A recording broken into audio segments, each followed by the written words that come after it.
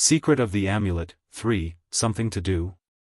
What is there more important than me? Do you know how much I've been wronged in the Celestial Palace? That old fart Yu's apprentice died, and now Yu Shishir is pinning the blame on my head without any evidence. Where were you at the time? While yelling out her grievances, Yun Ruoshi visibly shook across the body due to her own rage. Yet, the old witch apparently forgot something crucial. All this happened because of her own foul tongue and not anyone else. Originally Winger still wanted to defend himself by explaining, but his sight soon noticed the patch of blood staining the woman's chest. You're hurt? What do you think? It's that blasted Yu and his precious girl Yu Shishir. They almost killed me before I came here. Baring her teeth in a vicious manner, she huffs a grunt before continuing, You useless thing, you can't do anything, not even to protect me. Winger simply hung his head there. I can take you away from the Celestial Palace. As long as you're willing, I can take you away. Then those people won't be able to hurt you anymore. Leave the Celestial Palace? Why should I leave? I have the protection of Keeper Ling and the others. Why should I be afraid of a head alchemist like you? Clenching her fist to reveal a murderous glint along those eyes, enough, I came to you this time for one thing, go to the Demon Palace and kill the young prince. I want his beast core. The birdman's body visibly froze, not moving an inch like a statue. I'm sorry, but I told you before, I can't do it. Winger, have you forgotten how Bai Yen treated me? I am your life-saving benefactor. Do you not hate her in the way she treats me? Livid and green across the face now, Yun Ruoshi's expression grew tenser and tenser until that voice started to screech. But instead of showing concern, Winger opened up his eyes in a confronting manner. Ruoshi, is what you say about the demon queen abusing you really true? Looking at that skeptical face, the old witch actually shuddered like she's been exposed. What do you mean by that? Why would I lie to you? I don't know. A smile bordering on the line of mockery reveals itself from the man, showing he's starting to doubt the supposed truth in his world. How could Bai Yen raise such a well-behaved daughter and be vicious? It doesn't make sense, none of this makes sense. How dare you?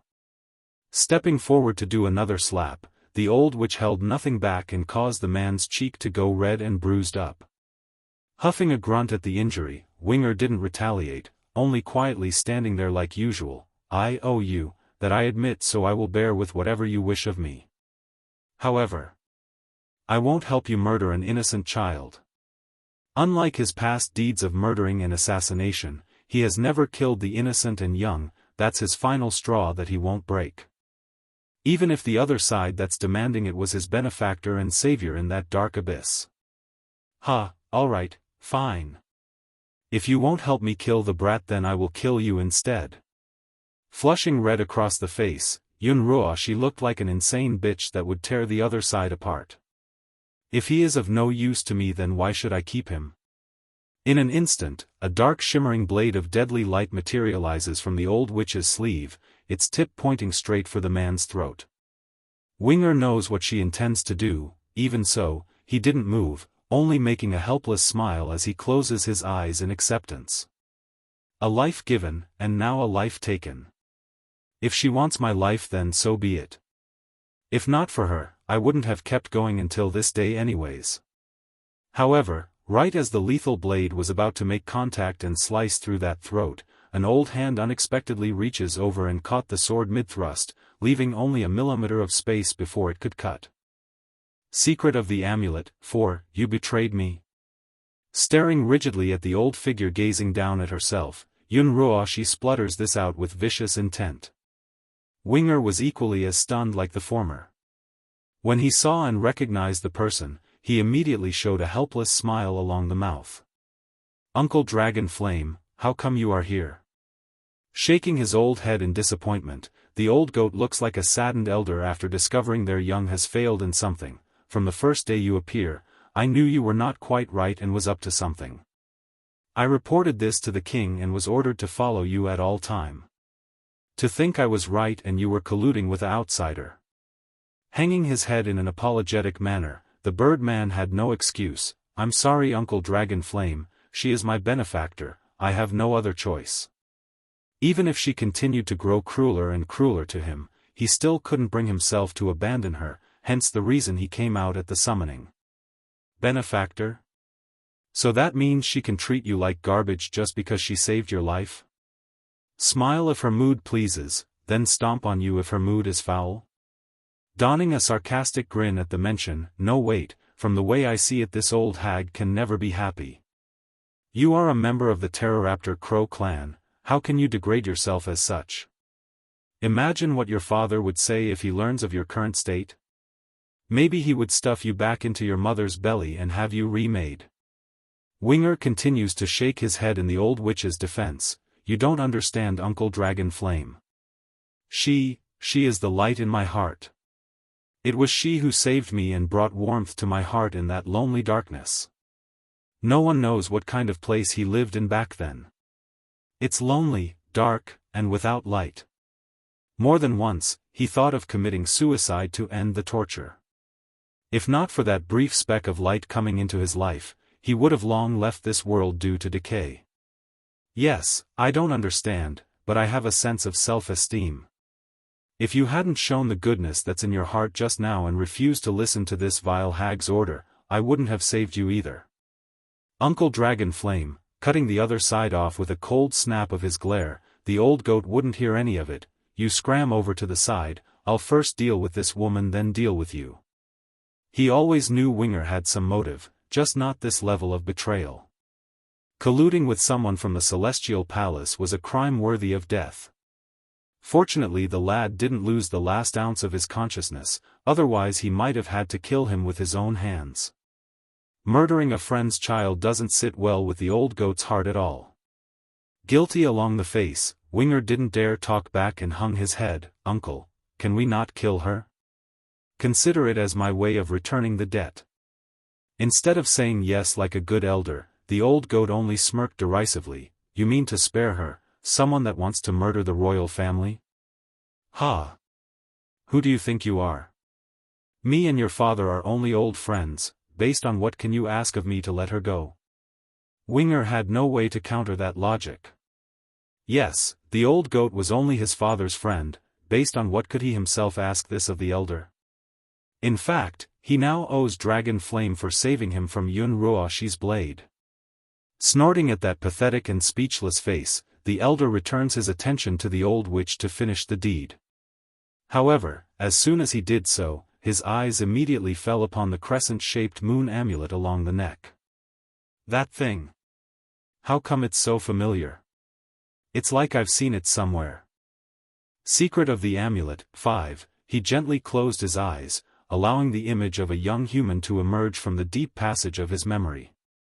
It's a female donning a red dress of amazing makeup, and hanging along her neck was that crescent-shaped amulet. This. Why is it on you? This amulet is clearly that woman's. Moreover, that woman has now become the demon realm's current queen. Although Bai Yen hasn't admitted to being the same person in Dragon Flame's memory from many millenniums ago, he could still recognize her through the aura coming off of the soul. It's identical, an unmistakable trademark of the individual regardless of how many incarnations they go through. Why is the queen stuff on this woman? Yun Ruoshi's expression promptly changed for the worse. Grabbing the amulet in a protective manner, what do you mean by that? This thing is mine, what's wrong with it being on me?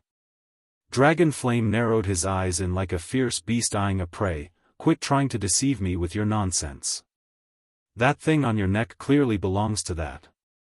When he was about to speak the last bit, his tongue stopped and changed the wording to a more proper term. That amulet clearly belongs to the queen, so how can it be yours? No wonder I haven't seen it on her highness's neck at all, it's been stolen by you. Boom! As if struck by lightning on a sunny and clear day, Yun Ruoshi went deathly pale at being exposed. Why does the old man know about the moon amulet? Why does he know it belongs to that bitch Bai Yen? You're talking nonsense. Eager to hide her own guilt, she snaps back in a frantic manner like a banshee's howl. What right does a person like Bai Yen deserve to have my amulet? This thing is clearly mine. It was she who stole it from me for a while before I managed to take it back. No matter what, she's not going to admit anything, even if the other side already knew the truth. However, it doesn't mean others are going to buy her story just like that, especially Winger, who's been standing there and listening in with strong intention. The Birdman only appeared skeptical at first after hearing the story from the old goat, but that skepticism soon changed to shock before evolving into an eerie calm. Uncle Dragon Flame. This amulet, it belongs to Ruoxi, are you mistaken? Even if he tries to hide it, one could tell the swirling emotions in Winger's unsteady voice. His heart couldn't bring itself to believe it, not because of blind belief, but rather of fear for all the pain and suffering he endured. What if Ruoxi deceived him for all these years? Wouldn't that mean he became a dog for someone for no apparent reason? Such humiliation, he simply couldn't accept it. Ha ha ha, ridiculous, this is too ridiculous. Breaking out into laughter at the questioning look, Dragon Flame almost found it funny that he needed to explain his own claim like it's some ironic scenario. You ignorant fools even know what that amulet represents? It represents power, talent and strength. The one holding it will control the world, an omnipotent being to rule them all. Why, you may ask? That's because hidden inside that amulet is the secret to great strength, power beyond anything you could possibly imagine.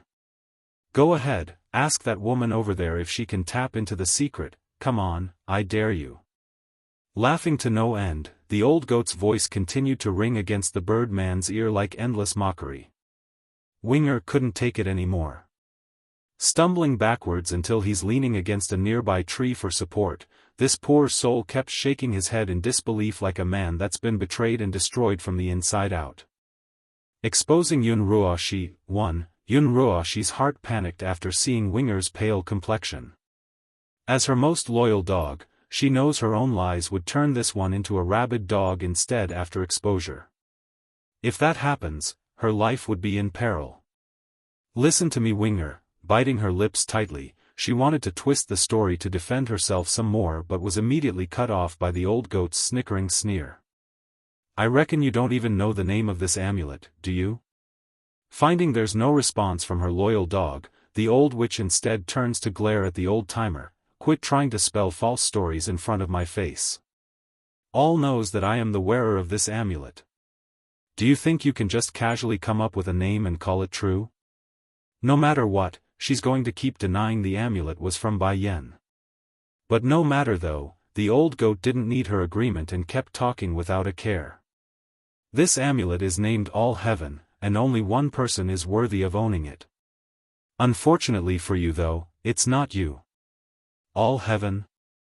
As if some sort of long-lost memory got triggered, Winger tightly grasps onto his own head as he murmured to himself. Why does that name sound so familiar? Where have I heard it before? With a boom, something exploded in his mind and causes that face to go deathly pale. The reasoning? It's because a certain little girl's voice started to ring out from the depths of his memories and brought the truth forward. Actually, the life before I entered the Celestial Palace is also dark. If not for All Heaven keeping me company during that period, I might have given up hope and died several times over. All Heaven? It's this amulet here. See? If you can't find me, then go to the Celestial Palace. Recognize me using the amulet, I'll wait for you there if I don't return in time. In this moment, that calm heart could no longer be calm anymore, like a rippling surface of a pond. How did this happen? How could I have forgotten something so important? That dark place kept him from sensing her aura or recognizing her face, but he never should have forgotten that sentence at all. Why did I forget something so important over time? How could I have forgotten it all? Going from green to white, then white to green, anyone could see the Birdman's emotions were very unstable and nearing explosion right now. Why did you deceive me? No longer pained along the eyes, there's only endless fury within Winger's pupil. How many things did he miss because of the deception? How close did he come to making that light within his heart into an enemy? Fortunately, he didn't listen to Yun Ruoshi's word and did something he would have regretted for life. Why did you deceive me? He asks for a second time, losing all of the warmth and kindness he ever showed to the other side. The old witch naturally cowered backwards at the intimidating pose.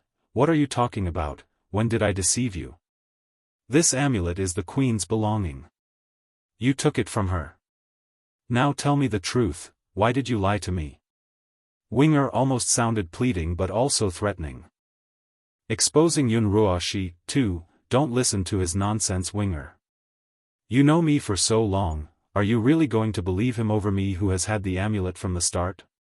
Trying to force a smile that only made her look bleak and untrustworthy, Yun Ruoshi was betting on their long relationship to prevail.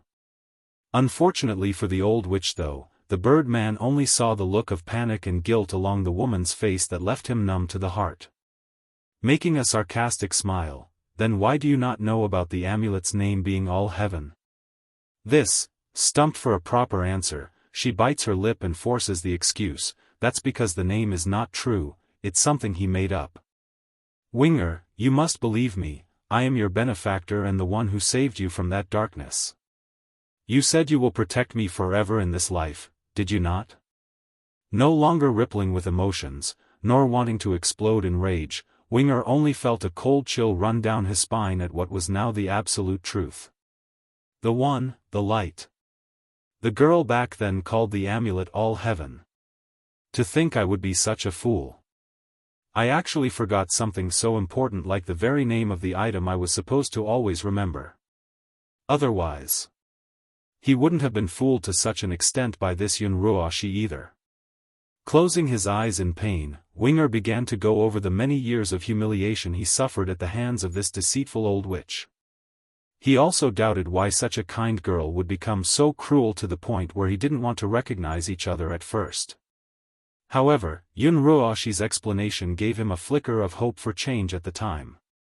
Like for example, she suffered a severe injury at Bai Yan's hand and couldn't recover, or that her fiancé left because of another woman, that's why she had such a huge change in personality. It all made sense at first, but looking back at it now. Talk about laughable, truly laughable for anyone to ever believe that nonsense.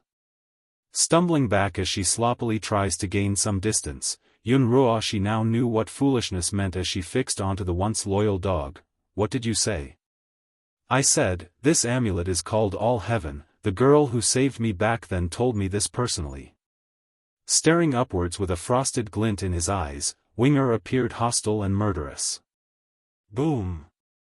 Like a sunny day being torn away, the old witch stammered for a proper reply. The amulet really is called All Heaven? Why didn't those keepers tell me? How come they didn't know? Once again, the hated image of Bai Yan surfaced within Yun Ruoshi's head. This is all Bai Yan's fault.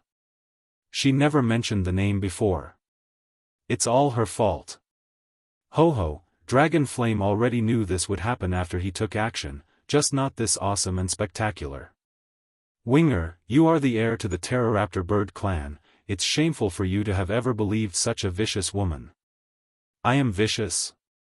Yun Ruoshi snarls viciously in return at the accusation. If it hadn't been for her existence, would the Lord leave during the marriage night? I was supposed to marry the Celestial Lord, it was Bai Yan who destroyed it all, my happiness. When speaking the last sentence, the eyes of this deceitful witch appeared red and fanatically like she's some sort of mad crazed beast. Celestial Lord? Dragon Flame sounds like he's speaking of something degrading just by mentioning the name. What the heck is that? Don't tell me you're claiming the queen is in love with your whatever lord and stole him away? Oh God, how stupid do you have to be in the head? Compared to my king who rules all of demon kind, your love interest is laughable in comparison. I bet you don't even have the heart of your celestial lord to begin with, that's why he left on his own. You, pointing her finger out at the old goat in utter rage, Bai Yan have always been a vicious person. She has the demon king by her side already, yet she refuses to let Chui God go and seduced him before my marriage night. Only fools like you are dumb enough to be tricked by her wicked ways.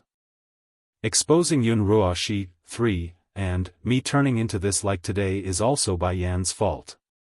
Vicious and malicious in her voice, the old witch grits her teeth when speaking that last bit. Dragon Flame was honestly speechless and didn't know how to comment on that. He knew this woman was a bad one, but not to such an extent. It's downright shameless and illogical. Just then, an old derisive laugh came out of nowhere, followed immediately by the emergence of an elderly figure donning a sleek white robe. Yun Ruoshi, are you intending to surrender yourself by coming alone, or are you here to apologize to the queen for all the past crimes you committed? Recognizing the situation had already left her control by the appearance of another third person, the old witch promptly wanted to turn tail and flee. However, by the time she realizes it, there's already plenty of demon soldiers standing on ready with their spears pointing out. What are you all trying to do? I'm warning you, if anything happens to me then Keeper Ling and the others won't let any of you go. First Elder snickers a laugh at the ridiculous threat. One might think those bastards from the Celestial Palace are going to let us go anyways from the way you said it. Yun Ruoshi, do you remember what you did 1,000 years ago? No answer came from the woman, merely a look of urgency at wanting to run. 1,000 years ago, the Celestial Realm suddenly came out with word of you being able to save the world, and that our queen will overthrow the world and destroy it. I didn't think much of that rumor, but now it seems those were all you're doing, isn't it? Truth was First Elder had been around the area the entire time, about the same moment when Dragon Flame tailed Winger to this location. But unlike the latter who cut in earlier, he didn't want to show himself just yet since he wasn't instructed to deal with the old witch. However, things have changed now.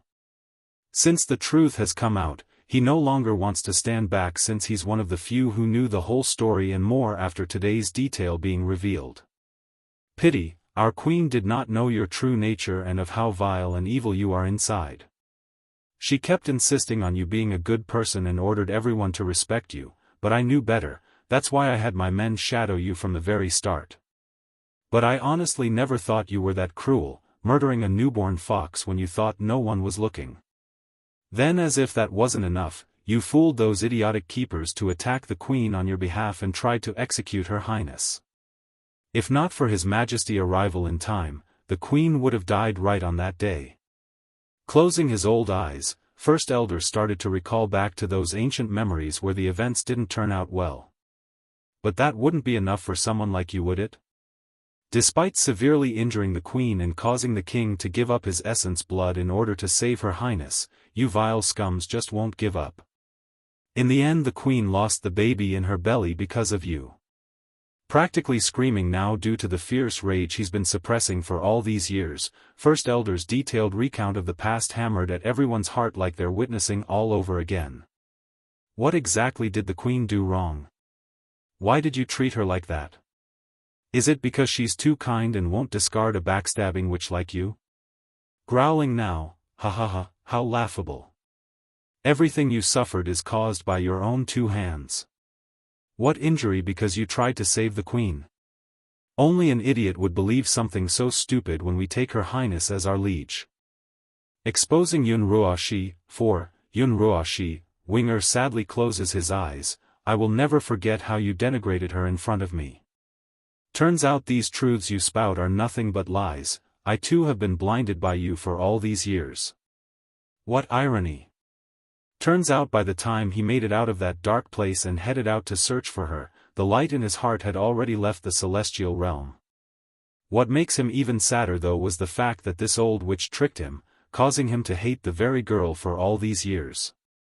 In light of the contemptible look she's getting, Yun Ruoshi actually showed a smug look. So what, do you hate me now? Don't forget, if it wasn't for me you would still be out there looking for her. If not for me, would you have such a stable lifestyle for the past 100 years? I bet you would have killed yourself if you had learned of her destruction. You wouldn't be alive without me.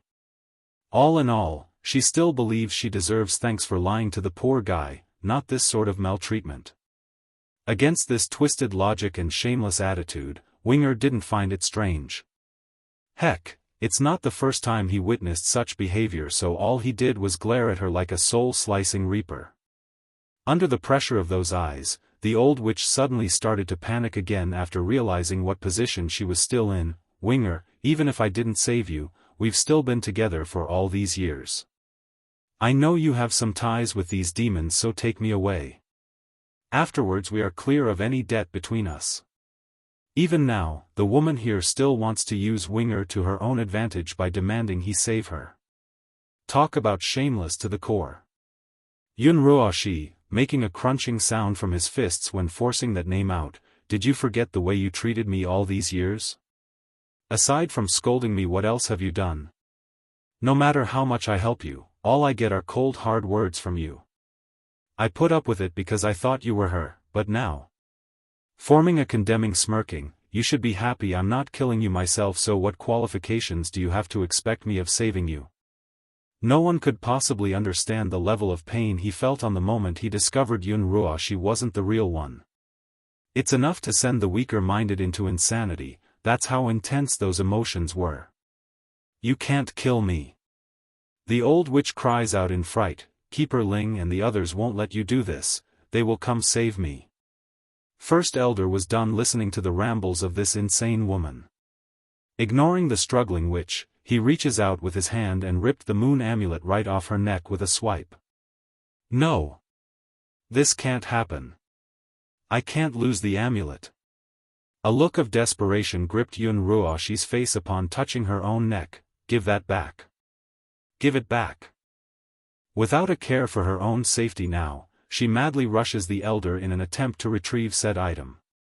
Unfortunately, this woman clearly doesn't know her own ability and challenged someone she shouldn't have.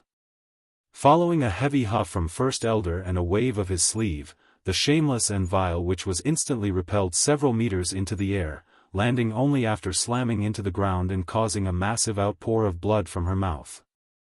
The amulet is mine. Bai Yen gave it to me, so it's mine. How dare these people steal my thing? Exposing Yun Ruoshi. 5. First Elder, what should we do with this woman now? Dragon Flame asks with a frown along his face. Faint and unemotional in his reply, First Elder's gaze showed he was looking at nothing more than a piece of garbage. The queen stuff is back in our hands now, so there's no reason to keep her alive. Make sure she suffers a lot for what she did, I don't want to make it too pleasing. Yun Ruoshi had just finished climbing back up to flee again when she overheard that statement. Immediately, a look of horror filled that face. These people, they really want to kill me? No. She cries instinctively. I don't want to die. Stumbling back to gain space, tears filled that face to make her all the more pitiful. If it were those from the Celestial Palace, they would surely take notice and lend a hand. However, these were members of the demon realm. Even if the soldiers here didn't witness the events of the past in person, they could still imagine the heart-wrenching scenes based on the details they got today. Since you like to act all pitiful so much, then I will make sure you can't ever do it again. Swish. Following a casual wave of his hand, a sword swiftly flashed across Yun Ruoshi's face. The latter didn't react at first, but as the tingling sensation gradually came through, that's when the woman noticed the slight warmth trickling down the cheek. My face, shitch. My face. She howls like a banshee, causing those nearest to flinch at the intense screech. Nevertheless, the sound didn't hinder the demon soldiers from enacting their rage at this old witch. They are frustrated and angry as well, but for a different reason of the demon realm being sealed away for a millennium. Scram!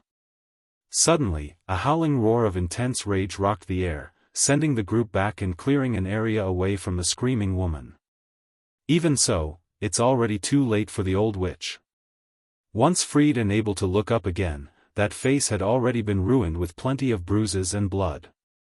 There's nothing left to show what her true contour was before this. Ruoshi. Keeper Ling went red in the eyes after finding the terrible state the old witch was in.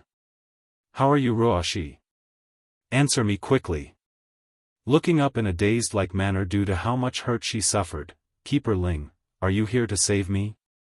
I have come, Ruoshi, I'm sorry for being so late. Don't be afraid. Now that I'm here, no one can hurt you. Flashing a cold frosted glint in those old eyes towards the demons, they can't do anything to you, and sooner or later, I will make them pay. Going quiet for a few seconds, the old witch simply stared upwards before breaking out into a miserable cry of agonizing pain. Keeper Ling. Healer, you wants to kill me, so I got scared and fled out here. I didn't want to die before being able to save the world, but during my escape, these demons caught me halfway, and that's when I met this man. That said, she points to Winger, he snatched my amulet away, then shamelessly claimed it belongs to Bai Yen. I wanted to take it back, but then they tried to kill me. Growing increasingly irate along the face after finding the missing amulet along the girl's neck, Bai Yen is a traitor to humanity, so how can she be worthy of holding the amulet? They're only jealous of you and wants to steal what's yours. Don't worry, they can never do that because it's your destiny to own it. Exposing Yun Ruoxi, 6, what you said there is good. First Elder snickers derisively at his foe's sentence, what belongs to others can never be stolen. Ha ha ha. Letting go of the girl, Keeper Ling returns with a mocking sneer of his own that radiated danger. Then we're of the same opinion. I'm here today to overturn the demon realm. If you demons are willing to return the amulet, then perhaps I will let you die swiftly instead of suffering. Otherwise, the fate awaiting you all will be worse than death itself. Retracting his smile, First Elder also got serious along the face. Do you think you scums of the Celestial Palace really have the ability to overcome us from the demon realm? If it wasn't for you lot scheming against our king back then, something like sealing our realm never would have happened, let alone letting you bastards climb above our heads for so long. Oh, is that so? Keeper Ling snickers again in a contemptible manner, like he thought otherwise. Then I will let you know what true power is. I did not want to use this, but you've left me no other way. 1,000 years ago, the keepers as a whole all knew there would come a time where the great calamity would arrive. In order to combat this threat to the world while Yun Ruoxi couldn't cultivate or grow, they secretly hid away a certain power within their arsenals and never used it even during their clash with the demons. But now, with the ever-rising threat of Ditsang and his followers, this old grumpy keeper knew its time.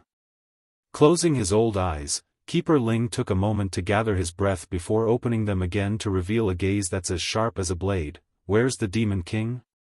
Is Ditsang such a coward that he wouldn't dare show his face after murdering one of my own? The comment definitely made the demons gathered here turn very ugly, but as soon as Dragon Flame wanted to retort, that's when an overwhelming force came down from the sky and covered the entire landscape in a layer of strength. For Yun Ruoxi, who was immediately caught by the sudden appearance of Ditsang, this would be the first time she's meeting this man again after 1,000 years. Even if she already had Chu-Yi God in her heart, the woman couldn't deny her heart fantasied of being wooed by such a powerful man. It's also one of the main reasons she hated Bai Yen so much and persuaded the keepers to attack the demon realm. She's jealous. The story actually went like this. On one of the days she secretly followed her former friend to an unknown location. Yun Ruoxi saw how Ditsang would pester Bai Yen like a shameless dog in order to win her heart. She wanted to feel the same way, be wanted and cherished like a queen. However, nobody acted that way around her due to her lackluster origin and talent. Eventually that jealousy evolved into hatred, causing this old witch to report the incident to Keeper Ling and starting the whole war between the two realms. Demon City's Incident 1. Recalling back to all the different kinds of treatments in the past, Yun Ruoxi's eyes once again firmed up and showed the vicious side to her nature. She's unwilling to go back to that feeble existence, nor be reduced to an unwanted person like in the past. I hear you are here to make trouble for me. Cool and unemotional, Ditsang gazes down at the foe and asks with a contemptible glare. Huffing a grunt to shirk off the pressure, Keeper Ling doesn't seem fazed though. I'm not here to make trouble for you, I'm here to kill you.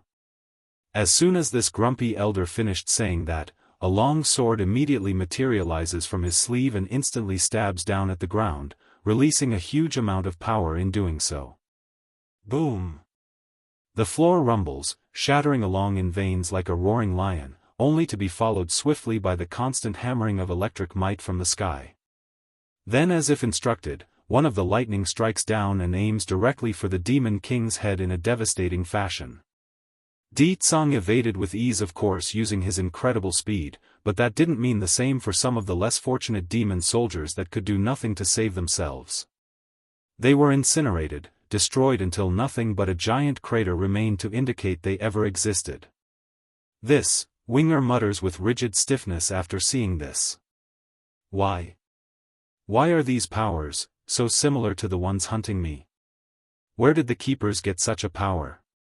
Exactly then, while the Birdman was still in hesitation over all this, his ears suddenly caught the loud thud of Dragon Flame crashing to the ground.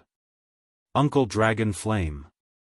Running over in haste to help support the old bone, he sounded urgent and afraid. Uncle Dragon Flame, I'm sorry, I'm so sorry, it's all my fault this happened, it's all my fault. If it weren't for me, Yun Ruoshi wouldn't be attracted to this place, nor would Uncle Dragon Flame suffer such a severe injury at the hands of that keeper Ling Winger. The old goat heavily grasps onto the Birdman's hand while coughing blood. I don't know if I can hold out. If I don't make it, then I hope you can replace me and protect the royal family. Please protect the princess, and the queen. After saying that, the old-timer gradually began to close his eyes like he's depleted.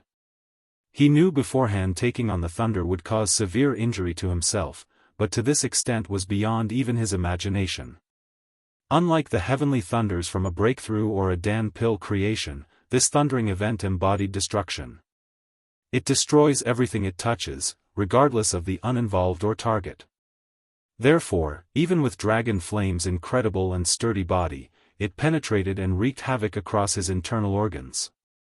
Di Tsang saw this, of course, and the huge fatality happening under his eye. Speaking in a heavy note, First Elder, take the others back to the city, I will handle this. But sire, we can't leave you here alone. Even if it's death, we will stand with you. Go back. Di Tsang sounded irate now and shouted, go back and protect my children. Normally Keeper Ling would bring along a whole tirade of companies with him. The fact that he's not in here alone meant the others under him must be somewhere else, and where else could they be if Di Tsang was out here? Obviously the city or palace, that's where. A simple trick of diversion wouldn't work with someone as smart as Di Tsang. Demon City's Incident 2, Winger, Dragon Flame, First Elder shouts, we're going now. Perhaps the Birdman also sensed the deceiving nature of this battle because his eyes promptly shifted to that of panic. Without a second of delay, B bolts for the palace ground, leaving only an afterimage. Hold on, princess, I'm coming now. The inner courtyard of the demon palace. At the current moment, Di Ling Yen was holding her cheeks with both hands while sitting at the staircase and overlooking her twin brother playing away.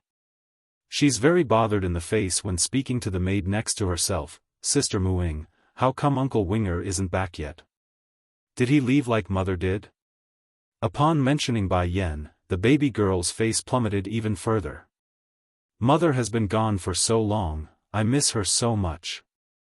Muing the loyal maid wanted to give her a huge hug at this troubled face but didn't out of respect and loyalty. Princess, please don't worry, Winger will certainly return to us, the same as Her Highness will. Oh, obviously not fully believing her words, Di Ling Yen didn't argue and instead gathered her spirit to play. However, that's when an anxious and hurried-looking soldier came running over to report. Your Highness, we've got trouble on our hand. The bastards from the Celestial Palace are attacking us here, you must run away. What?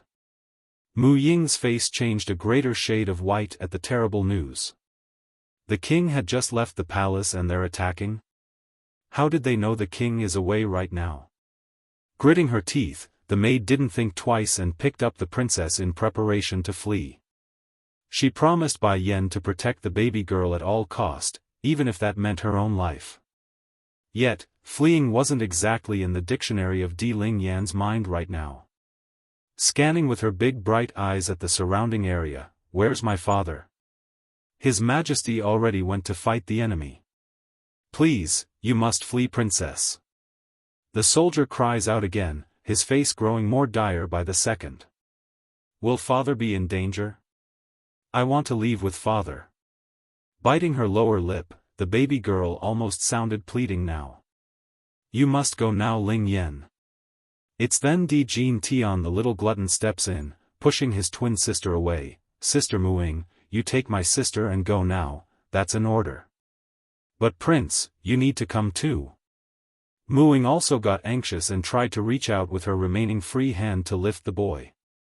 Slapping it away with his chubby fingers like a proper man does, Jin Tian puffs up his little chest to make himself look bigger than he was. I am the older brother and a man, so I have to protect my sister. If I escape, then those bad people will find us. When they do, they will surely know of Ling Yan's existence and not let go. Though the little glutton didn't quite express his meaning in a detailed manner, it's more than enough for Muing to understand. I'm not leaving my brother, I'm not leaving. Cry as she might, the baby girl simply didn't have the strength to wrestle out of her maid's arms. You are a man, but I am also a woman. I am not afraid. I don't want to leave you. She continues to make her case to no avail. Seeing the increasing delay, the soldier who first came to bring the message couldn't take it anymore and urged the maid to make a decision. And sure enough, Muing did, and handed the crying princess over to the demon soldier's own dismay. You leave with the princess first. I'll stay behind to protect the little prince. Finding only a dumbfounded face from the other side, the maid roars out in order to snap the soldier out of the stupor. Go! Moments later, the image of the messenger was gone with his precious crying cargo in arm. There's no doubt this individual would stake his life on the line in order to ward the princess from all harm, but it's another question on whether he could achieve such a feat with his feeble abilities. Prince, are you afraid? Demon City's Incident 3. I'm afraid. Jin Tian may have kept up a good appearance initially, but he's still only just a child. Once his twin sister was out of sight, he promptly lowered his mouth into a timid frown as beads of tears rolled down his cheek.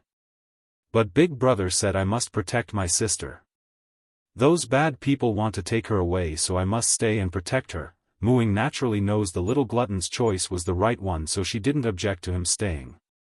For the bastards from the Celestial Palace, their information remains limited and doesn't know if Bai Yan gave birth to a girl or a boy. If she really did take both children and ran, it would surely cause a huge mess and they would search everywhere. By then it would be impossible to hide Ling Yan's existence. Don't worry, Highness, even if it costs me my life, I will ensure your safety. Firm along the face, the maid meant it and held no hesitation. Sister Muing, will father and everyone come save us? And uncle? Uncle left home to find mother. If uncle was here, then I wouldn't need to fear those bad people. They will, they definitely will. Soft in her voice, Muing wants to comfort the baby boy some more when the worst-case scenario occurred.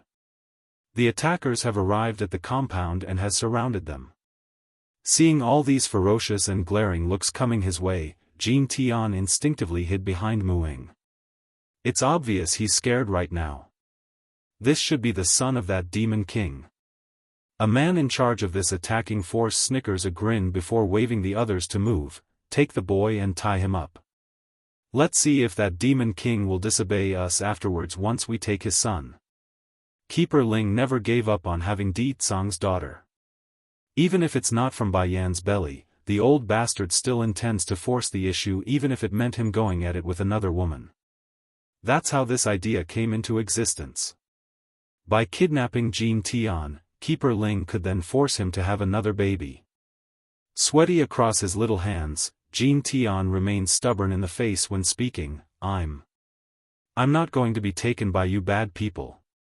You lot bullied my father. I won't let you people get away with it.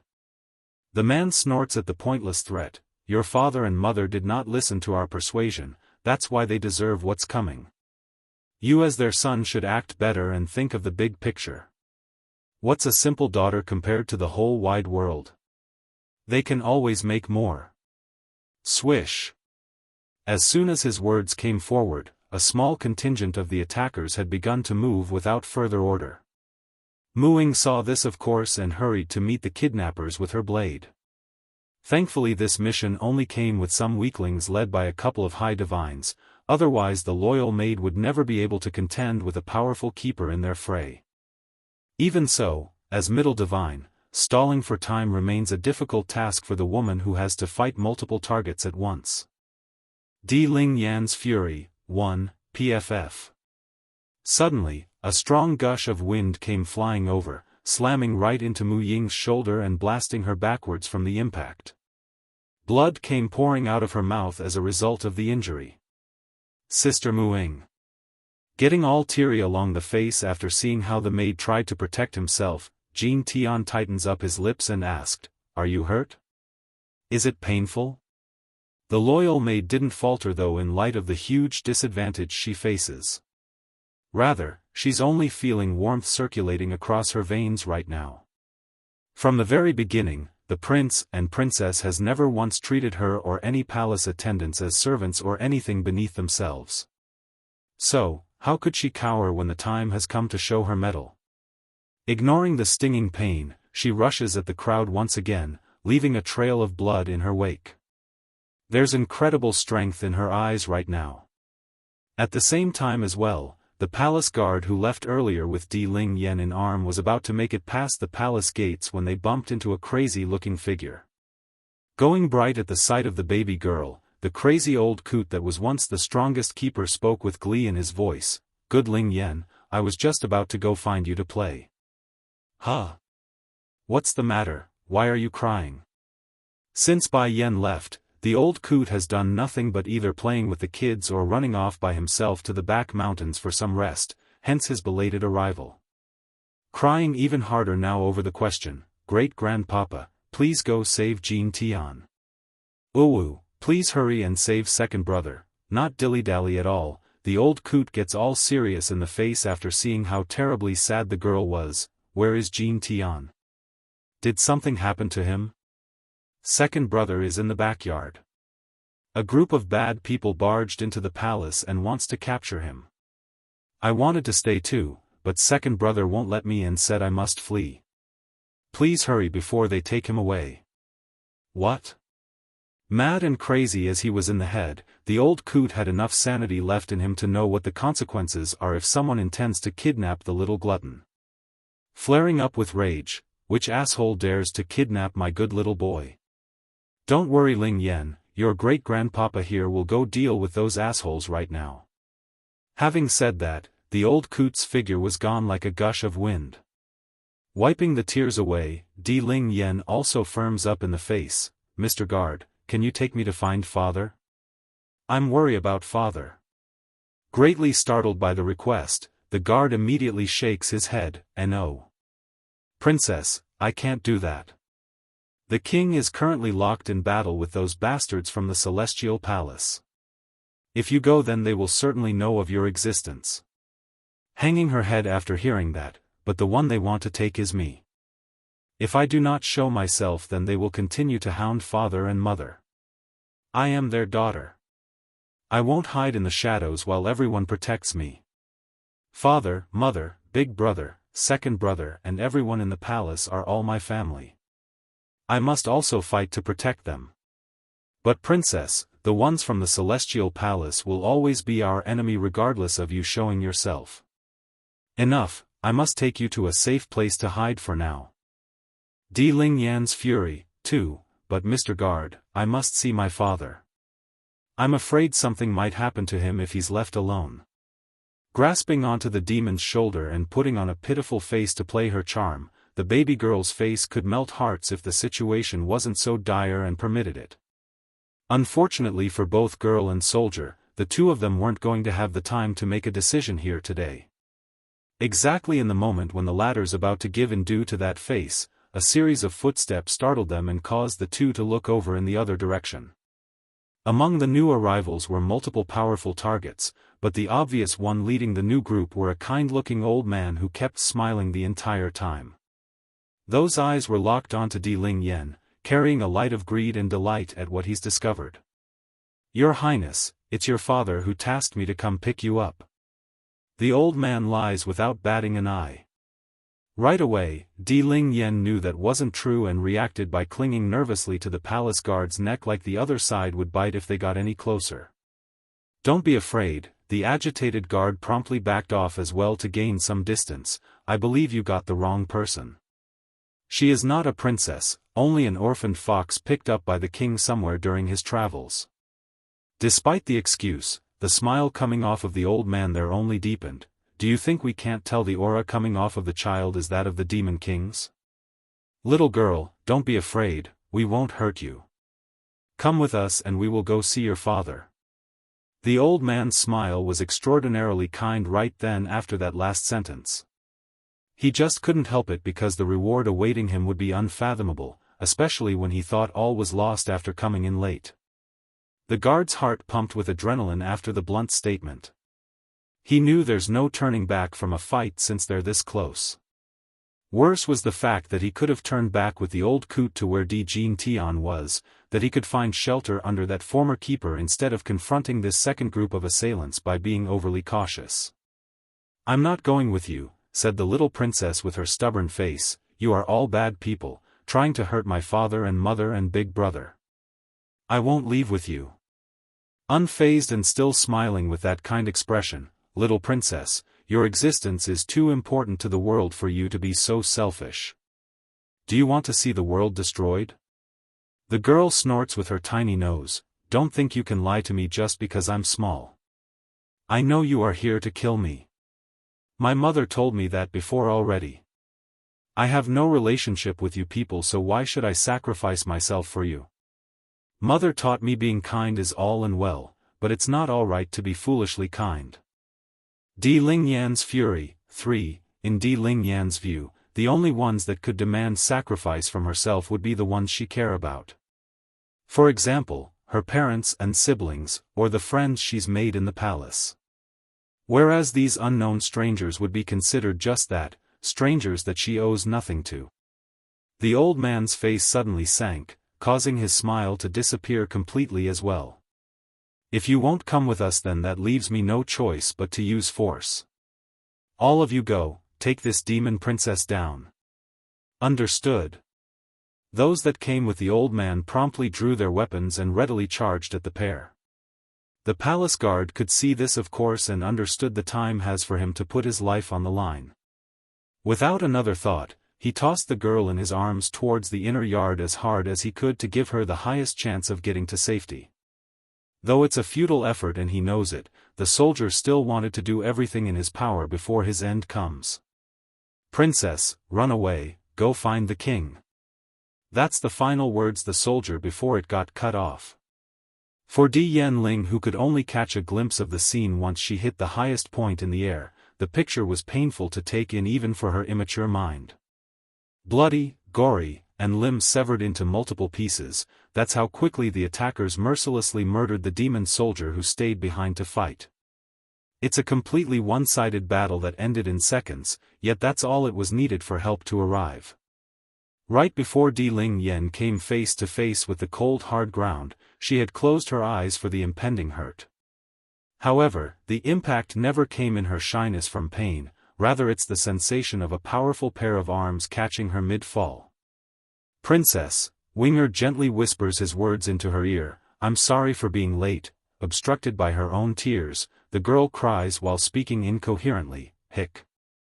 Hick. Did I do something wrong?" "No, how could you have done anything wrong, princess?"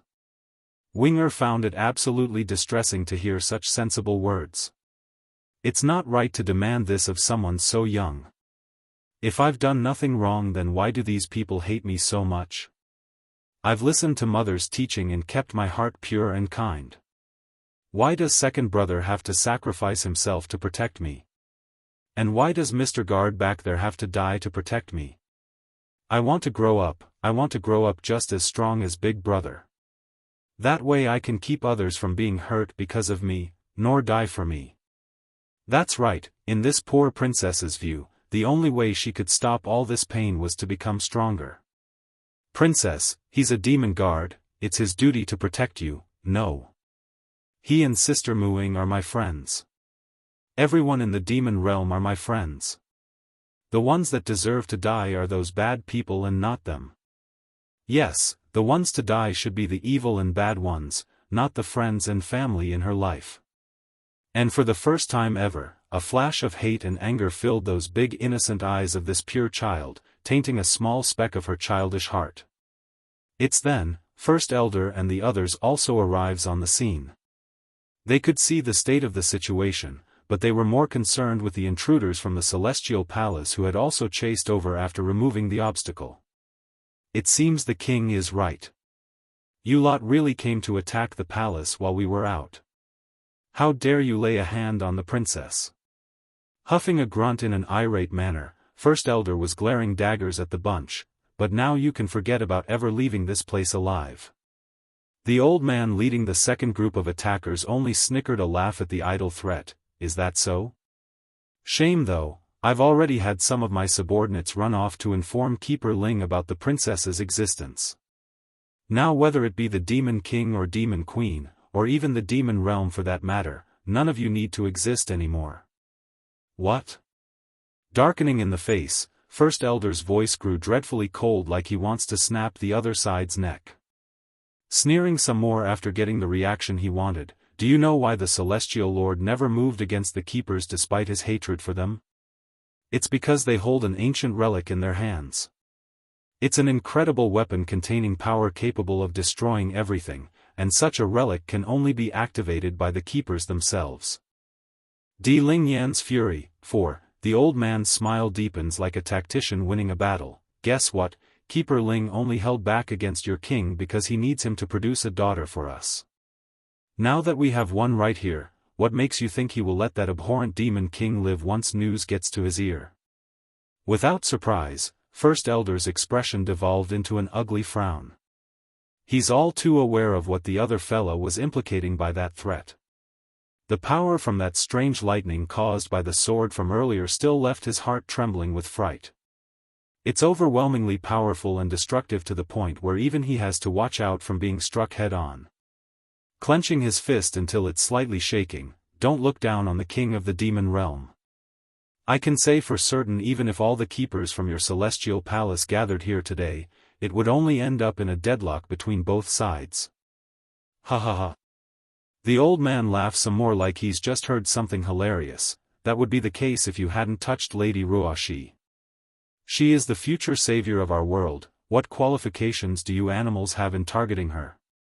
That's why Keeper Ling brought out the ancient sword for this fight. He's not messing around anymore, you see. The power of the ancient artifact may be powerful and terrifying, but it's a consumable item that could only be used once after being fully activated, hence its lack of appearance in the battle 1,000 years ago.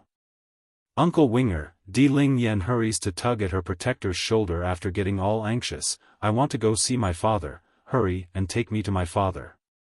Great-grandpapa already went to Jean Tian's side, so he will be fine. I must make sure father is okay. Princess, Winger sounded hesitant despite the plea. Unbeknownst to everyone else, that lightning from earlier was practically the same power that's been hunting him for all these years. Imagine hiding for all your life from a nightmare, and now you're being asked to confront said nightmare. Who wouldn't be scared? Nevertheless, once he took another look at the baby girl in his arms and that tearful face, the bird man just couldn't refuse. Nodding his head with a firm light, okay, I'll take you to him. Even if I have to risk my life at being discovered, I must go. I owe it to the queen.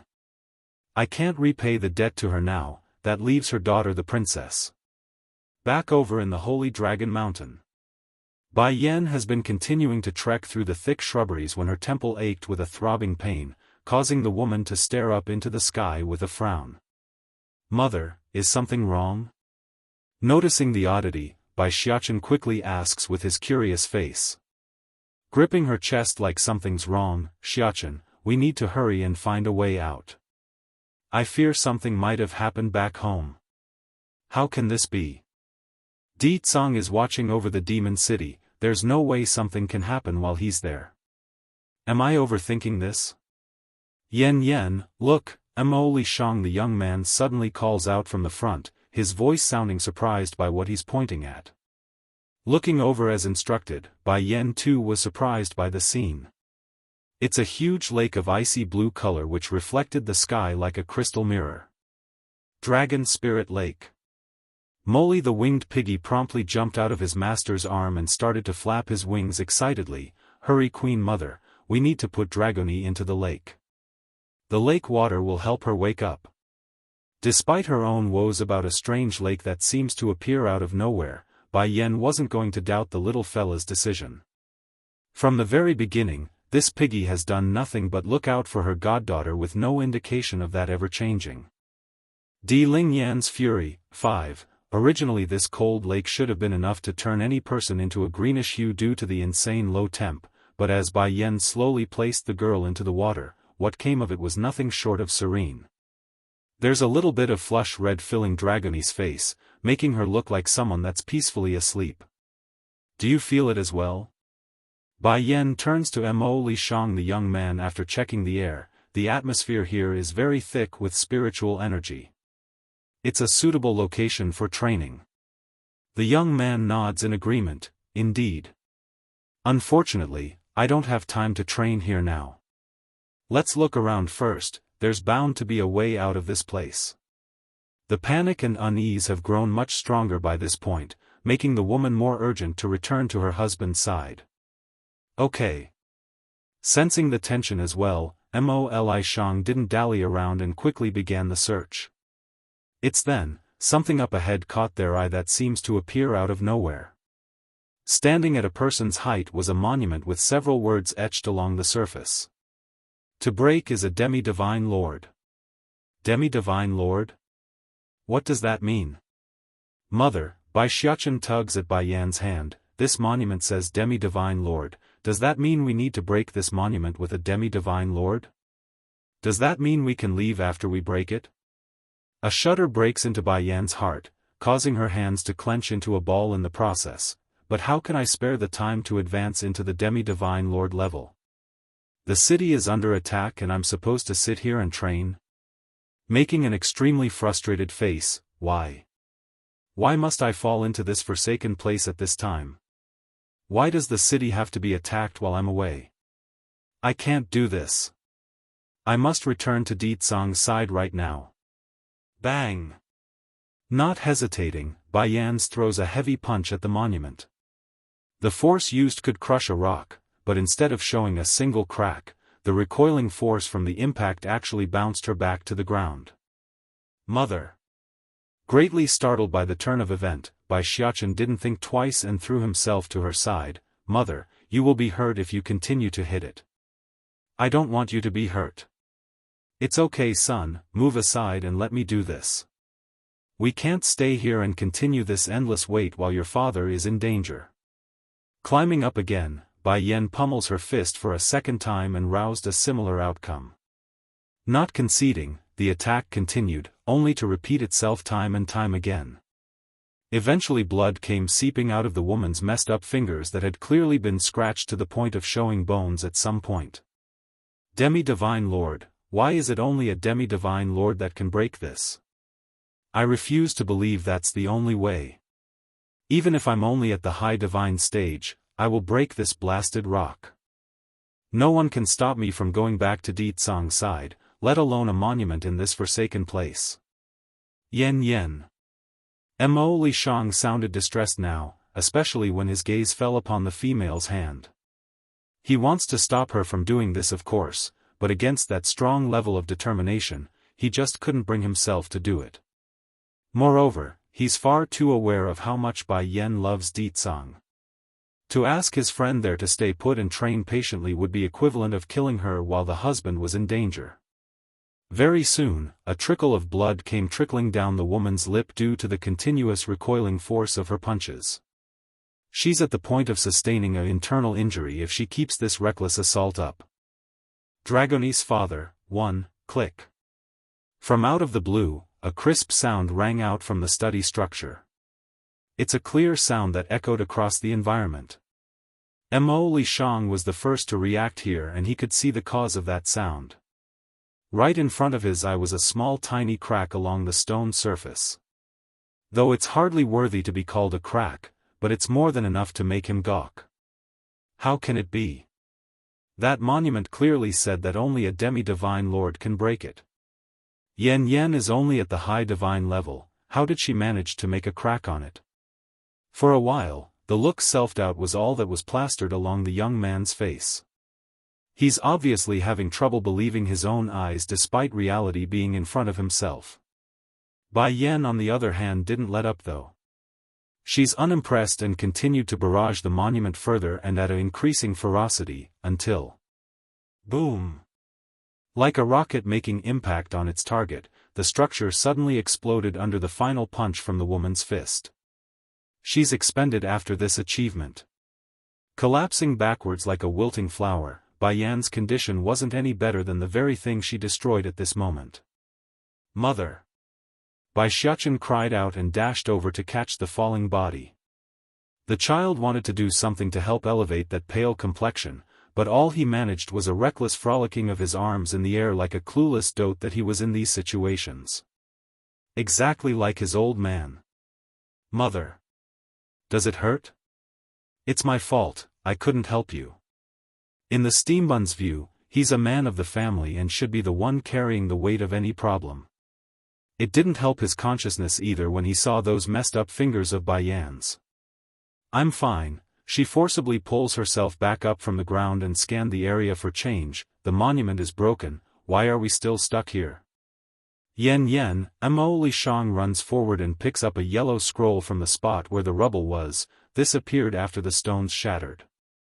I believe there's a clue in it. Taking it over without a second of delay, Bai Yan quickly opened it and read the content to her own surprise and frown. If the monument is broken by a demi-divine lord then one shall stay forever. If broken by one not of thee, they shall stand after the break. By now Bai Xiaofan had also gotten a look at the scroll by gleaming up from the side. Cringing up his face in confusion, what does that mean, mother? What is this stand after break? The woman didn't answer her boy's question though, only tightly clenching onto the scroll and making a deep frown. Xiaofan, Mo Li Shang steps in to explain, I speculate the meaning is that the stone monument can easily be broken by a demi-divine lord's power, however, it also means they will be forever trapped here if one did so. Respectively, those that are beneath said level like your mother may not have an easy time breaking the monument, but it's possible and it's the key to our escape from this place. This time the party has gambled it right and it's also due to Bai Yan's love for Ditsang. If not for that powerful emotion, they might have really stayed to do as the word said. By then they really would have been trapped for good. Dragoni's father, too, is that so? Bai Xiaofan nods like he's enlightened now before turning back to Bai Yan, but then why is mother ignoring me? Mo Li Shang also noticed this oddity at this point. Furrowing his brow while looking over, Yan Yan? Unfortunately for the two lads there, their words aren't going to reach the woman's ear at this moment because something else was happening under their very eyes. Right now inside Bai Yan's mind, a haze of fog blinds her sight of view. Where is this place? Who's messing around? She scans the front vigilantly for signs of attack. It's then as if to answer her call, a surreal voice speaks out from all directions, Fated One, if you are able to come to this place then that means my daughter is with you, right? Daughter? A slightly confused look took hold of Bai Yan's eye. There are only two females in their party. One being herself and the other being her goddaughter. And if she remembers correctly and without fault, Dragoni should be the daughter of the former dragon chief from the demon realm. It doesn't add up regardless of how she calculated it. Your daughter. You mean Dragoni, my goddaughter?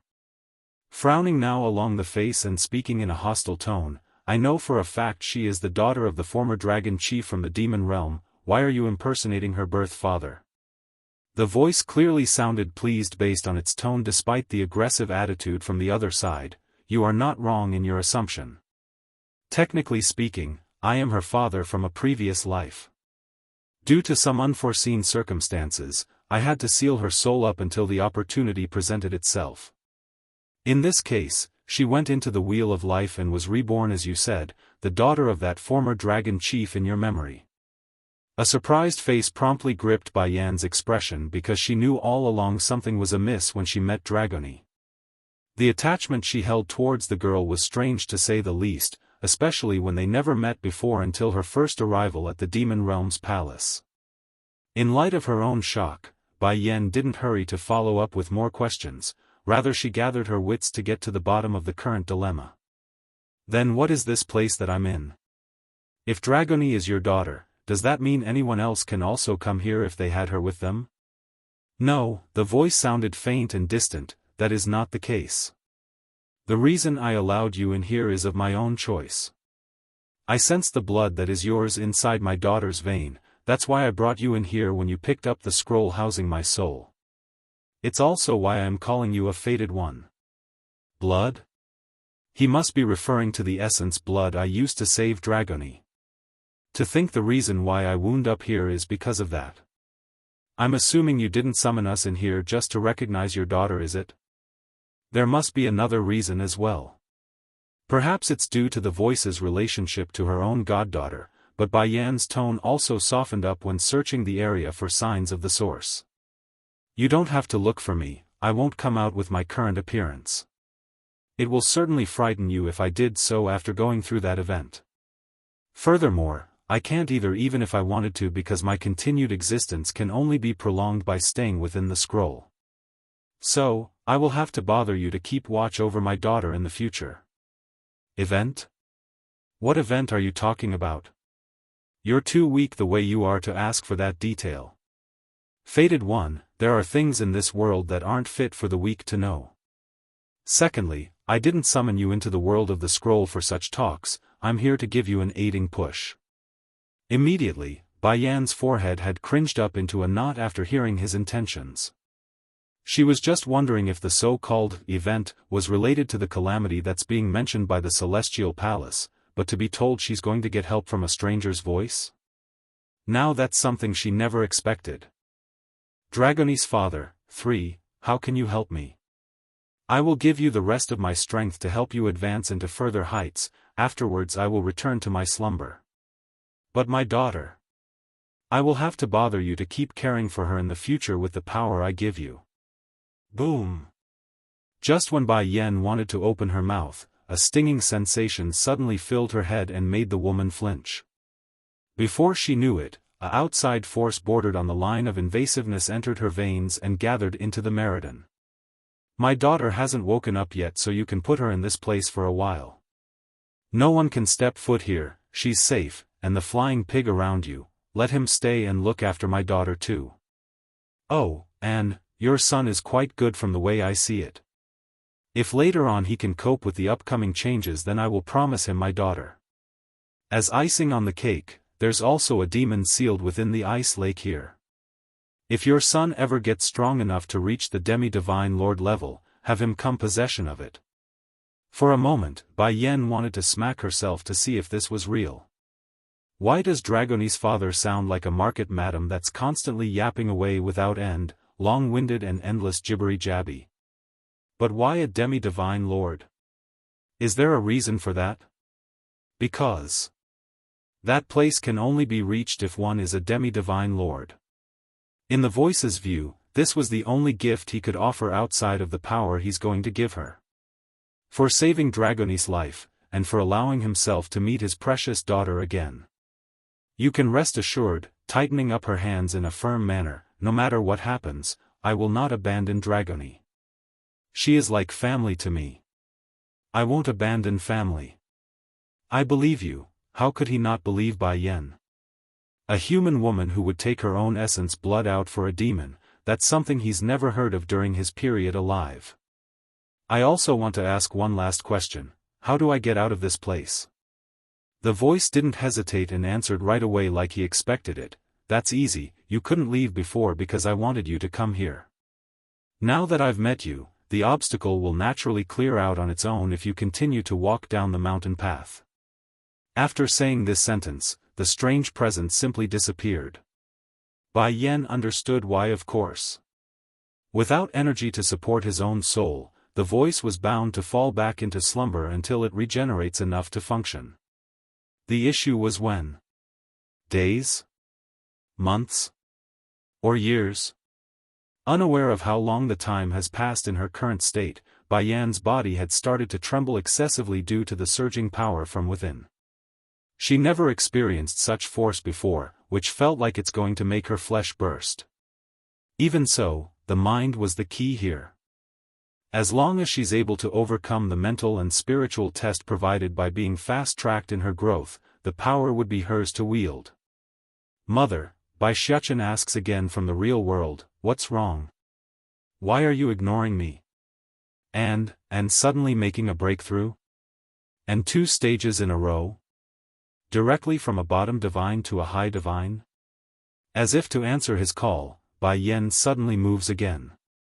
Reaching out with her hand, she rubs the boy's head in a soothing motion. Don't worry Xiachen, I only met Dragoni's father just now. This place is also made by him. Dragoni's father? The steam bun lights up in the face, but isn't she the daughter of the former dragon chief? How did you meet him? Well, it's a difficult thing to explain, but everyone has a past life, right? This father is one of Dragoni's past father and not the one you know of. Dragoni's father, Bai Xiachen makes a face like he's enlightened. Now I understand mother.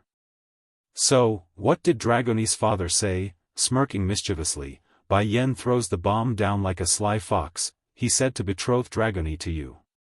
Mo Li Shang instantly started to cough like he's been hit in the stomach. How old are the kids? They're already talking about betrothal? And, it's done by the parents' own mouth?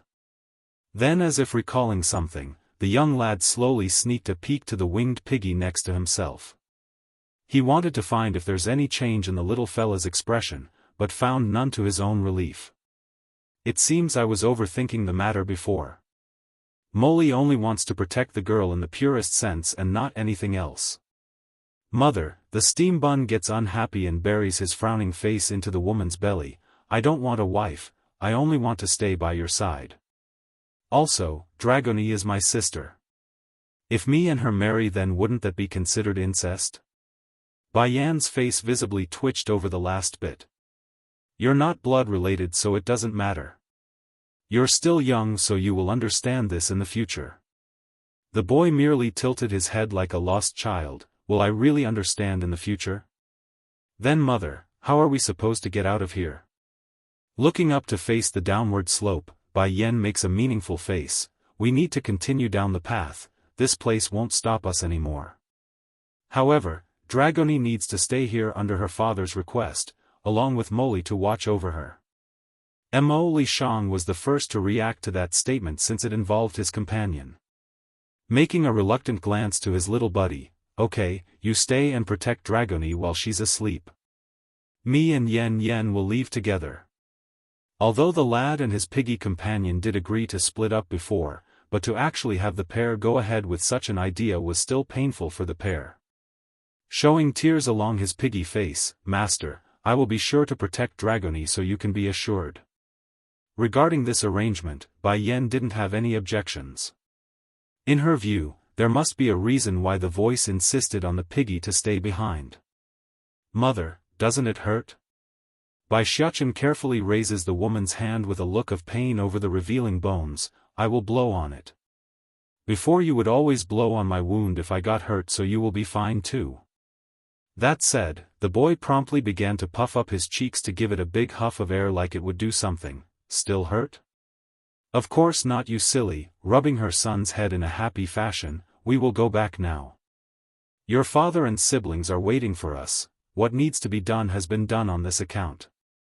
Now all that leaves was to confront the enemies coming at them, and whatever fate holds for her and her husband, Bai Yan intends to meet it together. The sky above the demon city has already been shrouded in dark looming clouds. It's uncomfortably suffocating under the constant hammering roars of the thunder. Even so, a single figure remained standing with no fear in his eyes. Such a being exuded dominances and power. Keeper Ling. Suddenly, an excited voice came over from the rear and landed on the conceited keeper's side. Dragoni's father, 5, what's going on? The grumpy keeper asks using a deep voice after seeing how excited the other Sid was. I have wonderful news, Keeper Ling. The demon realm actually has a princess that's only 2 years old. Back then the demon queen didn't just give birth to one, but a pair of twins. Boom! The messenger's words were like a beaming ray of sunshine for the keeper, causing him to choke for a proper response to describe his own ecstatic emotion. In contrast to the delight felt by the members of the Celestial Palace, Yun Ruoshi didn't feel so happy right now. She's downright distraught at the outcome regarding her own fate. Why? Why is there a princess in the demonic world, and that Winger would hide the fact from me? What am I supposed to do? If Keeper Ling really manages to kidnap the princess, then I will have to carry the burden of saving the world. That bastard, is he trying to kill me by lying? Hatred has long filled the woman's heart, therefore the news only added to her vile nature. You are saved, Ruoshi, you are saved. Keeper Ling couldn't hold back and grabbed the woman's shoulder, oblivious to the fact that the other side was making a face uglier than seeing their own parents die. Are you happy? Now you will finally be able to cultivate again with the demon princess's blood. Shuddering some more, the deceitful witch didn't know what to say nor respond. She's merely standing there in a daze. Can I not? My body is just fine like it is. Di Tsang didn't miss their conversation, of course. Immediately, the demon king's brow began to furrow up. In the end, Ling Yan's existence became known to these people after all, but I won't let anyone hurt my daughter. Demon King, Keeper Ling smirks like he's won already. Over the years your kind have sinned, but now you can finally redeem yourself somewhat by sacrificing your daughter to save the world. So, I forgive you. Boom. In light of that self-conceited and self-righteous sentence, the old grumpy man didn't hold back. Perhaps it's the fact he no longer had a use for Di Tsang, but the power coming out of the sword just increased by several folds, meaning the battlefield had spiraled out of the Demon King's control. Back over in the city streets, Winger had just finished running out of the palace with the princess in arm when he sensed the terrifying power coming his way. Without a second of hesitation, he whisked his sleeve towards the sky to fend off the lightning strike that was striking down in their spot. Bang! Puking blood from the impact, the Birdman went deathly pale as he gets forced back. Uncle Winger, Di Ling Yan burst into tears. Are you hurt? Dragoni's father, 6, Winger shook his head and warmly brought the girl in his arms closer for protection. Princess, I'm sorry, but I'm afraid it won't be easy for us to seek the king now. Di Ling Yan's eyes dimmed somewhat. She wanted to head to her father's side, but she also knows the act of dragging someone else into trouble was a wrong thing to do. Let me down, Uncle Winger. It's okay, you don't have to look down at me like that. I'm actually very tough and can take care of myself. The milky voice and strong determination sent the Birdman trembling inside because he felt ashamed for being a coward. A full-grown adult couldn't even compare to a 2-year-old courage. What more does he need to say? Princess, I actually don't feel hurt at all from the lightning. It's no different from an itch. Here, I'll take you to the king. Even if that pain stung him deep into the bone, Winger won't allow the baby to go off on her own. It's his duty right now to protect her and his wish. Really? A puzzled expression came off of Di Ling Yan when looking up. I've seen mother take hits from a lightning. It hurts a lot. Don't worry, princess, that is not a thunderbolt, so it doesn't hurt. Would I lie to you? Look at my face, does it look like someone that's hurt? Though palish in color, Winger's expression remains relaxed on the surface and even showed a slight smile to emphasize his point. Okay, Uncle Winger, I believe you. But first let me down, I can walk on my own. No, princess, we have to go to the king faster, so let me carry you. He tries to persuade her by speaking softly. Nodding over the suggestion since it's reasonable, Di Ling Yan didn't object. All right, we will go find father. I don't want anything to happen to him. Okay, let's go. With the nod given, Winger began to move with the girl firmly protected in his arms. He's making sure his entire body was acting as a shield when the lightning bolts come down again, otherwise it would surely hit the princess if he's not careful. Very soon, the bird man could see the tightly closed gate of the city after enduring several more strikes from above. He's spitting blood now from the corner of his mouth, but he's done and kept the charge in his arms safe. Uncle Winger, you tricked me, you're hurt. Let me down, I will go on my own to find father. Boom! Only a meter away from the exit, Winger finally collapsed under the last blow from the sky. Ah!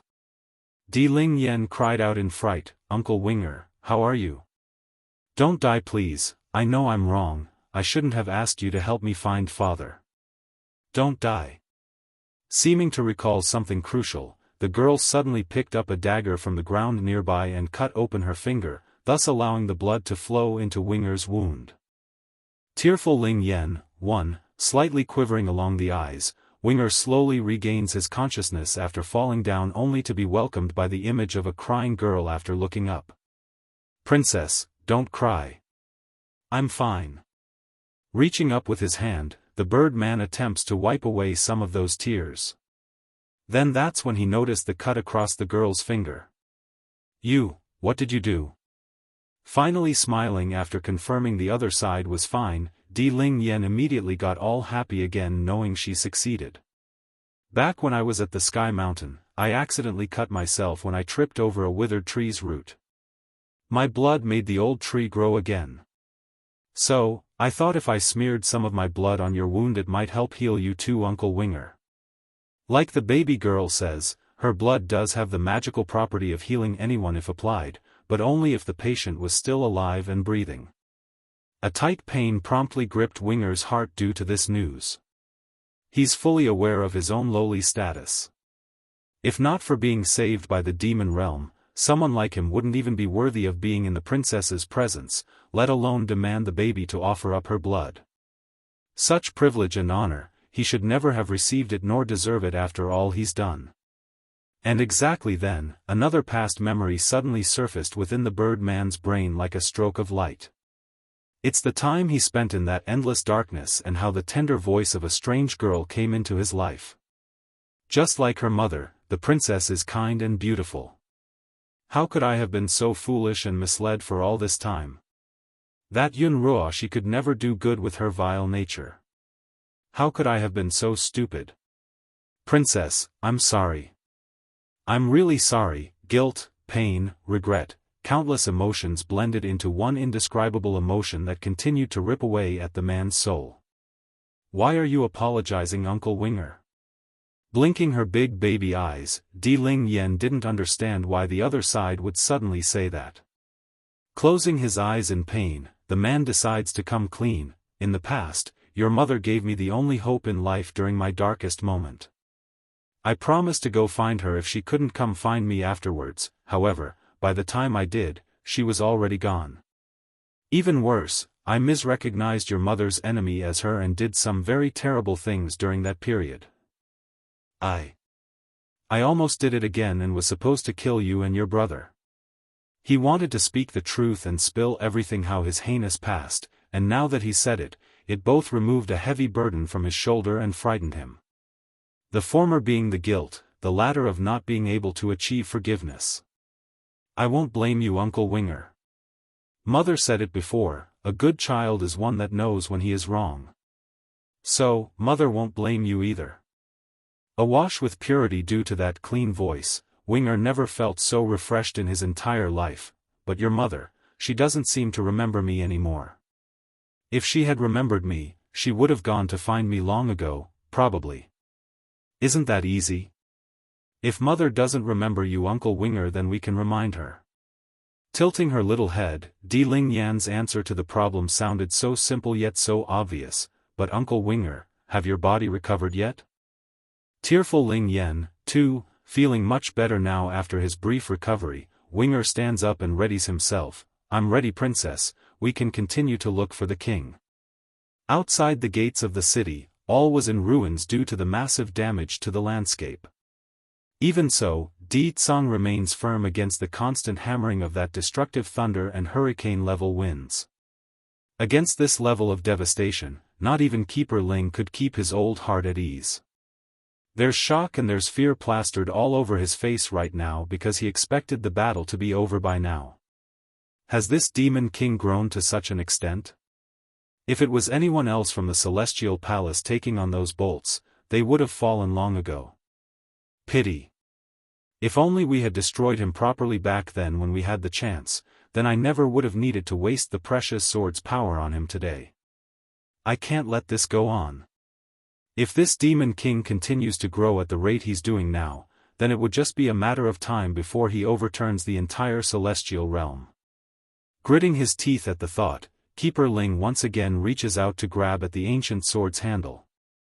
However, instead of wielding the blade like some would expect, the artifact seems to have a mind of its own and came alive by sucking the old fella's energy dry like it's a black hole. In contrast to the withering look of the user, the lightning above in the sky only grew in kind, giving off a sensation that it's tearing apart the world due to the new influx of fuel. This was a terrible turn of event for Di Tsang, of course.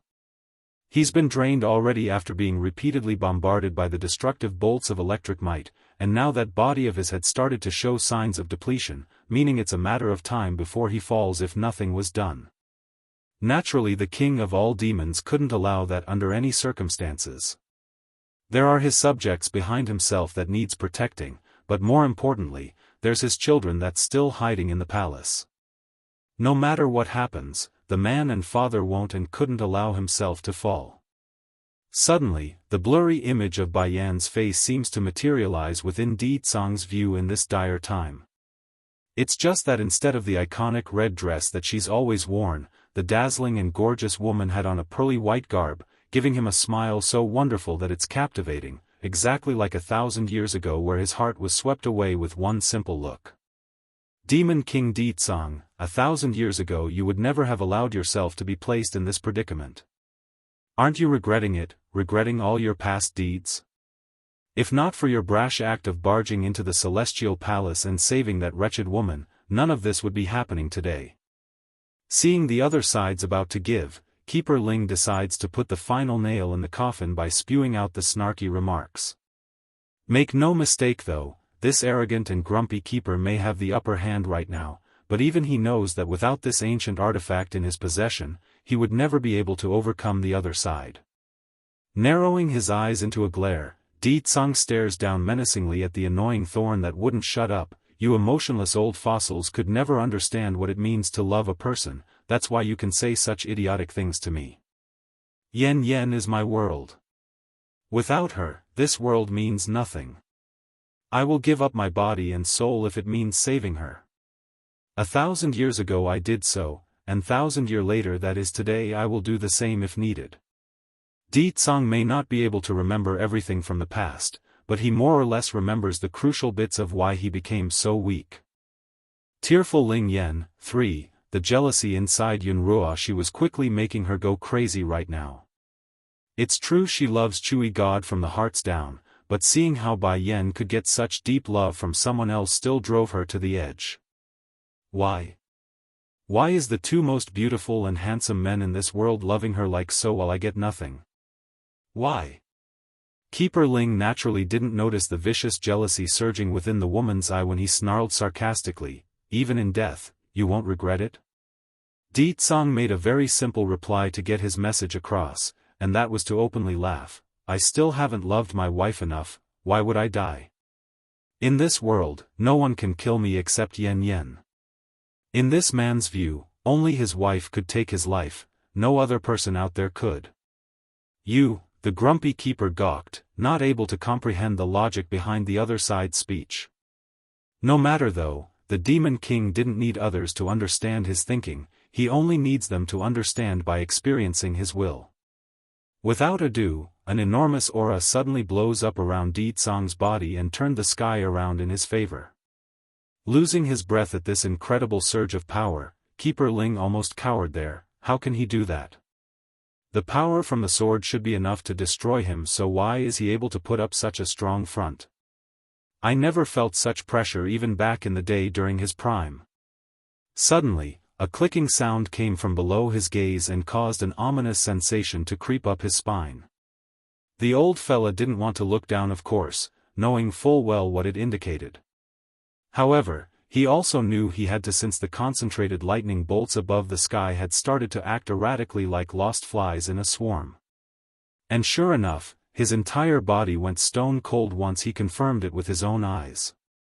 From the sword that was firmly planted into the ground, there's a small tiny line of a crack starting to form along the blade's surface. This small defect may be small right now, but it's definitely a crack, a sure sign that the sword was starting to crack under duress. Keeper. Keeper Ling, Yun Ruo, she nervously calls out from the rear. The old witch knows full well if they lose this battle then the demons here would skin her alive if they could, that was why she's so scared at the moment. Back over in the sky, Di Tsang could see what's happening with the sword. He's smirking now, mainly because that's exactly what he wanted. Furthermore, the proud demon king could already sense the familiar aura of someone he knew drawing in from afar, otherwise he would never take such a huge risk in what he just did. It's a double-edged sword, failure means the death of him, but success meant the destruction of the main obstacle. Unfortunately, things wouldn't always pan out the way one deems it to be. Right when the demon king wanted to finish the job by mustering up the last of his strength, a crying voice suddenly calls out to him from the city gate. "Father," it's a tender and childish note belonging to a baby girl. "Why, is she here?" Di Tsang wanted to respond to his daughter's cry, but in order to do the damage he did to the ancient sword, he had already exhausted most of his powers. Merely speaking out was an arduous task in of itself. Tearful Ling Yan, for, by the time Di Ling Yan managed to make it out into the main battle site, the first scene she saw was her old man falling down from the sky and crashing to the ground. "Papa!" Immediately, the baby girl burst into tears and cried out, pushing herself to toddle unsteadily to the man's side. She didn't think twice, doing the only thing she thought she could do, and that was to cut her own finger again to let the blood drop. "Drink, Papa, blood, please hurry and drink some." Ling Yan, Di Tsang's faint voice sounded hoarse when speaking, but it paled in comparison to the tense pain he felt when seeing his own daughter's action. He would never ask this from the girl, nor want her to bleed for him. "It's okay, Ling Yan. I don't." Unfortunately for the demon king, his plea only made the baby grow more desperate, which in kind made Di Ling Yan squeeze her finger even harder to push out more blood. Nevertheless, the added effect of the magical blood did help soothe the poor man's health somewhat. It's not very effective, but it did give a flicker of power back into the demon king, just enough for him to stop panting like he's about to die at any moment. Di Ling Yan didn't know what's happening, of course. All she knew was that her blood didn't have the usual effect of instantly healing the patient. Turning to the bird man behind herself, "Uncle Winger, what is happening? Why is my blood not working?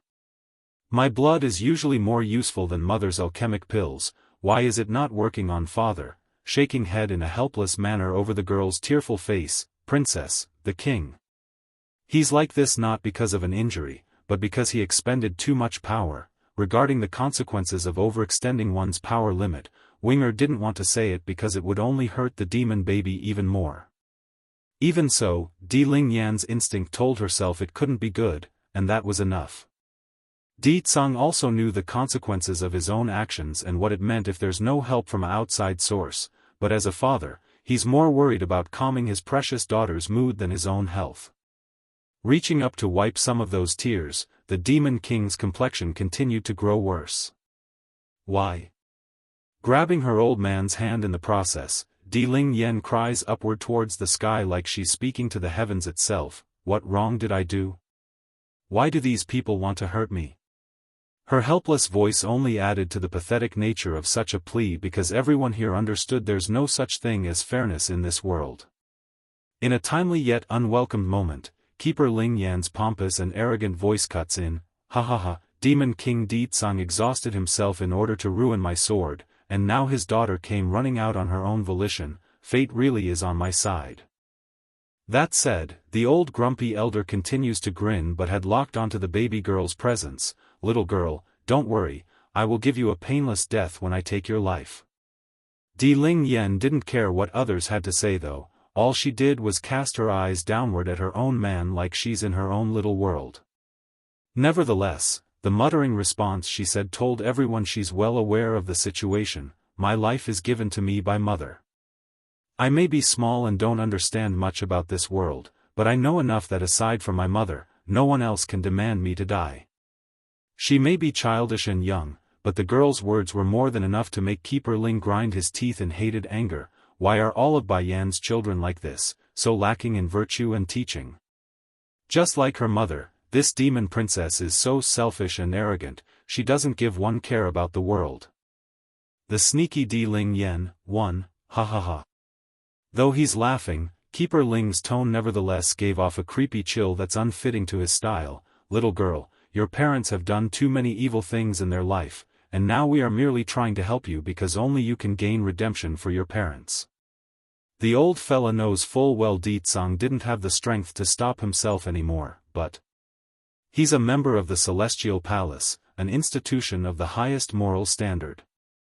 Even if he takes a life, he wants to make sure the other side understand why they are dying. It's his ethical standard. Showing an irritated face, my father and mother have done nothing bad, it's you people who won't let them go and kept pestering them. She won't allow others to bad-mouth her parents, that's the demon princess's standard. Continuing to smirk in a sly fashion, it's not up to you to decide if they've done bad or not, it's me who decides it. Of course, if you are willing to contribute your blood and save the lady next to me, I will naturally forgive your parents for all their past mistakes. Treating Yun Ruoshi with the fox blood wasn't an overnight feat, it's a long-term project that requires constant showering. Meaning until the baby girl across from himself bleeds the last drop of blood, it won't be enough for him. Furthermore, this grumpy keeper already seen the healing function of the fox girl's blood just now when used on the Demon King, thus reaffirming his belief of the treatment's viability. So you refuse to let me go because of my blood? If that's the case, then why didn't you say so? Di Ling Yan's childish and surprised-sounding voice causes Winger to be puzzled from the back. On the way here, he's told the princess on what these crooks from the Celestial Palace wanted, so it didn't make sense on why she's being so surprised like she didn't know. Obviously it's an act, but why? I'll just give you my blood. I hate to have you people constantly hounding me because of that reasoning. Despite the pure and innocent words of the baby princess, Di Ling Yan's complexion was as white as it would come for someone that's about to have her blood drained. Princess. Winger's heart began to pick up as he pulled the princess behind himself in a protective manner. Believe in me, your highness, I can protect you, and the demon realm. Last time, he only managed to get away with only being injured because he retracted his own aura right away, thus sustaining a severe but not life-threatening injury. However, if he were to take this battle today and release his full might to fight, then it's without a doubt those hunting him would let loose the full might of that lightning. By then, it's likely he won't survive the ordeal. Slowly closing his eyes, Winger's expression gradually becomes firm, and by the time he opened them again, there's determination and strength. For the sake of Her Royal Highness. For the Queen and the Demon Realm. So what if those people find out? These two are the ones I most want to protect. Even she has forgotten me, I won't regret it. Uncle Winger. It's at this moment when the Birdman's about to release his all and step into the realm of no return, Di Ling Yan's crisp clear voice cuts in and interrupts the act. Believe in me, Uncle Winger. I am a princess of the demon realm. Sacrificing myself for the sake of my home is expected and only right. There's no brightness in the girl's smile anymore, only the sternness of someone ready to meet their end when she pulled out a random bowl from somewhere. It's what she intends to use to hold her blood that's dripping from the finger right now. The sneaky Di Ling Yan, too, perhaps it's intentional, or the girl simply cut herself a bit too deep back inside the city, but her finger wound didn't need further splitting when trying to drip the blood into the half-filled bowl that she tossed over. Shocked and taken aback at the primitive method, Keeper Ling frantically caught it midair before the blood could spill. Even so, the rude act couldn't hinder the elation that's showing across the old face. Hurry, Roshi, come take this blood. He personally watched the baby girl bleed herself there, that's why the old fella didn't suspect a thing on why it went so smoothly. Furthermore, These keepers from the celestial palace are all individuals who are not prone to the scheming and conspiracies of the human world, hence the reason why they are so easily deceived, especially by the old witch who's been having their heads wrapped around her fingers. Yun Ruoshi didn't show the same kind of elation like the other side though. She's downright panicking. Keeper Ling. I don't think it's a good idea. Having me drink blood, I just can't. If my body really recovered, wouldn't that mean I would have to shoulder the burden of protecting the world? No, no, no. What does these people take me for? Why should I sacrifice myself for someone else? You are the only hope of the celestial palace, Ruoshi, the elder sighs with a frown showing across his old face, and only by having you recover will we never fall. Now we are only asking you to drink this blood, why are you refusing? The old witch's face only grew paler as she's being forced into a corner. There's simply no excuse she could use to refuse without her lies unraveling. Accepting her fate, Yun Ruoshi decisively takes over the bowl and chugged the reddish liquid. However, instead of showing a look of healthiness and strength afterwards, the woman completely dropped the bowl onto the ground and shattered it. She's bleakly white while trembling, which only got worse as she puked blood like someone being injected with a vicious poison. Ruoshi. Screaming out in agony over this picture, Keeper Ling rushes over to catch the following woman. Turning to confront the baby girl, "You wench, how dare you scheme against Ruoshi?"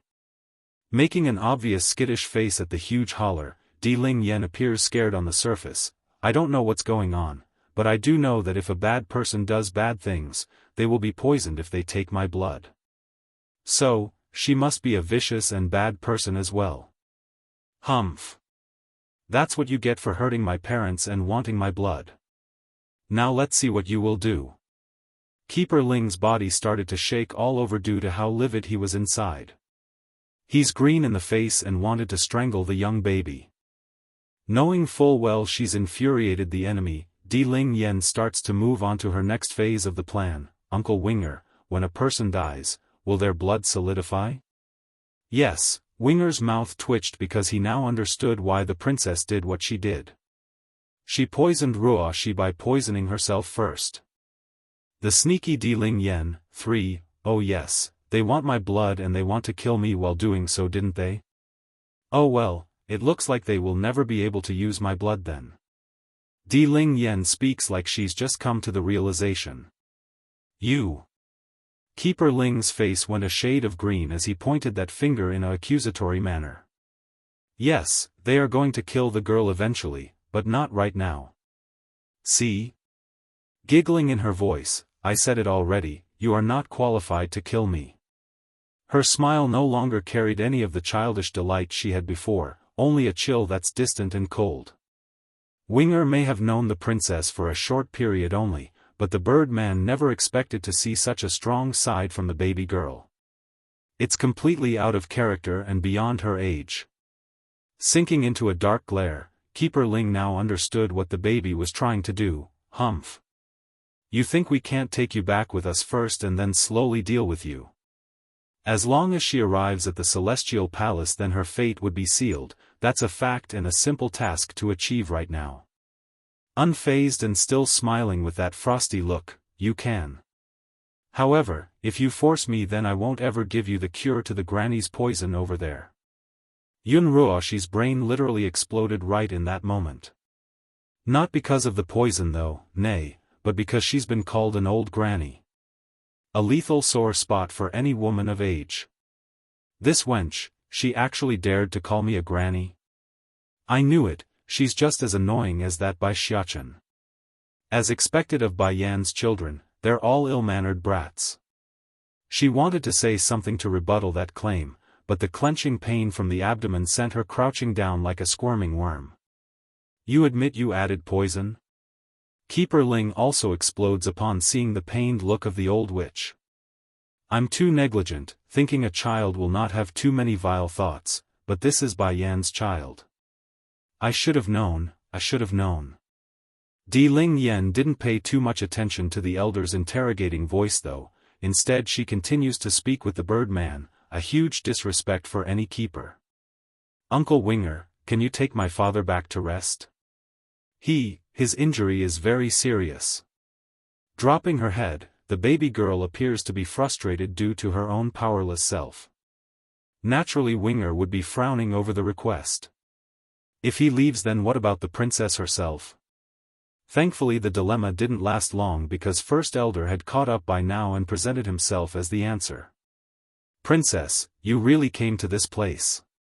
What if something happens to you? Her Highness the Queen will skin us alive if she finds out. Quivering in his lips, First Elder said the first thing that came to his mind before noticing Di Tsang lying there in a pit. The king, tearing up in the face now. Di Ling Yen promptly answered, First Elder, my father is hurt, can you take him back to rest? I'll be all right. First Elder didn't move though. Instead he signals the old goat who also came with him to lift their liege out of the hole before turning to the one responsible. Keeper Ling, you people from the Celestial Palace all claim to be morally benevolent, yet you're hurting a child? Don't you think it goes against what you claim to stand for? Making a mocking laugh, Keeper Ling obviously felt otherwise based on that sarcastic tone. Child? If she is a child, then how could she plot a murder? You think a child can do such a vicious and cruel thing? How can you say that about me? You want to eat me and I'm supposed to be grateful?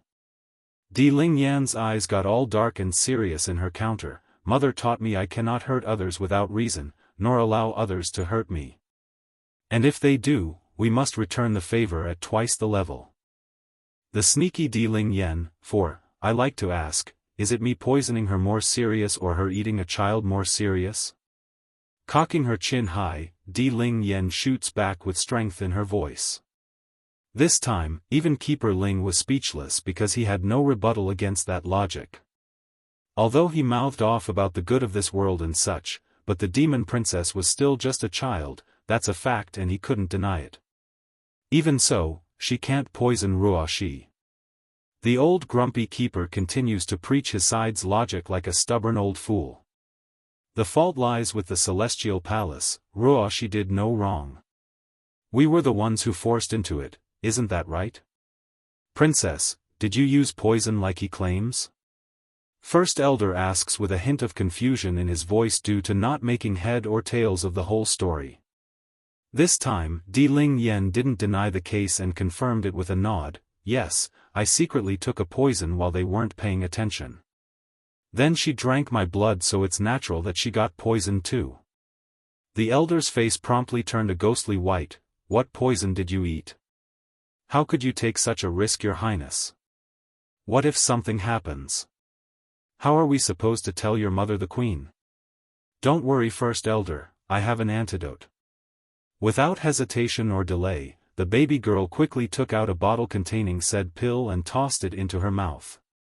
Keeper Ling wanted to rob the item as his first instinct, of course, but it's too late by the time he wanted to move. Showing an irate expression as he spoke, do you have more? Hurry and hand it over if you do. In the Celestial Palace, the strongest alchemist would be Healer Yu. However, the guy hates Ruoxi to death right now. There's no way he would offer a cure even if they asked. No, I don't anymore, said the baby with a slight giggle. Mother only gave me one and I've eaten it. By the way, this antidote will only work after a month's wait. During this period, my blood will always carry the poison, so you people can forget about touching me. Unlike her older brother, Di Ling Yan only had 2 years to her life, meaning she's not immune to all sorts of poisons out there. At most she's only slightly resistant to the effects. A visible tremor shook Keeper Ling's body over that answer. He couldn't accept the fact that someone like he would be cheated by a simple child. That's equivalent to someone slapping him and making him lose face. Ho ho, I don't believe there is no antidote on you. Hand it over this instant and I'll forgive you for what you've done. It's then, a snickering sneer cuts in from above and catches everyone's attention. Forgive? On what basis do you have to say that word after all you've done? Standing in the open sky was a woman donning a dress purer and whiter than a drifting snowflake, surreal and mesmerizing. However, the indifferent glare in those eyes seems more threatening than a ferocious beast ready to pounce at her prey. Di Ling Yen was the first to react to the new entry, especially when she recognized that incredibly similar face to her own mother's. "Grandmother, you are back." Bai Ning initially fell into a pause over the way she was addressed, but those eyes soon turned to eagerness as she stared downwards at that cute cuddly face that's also staring upwards. The sneaky Di Ling Yen, 5, for a while, Bai Ning forgot where she was and kept staring down at the joyous image of the child. This girl. 2 years old? And call me grandmother? So, she's Yenner's daughter? Are you Yenner's child? Calming the ferocious glint in her eye, the woman's gaze now carried calm like the shining sun when warming the planet. "Grandmother, my name is Di Ling Yen, it's big brother who named me. Did you know mother kept talking about you while you weren't around?" The little peachy girl's voice was very good to the ear, assuring others her beauty would surely rival her own mother's one day. Against such a lovely child, there's no way Bai Ning's heart wouldn't be turned. Oh. Bai Yen should be just as cute and cuddly as this child if she was still a baby. It's because of me that she had to suffer so much during those years. Thank goodness she had a good brother to care for her during that period, otherwise I won't know what else to do. Ling Yen is so good. Descending from the sky after saying that, Bai Ning firmly pulls the child into her arms and gave the baby a big huge hug. Then that's when she noticed the blood dripping down the girl's hand. "What's this? Who hurt you, my dear?" The anger surging within the woman's body couldn't be hidden at the sight of blood. There's a thin layer of red oozing out of the lady's figure, which only grew in kind once she caught a glimpse of the guilty individuals in the back. These people from the Celestial Palace want to use her blood to heal that Yunruo Shi. Winger's tone and attitude was very distant and cold, totally different from the way he spoke about the old witch prior to the big exposure. Celestial Palace, it's the Celestial Palace again. Bai Ning grinds her teeth when speaking, "You people have done nothing but evil. Sooner or later, the world will not tolerate your crimes." Keeper Ling also flew into a rage at the accusatory looks. "Bai Ning, I was just looking for you, to think you would come show yourself of your own accord. You are right on one thing though in what you said, the heavens will one day judge the demons because this world doesn't have a place for such vile creatures. They've done nothing but evil. As if you got the right to speak ill of others." Bai Ning doesn't back down and fights back with her own sharp words. "You think the amount of people the Celestial Palace have heard is little? There are hordes of innocent individuals out there who would love to see your head roll. Today, I, Bai Ning, will get justice for those poor helpless individuals who couldn't save themselves from your evil hands." Ha ha ha. Unfazed over the threat, the old elder only found the idea hilarious. "Bai Ning, you seem to forget something. Who is the one that hid themselves from us for all these years, and who is the one that attacked the Celestial Palace while us keepers were not present? So, explain to me, what can you do now that I'm here?" Bai Ning grinned. "Then you seem to forget something as well. There's an old saying of things are not what it used to be. It's been so many years already, she's no longer the same Bai Ning who kept living in hiding like in the past. For the sake of her own daughter, for the sake of her own grandchildren. She even kept herself from returning to her own husband. It's all for the sake of making more breakthroughs in order to challenge the order of this world." What she didn't expect though was how quickly these bastards took aim at her family. A 2-year-old, they wouldn't even let a baby go. Self-humiliation, 1, humph. Huffing a grunt, Keeper Ling's eyes contained a deep level of mockery at the threat. He didn't believe the idea for 1 second. "Bai Ning, you are too conceited. Even the Demon King lost against me, what can you do with your measly strength?" That said, a huge amount of pressuring wave came sweeping out of the senior's body, causing the weak to cower to their knees under this overwhelming strength. Right now, aside from Bai Ning, Winger and Di Ling Yen, everyone else have been affected to some extent. This includes First Elder who also had a change in color due to the pressure because he's obviously not of the caliber. Bai Ning naturally knows why the other side could act so arrogant. Darkening in her gaze, she remains cautious but still smirked anyway. "Keeper Ling. In my life, there aren't many whom I care for, my daughter is among one of them whom I do. In the past, I only confronted the Celestial Palace because I couldn't turn a blind eye to the cruel and evil deeds you bunch did, but this time. If my daughter wants to overturn the Celestial Palace, then I will accompany her. Boom! A storm suddenly explodes out of the woman's body as well, causing the very earth under her feet to tremble under that might and countered the pressure from the other side. In comparison to the grumpy keeper's strength, it's no weaker nor stronger. That's Bai Ning's reliance. Not by turning to others for help, but by using her own strength to fend off the enemy. Keeper Ling's face completely changed at this change of event. No one knows better than this old guy here about how hard it was to break through to a demi-divine lord. Unlike the previous levels, once one reaches the high divine stage, it's no longer about stuffing the cultivator with power anymore. That won't work. The key to having another breakthrough at their level would be enlightenment plus power. If either aspect was lacking, the feat would be null when attempted. For Keeper Ling, his own achievement was 100 years after he reached a bottleneck at the high divine. If not for a fated encounter he experienced at some point in his life, he would be like all the rest and be stuck. And now Bai Ning got to the same level as him in a measly 2 years while he spent 100 years? That's absolutely shocking. The demon realm already has a Ditsang. I can't allow them to have another Bai Ning to add to their roster.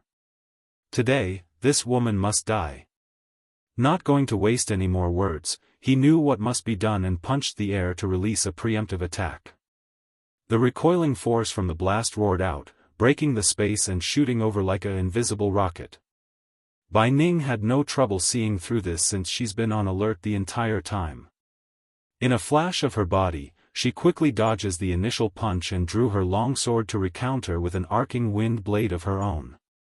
However, the efforts were apparently futile because a barrier immediately materializes and blocked the swipe before it could even make contact. Snickering in the face, Bai Ning, as a fellow demi-divine lord, you are not my opponent since you've only recently reached this level. My experience and ability to control my energy is above yours.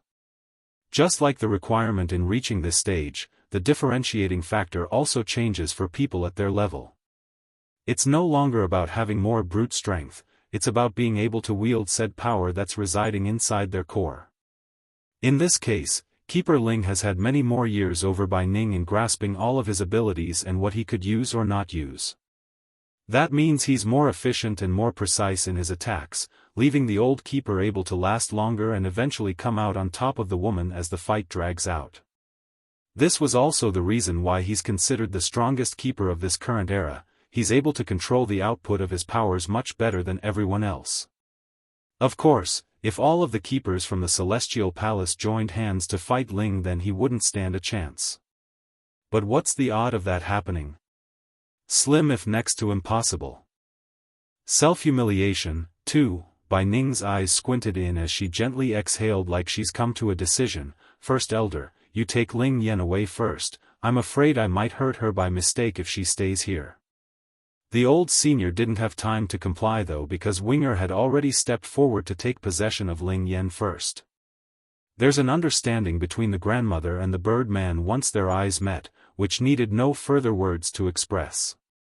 Returning her gaze to arrogant keeper, Bai Ning reforms her indifferent and cold gaze. There are indeed gaps between various demi-divine lords, but to me, those differences are non-existent and have nothing to do with me. Also, I said it already, I am no longer the same person as I was before. I won't be running from anyone. The momentum around the woman promptly grew more violent. Wave after wave, the aura around her body kept sweeping across the air until everyone nearby could feel it. It's intense and suffocating. The look across Keeper Ling's face could no longer remain calm once he assessed the woman with his own eyes. Without another thought, this old man did the first instinct that came to mind and pushed the old witch away. Ruoshi, watch out. Yun Ruoshi wasn't ready for this sudden shove at all. Similar to an arrow, she flew out in a straight line like an arrow before crash landing 20-odd meters away. Coupling this impact with her already frail body due to the poison circulating in her veins, she immediately threw up blood again. However, the condition couldn't stop the fear from pulling this old witch up from the ground. She was scared out of her mind, which manifested into a physical run for the other way without a single glance back. As for Keeper Ling in the background. Ho ho, as if this selfish woman would care about other people's well-being? She's only using these keepers to her own benefit. Moreover, it's the other side's own choice in risking their life for herself. She has nothing to do with the matter. Winger caught onto what the old witch thought. Of course, he's the one who knows Ruoshi the best here. However, right as the birdman's about to give chase, a small little hand reached upwards and held him back. She'll be back. Di Ling Yen says, her lips smiling like a mischievous fox that she was.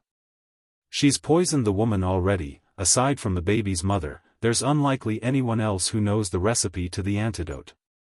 Also, the most important matter at hand was helping her grandmother. For some unknown reason, the baby girl wants to keep Winger around as a assurance. That's her instinct working and not anything logical.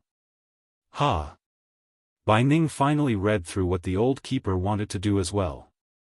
Narrowing her eyes in, you want to protect her? But look at that woman, which part of her behavior is showing she cares about yours? A slight flush similar to an embarrassed face appeared in the old fella's face because he could also see the old witch fleeing behavior.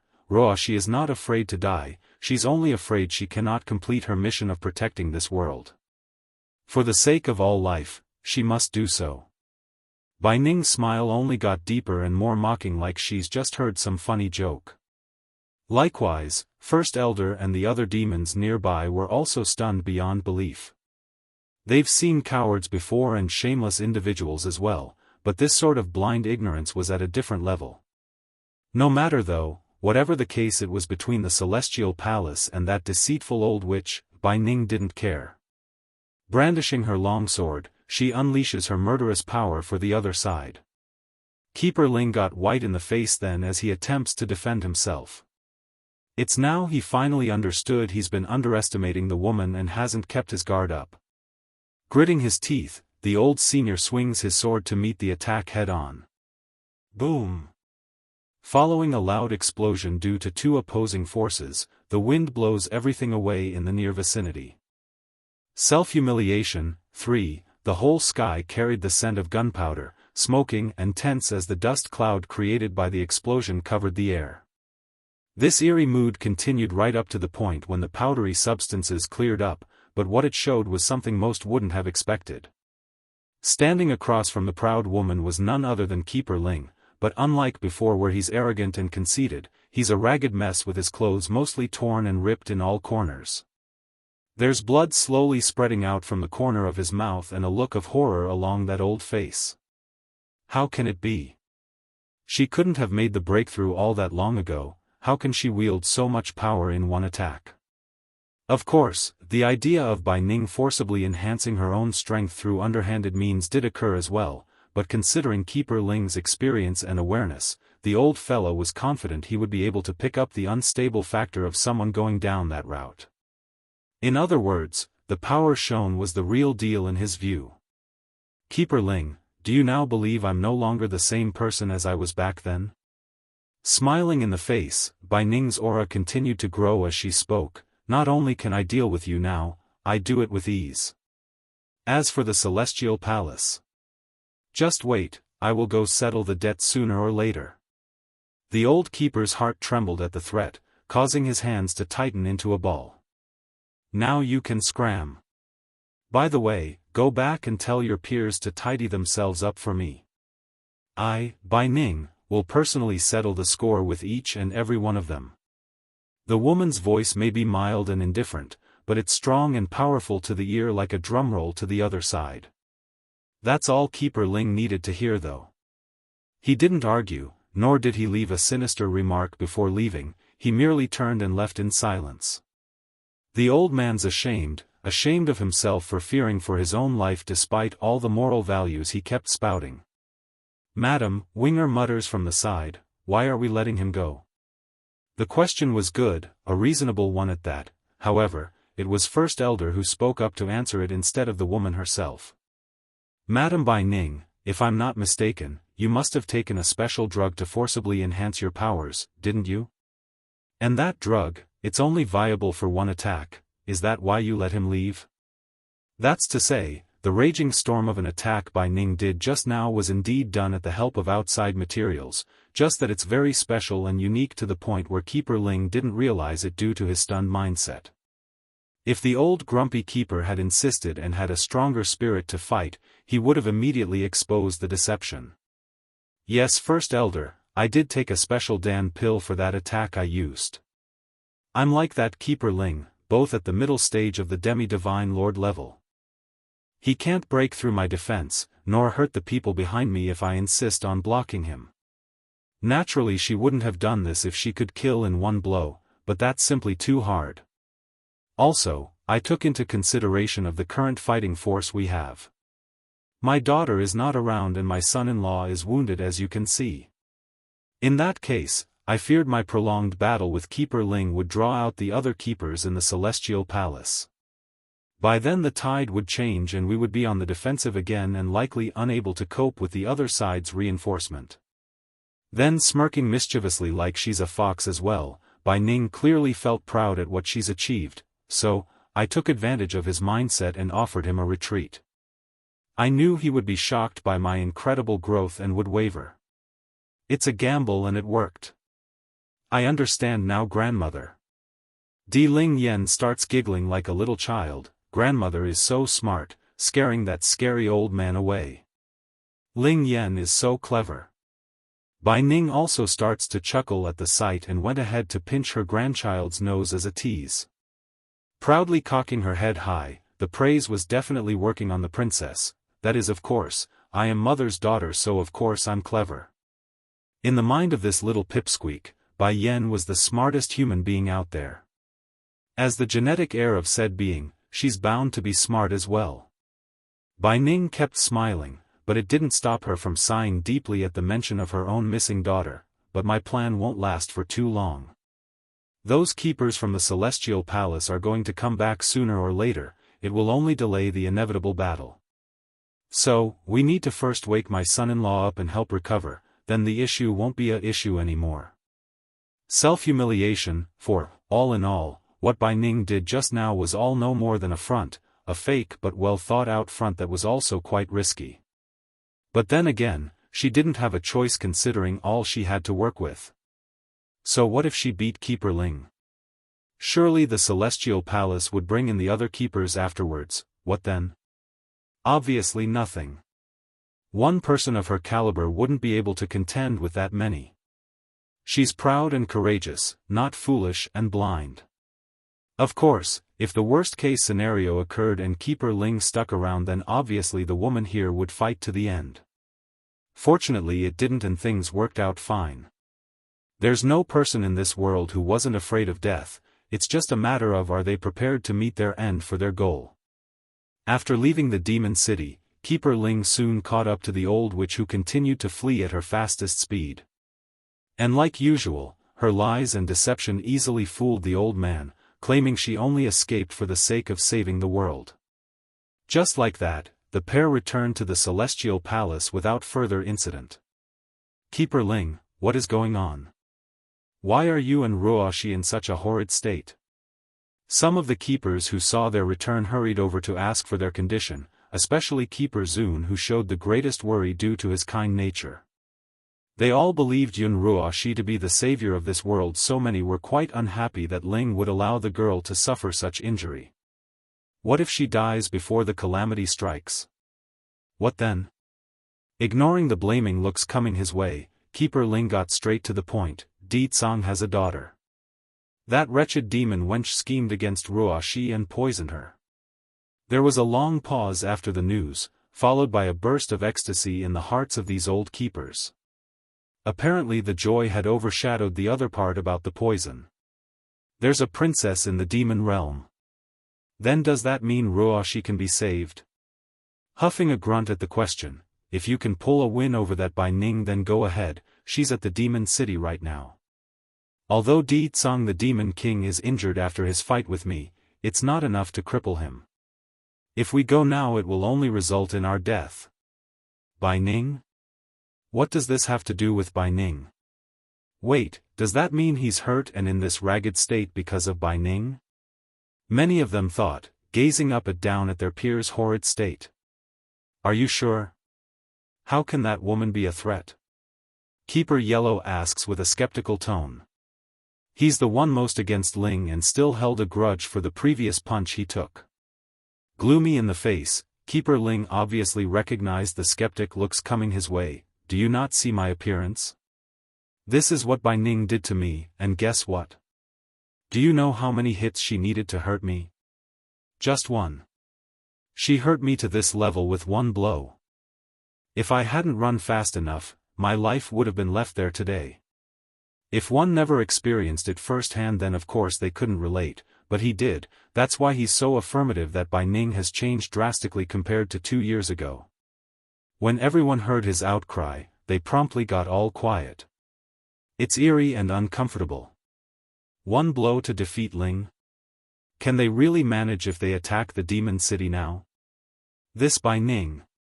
When did she get so strong? Enough everyone, let's further discuss on how to deal with the demon realm, but first I need to go plead with Healer Yu. We need to find an antidote to save Ruoxi. Keeper Zun's gaze got all gloomy at the prospect. Let's hope he will help. After saying this, the kindest of the keepers hurried away from the spot and headed for the back mountain where said person would be. However, due to the deep hatred Healer Yu has of the old witch right now due to a misunderstanding, there's no way he would help. And word travels fast around these parts, especially in the Celestial Palace.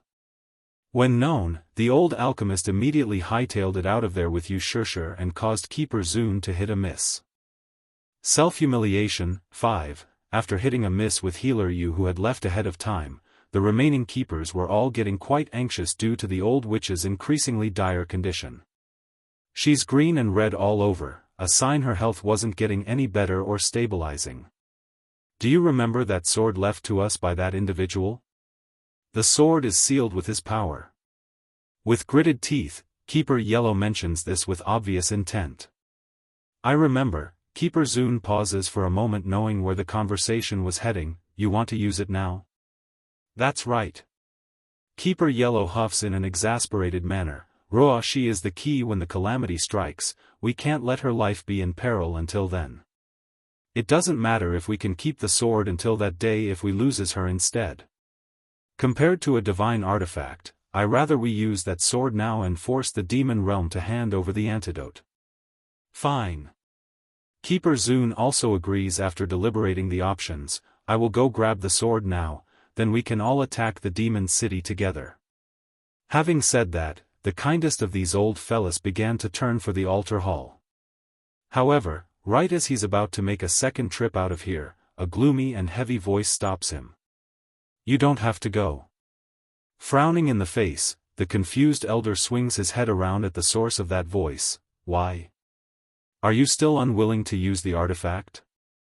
Don't you know what is more important here, Ruoxi or the sword? The power in the sword could only be used once after being activated, so it's within reason to be unwilling. It's just that the following reply from Keeper Ling was a news so bad that it left everyone in a distraught state. I'm telling you not to go because I already took it with me when I went out to search for Ruoxi. Bring the sword? He brought the sword, then why would Ruoxi be poisoned then? The idea kept circulating in the air without being spoken.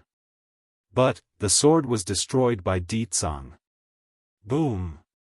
Similar to a thunderbolt, their minds were blown away until it's a blank slate. But, the sword was destroyed by Di Tsang. Ruined? You're kidding with us, right? Keeper Zun asks with trembling vocals. Even if the sword didn't carry the sealed power inside anymore, it's still a divine artifact. What power could destroy a divine artifact? Not even they could make a dent on the blade, let alone destroy it. Keeper Yellow was the first to come back to his senses. Without another word, he rushes up to his grumpy counterpart and grabbed the collar. Keeper Ling, tell me you are kidding about all this, tell me you're only cracking a bad joke. The latter didn't speak, only keeping silent to reaffirm his answer, which was enough to make Keeper Yellow lose his strength and grasp. They all understood now, this was no joke. Why did you take the sword out without discussing the matter with us first? Do you know what you've done? Despite being the kindest and most tempered of them all, Keeper Zun also felt angered and frustrated at the other seniors' rash action thus far. How are we supposed to save Ruoshi now? The sword could have helped us in procuring an antidote, but now without it, what else can force the demon realm into submission? The kind keeper continues to berate the other side with red showing in his old eyes. Guilty as seen, Keeper Ling didn't talk back this time and simply took it. Bang! Unable to take it anymore due to the lack of reaction, Keeper Yellow loses it first and throws a punch directly into the other man's chest. He didn't hold anything back, causing Ling to start throwing up blood due to the former injury. Enough. Yes, I did make a mistake in taking the sword without first informing you all, but what does it matter now? Rather than continue to dig at me, how about we all think of a way to get a cure first? As frustrated and angry as Keeper Yellow was at the bastard, he also had to agree to the fact that fighting wasn't the solution. This includes the remaining keepers who also nodded in agreement. By Yan's return, 1, Ling, we are truly chilled to the bones this time after what you've done without our consent. Keeper Zun expresses his displeasure by making his tone cold and distant. However, regardless of the friction happening inside the Celestial Palace, we will put everything aside for the sake of Ruoshi. The urgent matter is, like you said, to save her. Everything else can come afterwards. It took several days for Keeper Ling to bring Yun Ruoshi back, meaning the poison has already been at work for a while. Based on the dreaded appearance of the old witch's body right now, they fear she really might not make it if nothing was done soon. It looks like we only have one option left. Keeper Zun continues after a long silence. Just like Ling said, Demon King Ditsang is injured after destroying the divine artifact, meaning the fighting force of the demon city is at its weakest right now. Go issue a celestial edict in my name, we will gather all the forces we can for a final assault. In the celestial realm, most of the demi-divine lords are gathered in this celestial palace, but there are also some who refuse the invitation to join this organization and would rather live a reclusive life. They may not like this idea, but they couldn't do anything either about the will of others. Will this really work? Keeper Yellow asks after a brief pause. I'm only having them distract by Ning's attention, I'm not asking those outsiders to die for us. When the woman is busy fighting, me and Keeper Ling will sneak behind the main battle line and catch the demon princess. Pausing in his speech, Keeper Zun gives each of his peer a meaningful look to emphasize what it means to fail in this mission. By then I refuse to believe we can't force the girl to hand over an antidote. If they fail, then it would spell the end of this world. That's an outcome they couldn't afford. Looks like it's the only way. Keeper Yellow sighs at the idea.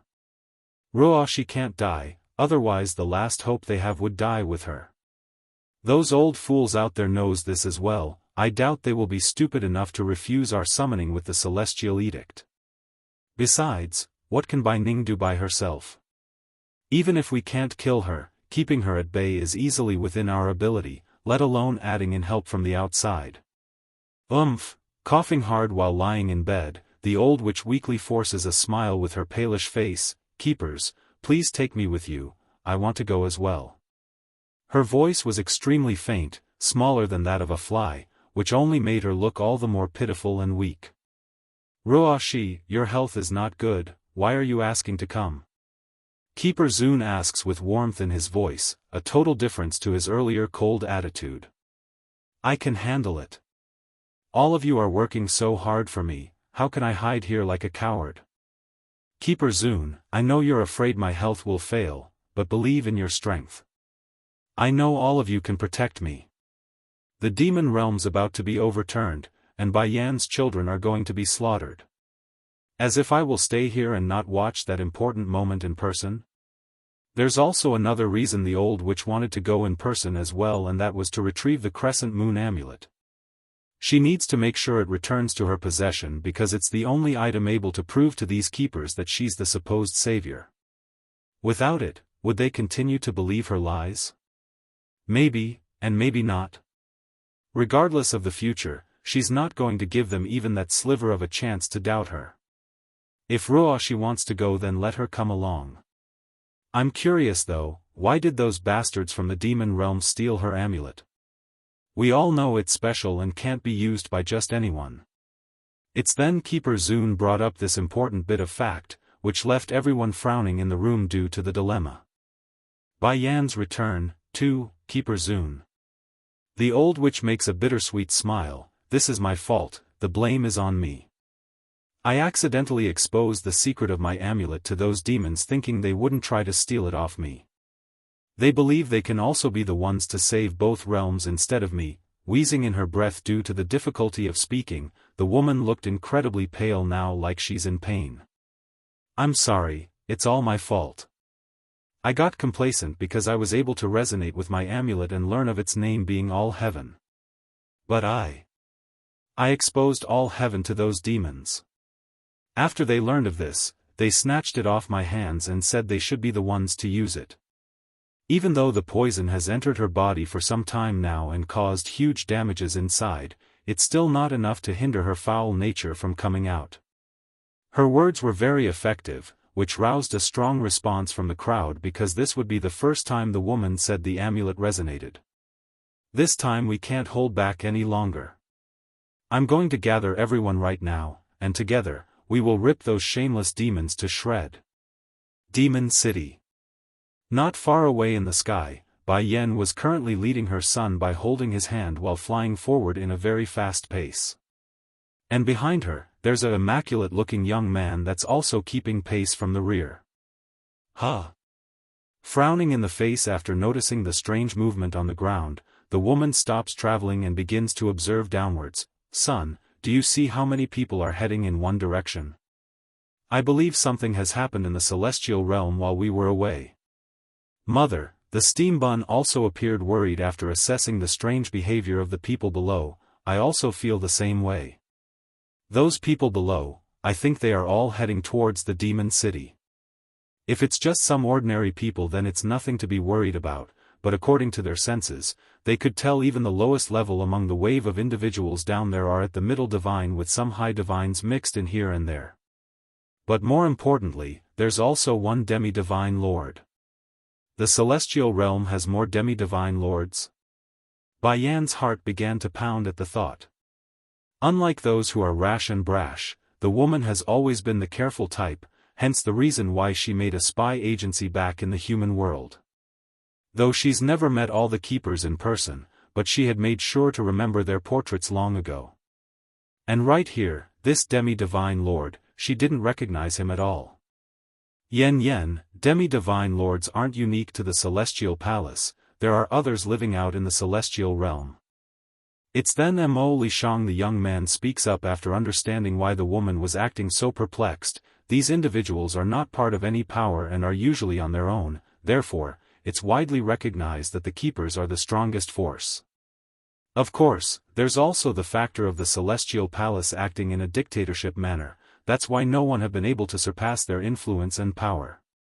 If they did find anyone able to challenge their authority, they would have long been erased by those old fools. Now Bai Yan's heart only got more worried. Let's go, we need to get back to the demon city right away. I have a bad feeling about all this. Something must have happened while we weren't around. There's no way the residents of the demon city wouldn't notice the huge movement of forces on their border. That's why the defenders were already ready for any attack. It's just that the expected time frame for this maneuver came faster than planned. I knew the celestial palace would begin their attack on us, but not this quickly. Only 5 days. Bai Ning sighs at the unfortunate event. Bai Yan's return. 3. Grandma. Di Ling Yen squirms into Bai Ning's arm to gain a sense of protection after noticing the oppressive air around everyone. Ling Yen, the woman's heart ached at the little fella's innocent gaze that's staring up to herself. Why are you out here? Is your father awake already? Shaking her little head, no, father is still asleep in the bedchamber. When will mother come back? She's been gone for an awful long time. If mother is back, then I'm sure there will be a way to wake up father. The poor grandmother only kept silent at the careless remark. She wanted to say everything would be fine and that Bai Yan would return very soon, but that would be a lie and she couldn't do that to this little baby that's so innocent and kind. Ling Yan, I'm going to send you to a good place, okay? Huh? The girl blinks in a confused manner. Is grandmother going to leave me behind? No, of course not, silly. Swiping the baby's nose as a little tease, Bai Ning forms a smile to reassure her depressed granddaughter. The place I'm sending you to is where a friend of mine lives. He's a demon like you. I saved him by coincidence a long time ago and now he's currently resting there to heal. If I send you there then I'm sure he will protect you knowing you're my family. This time it was Ling Yan to go quiet. Staring downwards in a contemplative manner, the girl apparently had to take a moment to process the idea before looking back up. Grandmother, is something going to happen to the demon city? Can't you solve it? Are those bad people coming back? Bai Ning undoubtedly became shocked by how perceptive this little child was. It's true she's trying to keep the baby out of harm's way by sending her away, but to be so easily exposed went beyond her imagination. You need to believe in grandmother here, Ling Yan, the city is fine. Showing a helpless smile, if something really is about to happen then I wouldn't be able to send you away, would I? Grandma is lying, something is clearly happening in the city. I'm not going. I'm going to stay here and wait for mother to come back. Pouting her lips, the demon princess stubbornly refuses. Unfortunately for the lass, the grandmother there didn't intend to give her a choice. Right as she's distracted, Bai Ning used one of her needles and poked the child's sleeping point. Ling Yan, I'm sorry. You're too smart, so grandmother here can only resort to such means. Gra. Grandma, growing increasingly faint as her little mind became more and more tired. Try as she might, Ling Yan eventually succumbs to the trick and fell fast asleep, but not before a trickle of tear came rolling down those eyes. Bai Ning saw this reaction and knew why. Tightly holding the baby up to give one last hug with her own face, the woman honestly wanted to keep her around but knew it could do only bad in that option. Grandma. It's then another soft and childish voice came from the rear. It's Jin Tian, the baby girl's twin brother. He didn't hear the whole conversation but did catch the part where his sister fell asleep. What is Ling Yan doing? Your sister is tired and needs to rest. Bai Ning smiled as the boy tries to check up on his sister. Jin Tian, do you want to go visit a paradise I own? There's a lot of delicious things there like fruits and candies. I'm sure you will find a lot of surprises there. That did it. The little glutton could be seen drooling right then and there, a sure sign he's been baited. I'm going, grandma, take me. Smirking at her own success, Bai Ning finally felt a little proud at her own achievement.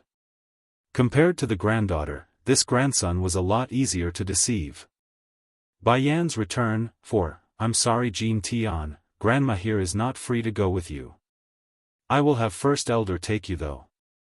Once you're over there, you must take care of your sister, okay? Okay. The little glutton desperately nodded without suspecting a thing. I will take good care of my sister. I will give her the delicious things first, so hurry grandma, tell first elder to take us now. I want to eat the delicious fruits. I wonder if the fruit there is as good as the Sky Mountains. I miss those fruits. The ones here aren't good at all, not sweet and all icky. Thinking up to here, Jin Tian's lip immediately found his face forming into a pouting expression. He misses his old home where no one would hurt him nor try to steal his food away. Jin Tian, go find your sister Mu Ying and have her go with you as well. I have something I need to say to first elder. She says after noticing the arrival of the old elder. Some things mustn't be said in front of the boy, regardless of how gullible he was at heart. A while later, after the child was gone, the first to break the ice was the woman herself. First elder, I need to ask you a favor, please take the kids to a certain place to dodge the upcoming battle. Return if the fighting is done, but if I fall in battle then don't bring them back. She may be showing a sad smile like someone facing death, but her eyes are strong and unyielding. Madam Bai Ning, you should take them instead. I will stay behind to defend the city. This crisis is ours to bear. Furthermore, you are the queen's mother, you shouldn't be staying to face such danger. The elder replies with a bittersweet smile of his own, knowing full what it means to stay behind. Shaking her head and causes the old senior to stare upwards in shock by what she says, Yen cares a lot about the demon realm. Whatever my daughter cares about is what I care about. I will guard this place while she is gone. If the city lives then I live, if the city falls then I will fall with it. The elder's heart shook as he got quiet. He could argue with that determination. Here, take this map, the route I've marked will likely be the safest. Also. She suddenly stopped as if she's thought of something bad. If I am unfortunate enough to face my end during the upcoming battle, then help me go back to the human world. Tell my husband it's my blessing to have met him in this life. I hope he can forgive me in not being able to return to him. Anne. I still have a brother and father over there, please help take care of them. At this moment, Bai Ning suddenly found that her life has too many things to worry and care about, but she really didn't have a choice in this matter. True, the woman did consider the idea of retreating from this city with all its residences, but what then afterwards? Go back to the main territory of the demon realm? It won't stop the forces of the celestial realm from invading, and what then? It would only create a bigger war and bigger casualty in doing so. What's more, Bai Yan hasn't returned yet. As her mother, Bai Ning doesn't want to leave without making sure her daughter was safe. First Elder had nothing more to say at this point. He knows persuasion was out of the question, and if he did make the lady leave then who's going to defend the city? Himself? He would of course, but the strength he held wouldn't be able to make a difference. Madam Bai Ning. I will remember your requests, and I will also protect the princess and prince with my life, that I promise. Closing his eyes like he's grown older, First Elder had to take a big breather before opening them again. However, his gaze was solid and firm, a sign he's going to see through to his vow at the cost of his own life. Bai Yan's return. 5. Demon City. There's only a loud rumbling ruckus outside its defensive walls at this point. Its defenders are now trapped with no way out. Have the demons get out here. Under the oppressive air of the looming sky, this chanting phrase kept echoing with no end in sight. Exactly then, as if to answer that demand, a snowy white figure came flying out towards this horde of enemies that want to destroy those inside. It's a woman, a very beautiful one at that. If not for the high and mighty gaze holding these people in contempt, the males here would have likely fallen for her at first sight. You're a resident of this demon city? An old man wearing a robe made of linen material stepped forward, his eyes narrowing into an examining fashion. If I'm not mistaken, you should be a human, right? Wah! The crowd flew into an uproar at this unexpected news. As a human being, colluding with demons and monsters during this period was unheard of. It's equivalent to treason and would be executed without reason. And what if I'm human? The queen of the demon world is my daughter. I won't allow anyone to move against this city while that's so. Bai Ning sarcastically responds, showing not an ounce of shame and only pride at her daughter's status. By the time she finished, the demon soldiers stationed along the wall had already marched out of the gates to stand in battle formation. They're fully ready for what's coming since this was expected and not some surprise attack.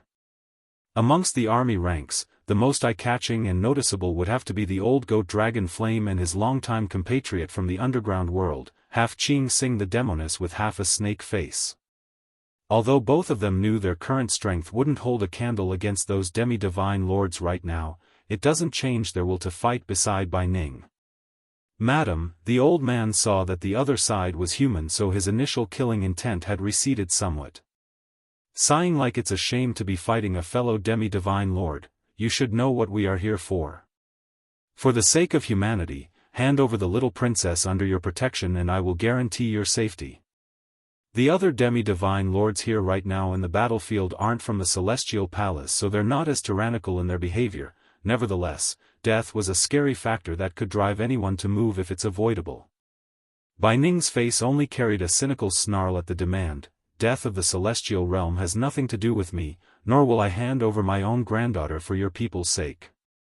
Today, unless you can bury me under this soil, none will take another step forward. Charging in a flash, her figure descends from the sky at breakneck speed to attack the foe. She's done talking at this point. If so, then you leave us no choice. Likewise, the old man in charge of this fighting force also draws his blade to meet the assault head-on. Just like that, the curtain to this war has been drawn, signaling the start of the clash between demon and celestials. Bai Yan's return. 6. The battle did not last long before the members of the Celestial Palace appeared on the battlefield. Right away and without surprise, Keeper Ling was full of resentment along his old eyes after accessing the situation. He's literally grinding his teeth because he's now realized the deception. Truth was, this old fella had been there for a while, just that due to fear of the woman, he had kept himself hidden in the back and kept watching. Then that's when the truth hit him after some observation. The strength portrayed by the woman was obviously different from the previous battle. In other words, he's been tricked by some secret method that could raise a person's power without any form of defect. Bai Ning didn't know nor care about the other side's thought though. She's entirely focused on the battle at hand due to how vicious the opponents are. Sure, the woman was a demi-divine lord, but fighting several foes at the same level was straining to say the least. For the rest of the demons defending the city, they aren't faring so well either. Many have died after the initial clash, with most suffering from some sort of wound by this point. However, the will to fight hasn't elevated in the least due to the deep hatred they had for the celestial realm. It's their life's goal to get payback for the humiliation their kind suffered a millennium ago, something that has fully ingrained into their bones from birth. Keeper Ling, didn't you say that Bai Ning is very strong and that we need to be wary of her? From the way I see it, she's no more than our equal at best. Speaking here was Keeper Yellow, the one who disliked the grumpy senior the most. I was deceived by her, that I admit. Keeper Ling immediately got all ugly in the face as he huffed a grunt over the remark. Regardless, it's a good thing for us knowing she's not as strong as I believed. Now we won't have to enact the previous plan and directly attack the city instead. The demon princess will be ours. Without further ado, the old senior shot out like a cannonball to begin his own redemption. Bang! Due to how unexpected the attack was, plus the fact that it came from her rear, Bai Ning had to struggle hard to swing around in time to force a palm strike of her own. Even so, the recoiling force from the impact of two immense powers were more than enough to send her stumbling backwards due to the loss of balance. But this effect was nowhere enough to satiate the grumpy keeper. Not giving the woman a chance to retaliate or to get her head together, he launches into a barrage like a mountain crushing down at an ant. He's relentless and had no intent to hold back. Keeper Yellow, you protect Ruoshi here, we will join the fight. She won't last much longer if we don't get the antidote soon. Furrowing along the brow, the kind Keeper Zun says before charging into the fray as well. He's got a bad feeling about all this but couldn't figure out why. Not long ago, Di Ling Yen and Di Jin Tian were both taken away by First Elder as planned before the final enclosure could be made around the city. And as a safety precaution, the Elder also took the crazy old coot with them in order to ensure there's no possible danger. For that reasoning, Winger did not leave with the group and stayed behind. The Queen is my lifesaver, and Madame Bai Ning is her mother. Standing beside the gate entrance was the Birdman himself. He could have fled on his own or tagged along with the part if he insisted, but his consciousness wouldn't allow that and kept him here in this station. He's been watching the fighting and had a grim outlook on the way the battle was turning out. Winger, what are you doing? Are you just going to keep standing here and watch while everyone dies before your very eye? No. I won't do this. She may not be here in person, but I must do what I can to protect her family. That's the least I can do for all the mistakes I've done so far. Bai Yan's return. 7. due to the constant barrage of assaults from multiple opponents, Bai Ning's figure eventually started to show signs of overexertion. She's less agile and clearly whiter in the face as the battle dragged out.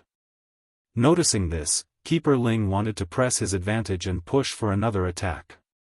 However, it's exactly then the thunderous sky above their heads suddenly stopped rumbling and turned into a grayish mass. Bang! Not expecting to be attacked from the rear himself, the old grumpy keeper found his chest taking a heavy blow, thus causing a huge amount of blood to come pouring out of his mouth. "Who are you?" he asks with a shocked look in the face after regaining his footing. The old fella never experienced such a cold hard glare before, and such power. It's actually making him feel uneasy inside. Winger, Yunruo. She became shocked as well by the sight. No. It can't be. This is not the Winger that I know. That person is a weak-minded fool, not this one here with such an intense dominant aura. Who am I? Winger chuckles sarcastically. Yunruo. She should know me better than anyone here. I am the one she used for the past several hundred years and shoved aside once she was done. Keeper Ling's expression changed greatly, mostly in the irate fashion. Ruo, she is not such a person, it's useless to frame her, we will not believe anything you say, fiend. Frame her? Ha ha ha, as if she is worth me framing her? She took the Queen's amulet and used it to mislead me, otherwise why else would I follow her orders for the past several centuries? Fortunately I now know the truth. It's you fools who are still being lied to by her and being toyed around like idiots. The keepers naturally wouldn't believe a single word from the Birdman, but that doesn't mean it would be the same for those not of the Celestial Palace. This was especially true for the demi-divine lords called upon for this battle. They have stopped fighting after the initial uproar from the weaker soldiers and are staring over to demand an explanation. Keeper Ling, is what he said true or not? You need to give us an explanation. One of the leading figures in the battlefield comes forward, his voice heavy and demanding. Keeper Ling, it's then the old witch spoke up using her weak but angry voice like she's been humiliated. I do not know this demon, nor do I know why he's trying to frame me. I may not be some great saint in this world, but I am not one to be pushed over just because of my good nature. They've already stole my possession. This is unjust to say the least. Of course, compared to the words of a demon, these men from the celestial realm would much rather believe someone that's on their side. I didn't expect the demon realm to be this shameless. It's already one thing to steal other people's possession, then to turn it around and say it's the other side that's robbed you? That's right. Miss Ruoshi's amulet is something I've heard about as well. They say the one who controls the amulet will reign supreme, and that not just anyone can activate it. Even if you demons take it away, it's of no use to you. Upon hearing the voices of all those on their side trying to defend herself, the old witch's sickly mouth began to form a smirk. She's very cheeky due to her own success. Bai Yan's return, 8, so what if Bai Yan got those demons to take back the amulet? The people from the celestial realm will never believe her. Moreover, the old witch has also decided that Bai Yan doesn't have the ability to activate the amulet. If she did have the ability, then why did she give her the item all those years ago? Presumably. This amulet, it's not hers either. She probably snatched it from someone else as well. Winger's gaze grew even more colder now after being refuted. Originally he wanted to stall for time until Di Tsang awakens, but it seems he underestimated the trust these people had for the Celestial Palace. Yun Ruoshi, I made a grave mistake when I mistakenly believed you. So today, I, Winger, will use my life as proof to redeem myself. I am a member of the demon realm and will have nothing to do with the celestial realm. Boom! His momentum blows up like a storm after that vow, growing several times more powerful than earlier. If the Birdman's aura could be considered worrying for the enemy earlier, then he's downright threatening after powering up like this. Keeper Ling naturally perceived this drastic change. He's tremoring inside, not out of cowardice, but an instinctive fear of the opponent at a cellular level. So, without a single word, this arrogant and grumpy senior did the only thing that came to his mind: turn tail and flee to the rear for cover. The other keepers also reacted similarly. Sadly for them though, a few were too late in their pace. They simply didn't think it's possible for the demon city to hide someone so powerful that's not of the demon king. PFFFF. One of the slowest runners didn't even know what hit him then. Without a moment to retaliate, this poor keeper came crashing down to the ground in heavy thud, his eyes showing an intense fear at the ever-encroaching bird demon. Winger didn't have time to waste here though, like most people would be doing while they are at an advantage. He randomly picked up a sword from the battlefield and swung down at his decapitated foe, causing a huge gash to be ripped down the keeper's back. There's enormous blood splatter due to the destructive energy in there. This was exactly what Keeper Ling saw when he turned his head to take a look at his rear. It's horrific in the eye of this man, something he never even thought possible for a demi-divine lord to be slain so easily. Gritting his teeth, "Who the hell are you?" "The queen is my lifesaver. Because she is my lifesaver, I will not allow anyone to harm her family." A shudder ran through the old witch's heart after she heard what Winger said in his reply. She's very weak and needed to lean in against an old tree for support. Even so, this condition still didn't hinder her from clenching up those hands into a ball. Why?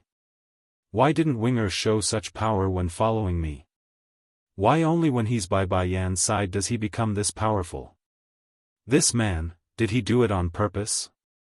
Deliberately hide his power?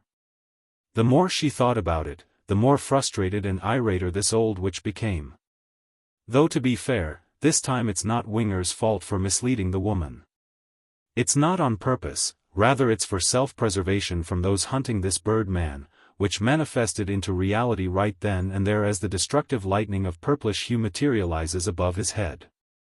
Winger saw this change of course and it made him fall into a panic. He honestly thought there would be more time for him to move before his whereabout was known. But no matter, he's decided to see through to the end and won't stop even if it meant his burial would be at hand. Yan's return. 9. The ones killed thus far may happen to be only from the Celestial Palace, but those summoned for this battle was still falling into a panic. They came to help win a war, not to throw their lives away. So, after a brief exchange of looks between themselves, these demi-divine lords all turned tail and fled in all directions like it didn't matter anymore. Winger didn't go after these individuals despite the opening, his focus remained solely on the keepers at hand. Like a mighty tiger that's been provoked, he flew for Keeper Yellow next and smacked a direct punch at his back, causing the old elder to shoot dozens of meters out in the process. Bai Ning didn't move despite being beside the bird man. She's just as shocked as the others because the guy didn't show any sign of being this powerful. Heck, if the woman had known the guy was this strong, she wouldn't have schemed on Keeper Ling and directly killed the old fella at the last encounter. Unfortunately, Winger did not know what's going through Bai Ning's mind right now, nor the old witch's for that matter. If he had only took a glance, even a simple whip of his eyes toward Yun Ruoxi, then he would surely discover the sour jealous glare coming his way. Damn him! That power should have been mine to use. How dare he betray me and turn to Bai Yan's side?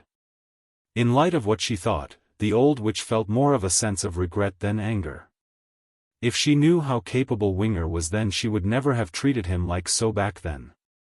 Such a valuable tool was a once-in-a-lifetime opportunity. Boom! Suddenly, right as the bird man was about to attack to finish off Keeper Yellow, a purplish bolt of lightning roared down from sky. It came way too fast, leaving the recipient without room to avoid. With a tremble after the hit, Winger felt blood swirling up from his throat but kept it down through sheer force and will.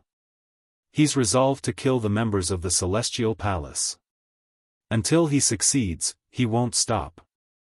Madam Bai Ning, Uncle Dragon Flame, all of you leave now, go. He cries out with anxious urgency. You, taken aback by the tone, Bai Ning makes a perplexed face. What's the matter? Go. Without explaining, Winger dropped this sentence and charged yet again. Perhaps the thunderbolt affected his strength too much, but the bird man could no longer finish off a demi-divine lord in one instantaneous blow. But even so, under his mighty fist, Keeper Yellow once again flew out several meters and puked even more blood.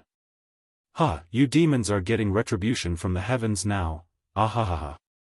The blood-ridden old elder coughs and laughs with deep cynical sarcasm. Sinking in his complexion, Winger once again throws another punch at a different keeper to vent his frustration. However, those sharp eyes of his never once left Keeper Yellow while speaking. "If the demons have done so much bad things, then why are the thunders only going after me? Even if there is divine retribution, it's only directed at me, it's I who's done too many evil. Ha ha ha. You can ask Yun Ruoshi yourself, ask her how many evil deeds I did in the past century for her. He won't allow anyone to frame the demon realm. If there's any blame to be had, then it's on him, he's going to shoulder it all, that's his conviction and determination."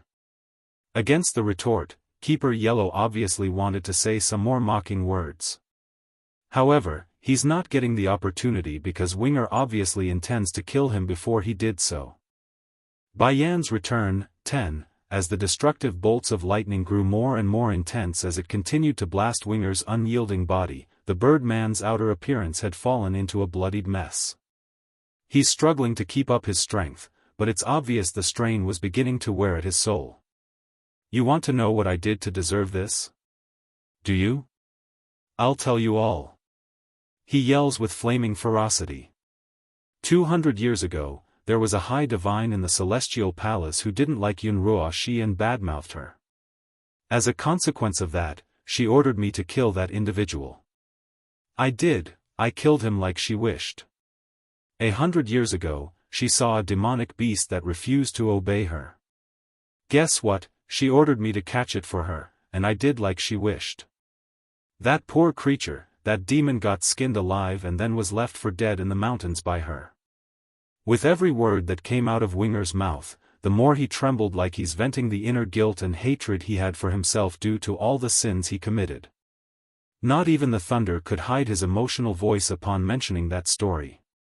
He thought the old witch only wanted to contract that demonic beast, that's why he helped her catch it.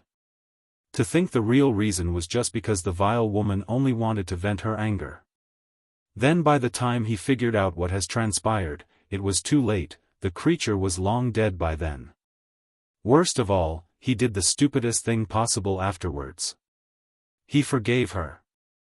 How dumb could he have been? Forgiving such a vile evil being. Any normal person would have long left after that incident.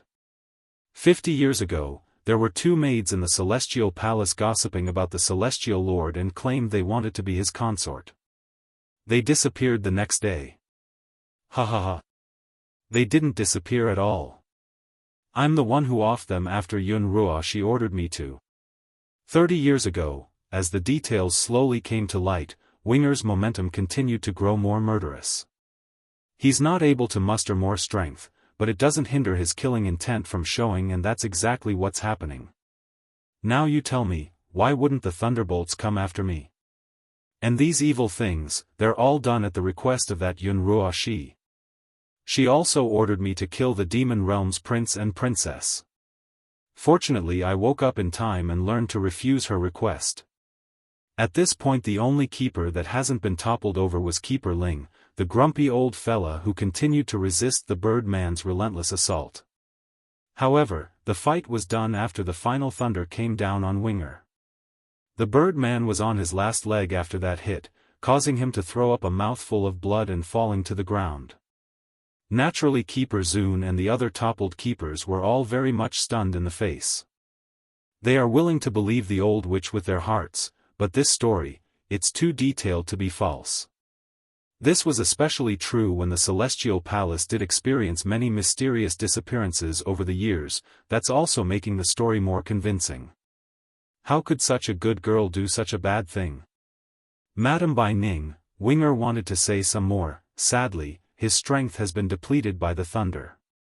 Moreover, the strong woman herself wasn't untouched by the impacting force either, it's also hurting her. Winger, how can I help you?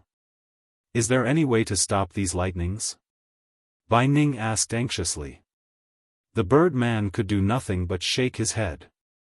He knows well enough that unless he dies, these thunderous clouds would never disperse. Bai Yan's return, 11, so. This time, I will die without a doubt.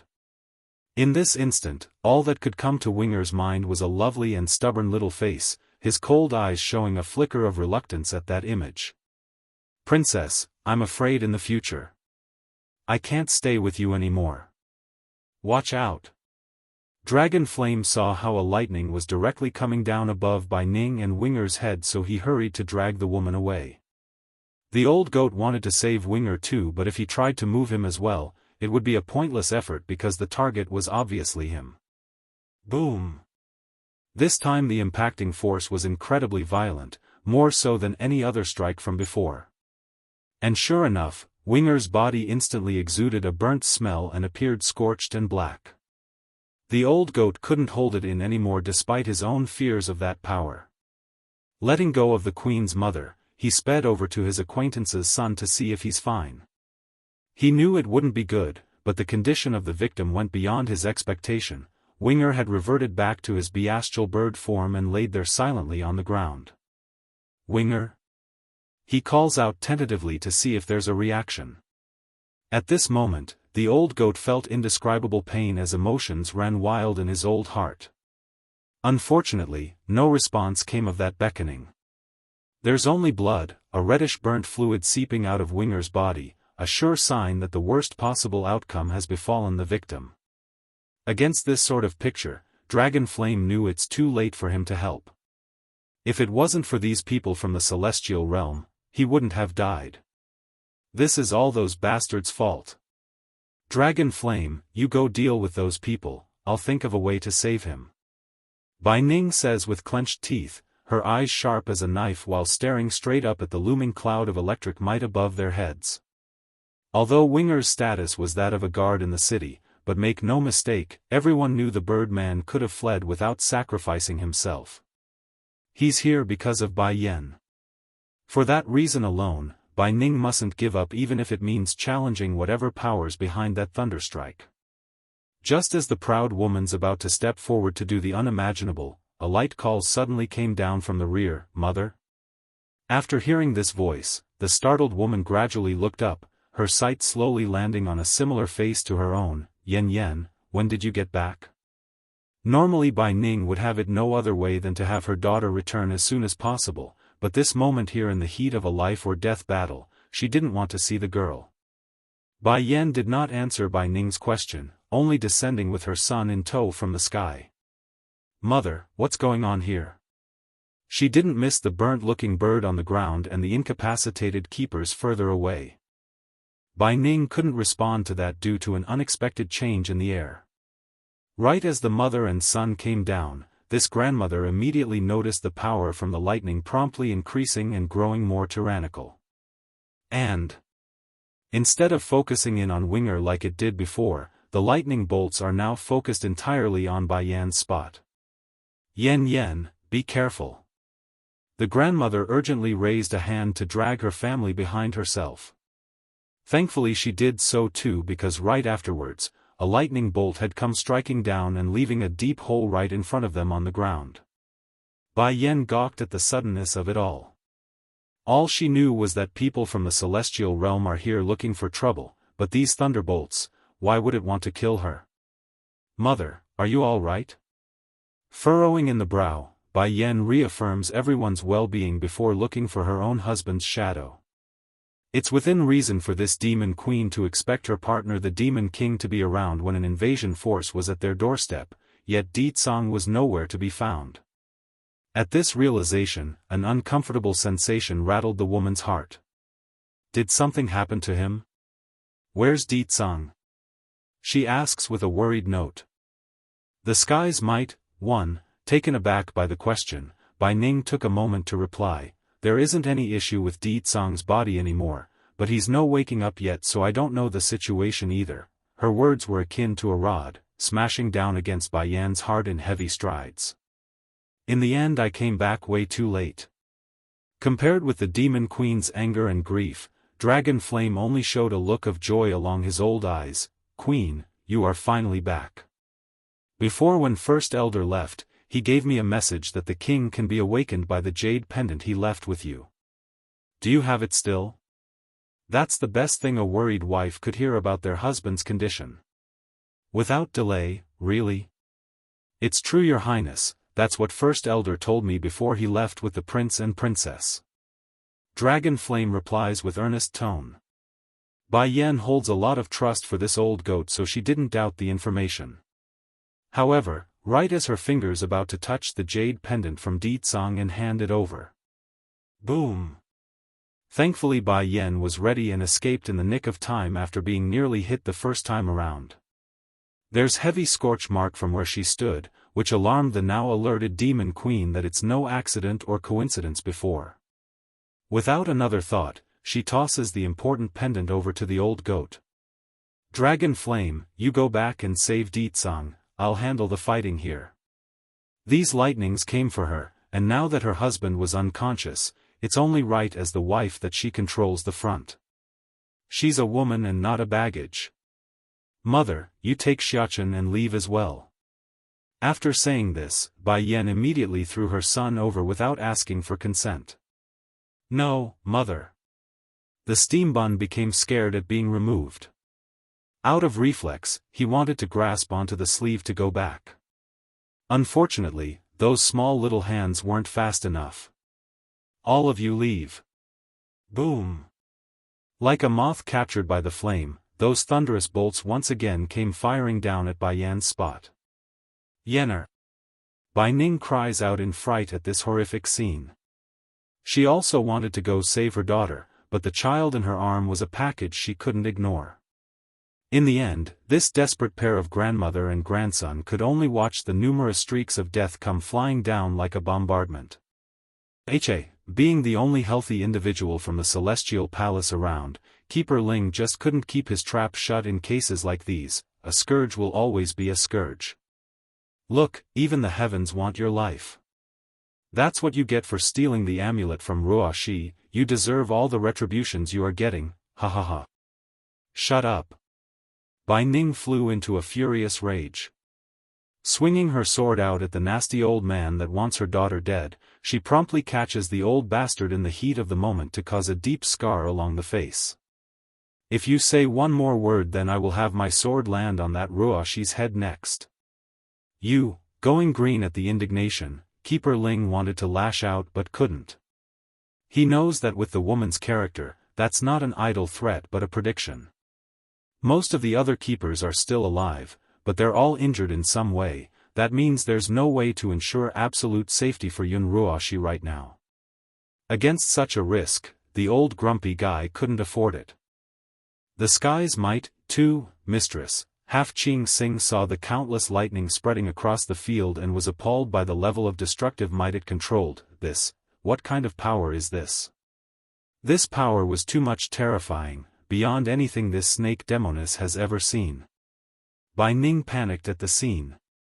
The woman thought her willpower would stop that body from moving on its own due to the boy in her arms, but that's apparently a wrong assumption on her part.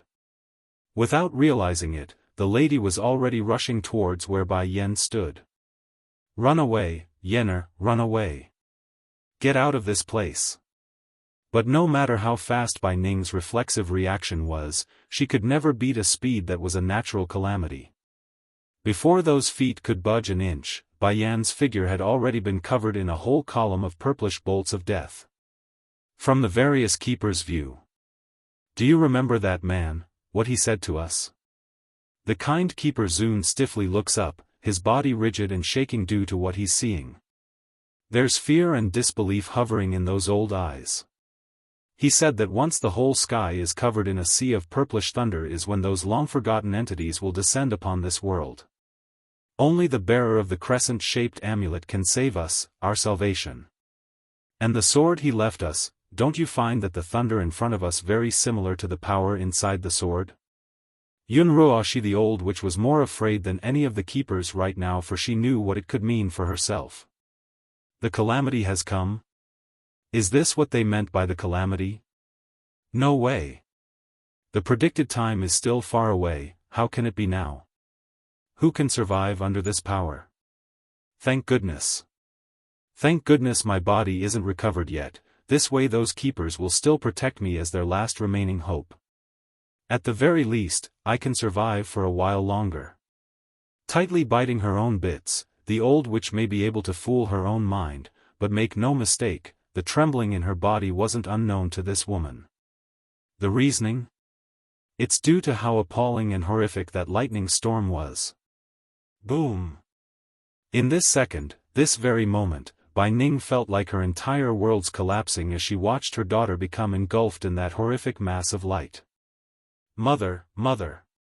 Bai Xiaofan as well, he's crying out with excruciating pain plastered all over his face. Why? What did mother do wrong that everyone wants us dead?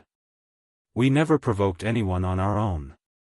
It wasn't until the smoke cleared before everyone could see what's truly transpired, but when they did, the ghastly scene wasn't what they expected. Instead of the woman being torn to shreds, the huge bird that was Winger had shielded the intended recipient and took the blunt of that barrage. Imagine, being near death and sustaining a second lethal blow of unimaginable proportion. There's no way Winger wouldn't die from this under normal circumstances. How could this be? Half Ching Sing the snake demoness cusps her mouth in disbelief and shock. Isn't Winger dead before? How could he have gotten up on his own after sustaining the first injury? Impossible, that couldn't have been possible. The skies might. 3. Have we met before? Bai Yan asks the huge bird shielding herself with furrowed confusion. She doesn't know why either, but the lady here got this strange sensation that they know each other from somewhere. As if to answer that question, Winger's dreadful-looking face showed a reaction in the form of opening those tightly shut eyes. He doesn't know if Bai Yan here was the same person from back then in that dark place, but he does know one thing, the warmth he felt, he's feeling it right here from this person. That's all he needs to know, that flicker of warmth keeping him going all those years ago has returned. Are you alright? Bai Yan asks again, her voice growing emotional for reasons unknown to herself. No words came though from the bird. Make no mistake, Winger should have been down and at his last legs before, Dragon Flame and the rest was sure of it. However, he stood back up out of sheer will, that's the determination he had in protecting the light in his heart. Bai Yan's expression changed after realizing what's going to happen to her savior. Trying hard to push the huge bird aside so the lightning wouldn't hit him anymore. Let go of me. If you continue like this then even your soul will perish. She still doesn't know who Winger was, but in her previous life too many have sacrificed themselves for her. Allowing more in this life went against everything she stands for. Despite the plea, the huge bird didn't budge. Not because Winger didn't want to of course, rather it's due to his draining life force. Merely opening those eyes were all he could muster in his current state, let alone budge his huge body. You let go, I'm ordering you to let go. At this point Bai Yan's voice had started to tremble with pain, which manifested in the form of flowing tears that she didn't thought would come. Not far away, Yun Ruo she was taking this all in with begrudging hatred. She's jealous, venomously jealous at the way the bird was protecting her arch-nemesis. Why didn't Winger offer to die for me when he followed me? Why is he willing to die for that bitch instead of me? If I had known this Winger will betray me then I would have tortured the bastard to death. Now it's all benefiting that bitch Bai Yan. Just when the venomous witch wanted to do something out of frustration, Bai Yan's roaring laugh suddenly cuts her off. There are tears mixed in with that laughter, but more were leaning towards a sort of dismissing arrogance at the world. I don't care what you are or where you're from, but I know one thing, you're not a heavenly thunder. Go ahead and send it my way if you got the ability, I will show you that you're nothing. I, Bai Yan, am not afraid of anyone. Whoever dares to hurt the people around me will pay sooner or later, I will slaughter you all. Bang! After saying this taunt, Bai Yan found the strength to finally push the bird shielding herself aside so he doesn't get caught in the crossfire. There's proud light gleaming out of the lady's eye, which showed how much of a contempt she had for the thunder above her head. Sure enough, the looming clouds began to swirl and rumble even harder as if enraged by the mockery. There's no one here who couldn't feel the intensifying pressure in the air, that's how much power was gathering for the next blow. Despite the incredible scene taking place before their very eyes, not everyone was hypnotized on the lady. Keeper Zun here was one of the more aware of his surroundings when he turned to the old witch. Ruoshi, I remember you said you made a connection with the amulet a few days ago, didn't you? Sounding guilty in her voice, only a little though, I can't be sure if I can activate the amulet. Plus, I am now poisoned by the toxin inside my body, I'm afraid it will affect my ability to perform. The skies might, we can't care about it so much anymore. This is not a thunderstorm, it's the calamity itself. If we don't find a way to stop it, then it will just be a matter of time before the entire celestial realm becomes destroyed.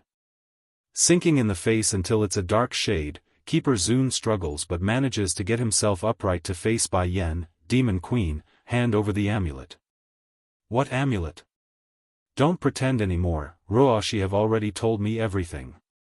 You had your subordinates steal it from her and wants to become the amulet's owner. I'm telling you now, that powerful individual said there can only be one owner and that only Ruoshi can activate it. Even if you have the amulet, it's useless to you. This was one of the main reasons they endured the old witch's incompetence for all these years. In these old keepers' mindset, aside from Yun Ruoshi, no one else could activate it. The amulet is not with me. Dropping this answer, Bai Yen turns away to confront the thundercloud like she heard something stupid. Getting uglier in his old face, Keeper Zun doesn't give up, Demon Queen, unless you hand over the amulet then no one can live through the calamity. We won't demand the handover of your daughter anymore, all we ask is you return what you stole so we can all live. The amulet is here with me. Just then, an old voice came from the direction of the city's gate, which caught Bai Yan's attention right away due to its familiarity. Don't worry, mistress, I have given the pendant to the king as you instructed. I am back because of your amulet now. That said, Dragon Flame promptly raised his hand to reveal the crescent-shaped object.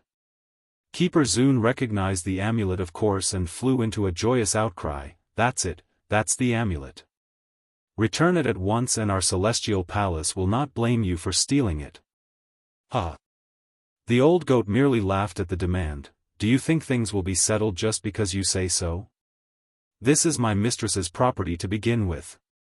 Since that Yun Ruoshi kept it for so many years, our demon realm will naturally want some interest back for the loan. Without hesitation, the old goat threw the object in his hand out for Bai Yen to catch. Bai Yen felt it the first second she held all heavens in her palm. It's regenerating her wounds at an incredible speed and refreshing her soul. All heaven, she murmurs with emotional attachment, you're finally back, quit pretending Bai Yen, Keeper Zun lashes out.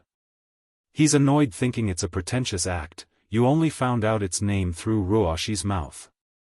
We won't be fooled. We all know you're the scourge of the celestial realm. The prophecy foretold your undoing so you can stop the act. In these old fools' mind, Bai Yen was the scourge that would bring destruction to all while Yun Ruoshi was the savior and would save them all. That's why they would do what they did back then, murder Bai Yen and her unborn child. The skies might, Bai Yen slowly closes her eyes, ignoring the old ignorant fool words to focus on the peace inside herself. Grandma, what's wrong with mother? Bai Xiachen nervously holds onto Bai Ning's hand and asked with those big eyes of his. He's afraid of the worst possible outcome coming true again. Bai Ning did not answer the child's question though, only fixing her eyes solely on her own daughter and not knowing what to think of it. Whoosh! Suddenly, the amulet bursts forth a gentle light, shrouding both Bai Yen and Winger in a ray of warmth since he's right beside the lady. Originally Keeper Zun still wanted to continue his persuasion when this occurred, however, he stopped on the very second that light exploded out to cover the two. He's frozen there, standing like an idiot that didn't know what to make of this reality. What's going on? Why is this not making sense? Is the world making a joke with us? Why is Ruoshi's amulet showing a reaction to Bai Yen? The old witch also saw this, of course. Likewise, she froze for a little bit before breaking out into horror and panic. In a brisk of instinctive desire for survival, she rushed for Bai Yan's spot in order to steal the amulet back. Bang! Unfortunately for the deceiver, things won't turn out that easily in a situation like this. Before Yunruo she could even make contact with those filthy claws of hers, the light shrouding Bai Yan and Winger suddenly turned fierce and threatening, blowing her out dozens of meters away and letting her puke blood due to the recoiling force. Bai Yan, it's mine, that's mine, return it to me, give me back what's mine. She gave me the amulet back then, so it's mine now. What right does she have in taking it back? If it was in the past, then the keepers would crowd over to help pick the old witch up, yet no one did today. They're too focused on what they're seeing and forgot she existed. I don't remember what happened 1,000 years ago anymore, her eyes sneering and full of contempt at Yunruo, but I once had a dream. I dreamed that I personally handed all heaven over to a little girl by the name of Ruoshi so it can protect her, but if I had known you were such a backstabbing witch inside, then I would never have done so. It's only at this point and moment in their lives does the keepers of the Celestial Palace know what it means to be smacked with a stick. This stick, it hits them hard and dizzying, leaving them unable to think properly. Did Bai Yan just say she gave her the amulet? With their understanding of the old witch's personality, they naturally would believe it to be untrue.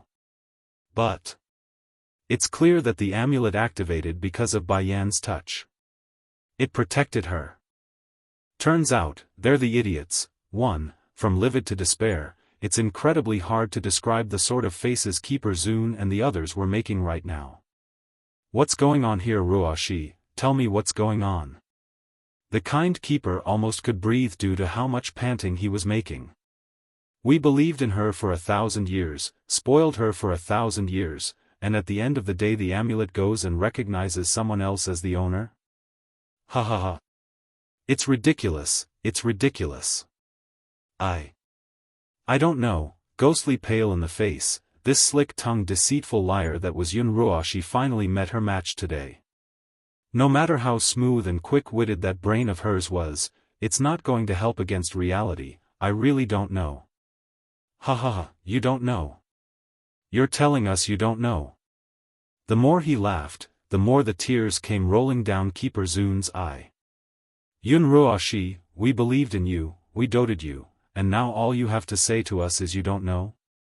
This time, it's not only the kind-hearted keeper who's been chilled to the bone, the others are also shocked and despairing over the truth. Truly, none of them wants to admit to the fact that their choice a millennium ago was wrong. Ha ha ha. As if you people can't tell what's going on here. The old goat casually steps forward. This woman over there stole my mistress's amulet and claimed to be all heaven's owner. Oh right, that name too, she only learned of it through my mouth before. Why else would you idiots not hear about it prior until recently? Keeper Zun became painfully regretful as he closes his eyes slowly. He wants to change the past, but all that came was a weak helplessness from within. Indeed, until recently, we never even heard of the amulet having a name. 1,000 years, Yunruo, you deceived us for 1,000 years, quivering in the lip, the kind keeper bitterly mutters this aloud. Back then 1,000 years ago when all was well, they too had a good image of Bai Yan when the old coot brought her back. Who wouldn't like a good talented young girl, right? But, it all changed once Yunruo came.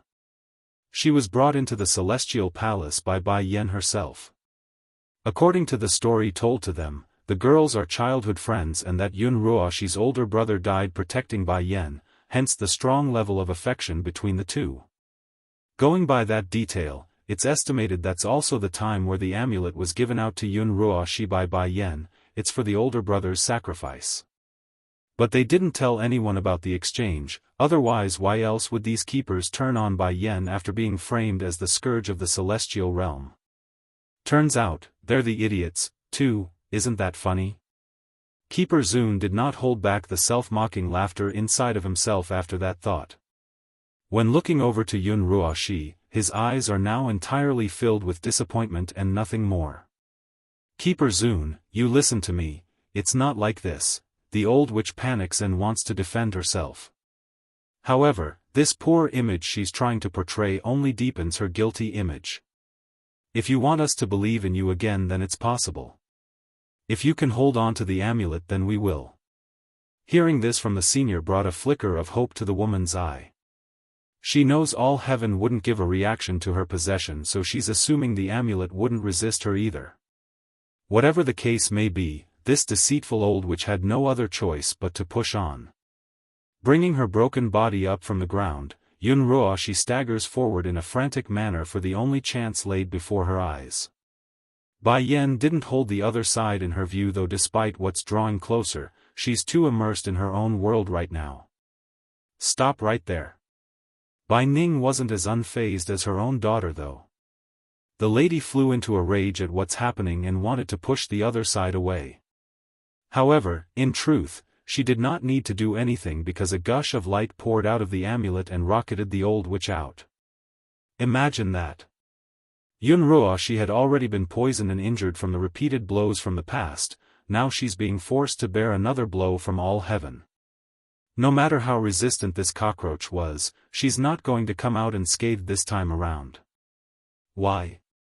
Winger is like that, and now this amulet is like that too. Why is everyone abandoning me after Bai Yan returns? Sprawled onto the ground with blood continuing to pour out of her mouth, Yun Ruoxi had nothing but despair plastered all over those eyes. You robbed my mother's things before, so now it's considered rightfully returned. Bai Xiachen chimes in, his big blue eyes sharp and daggering at the foolish one that's on the ground. Despite his young age, the child's already showing the signs of a king, similar to his old man's there. Ho ho, the old goat also speaks up, knowing what everyone was thinking and questioning, all heaven is not a dead object or mortal item.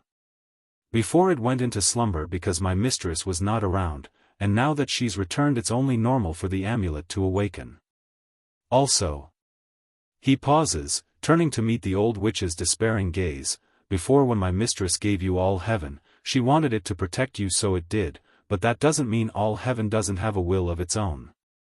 When it saw the cruelty and backstabbing nature of your character after you betrayed my mistress, it stopped sheltering you and went into slumber.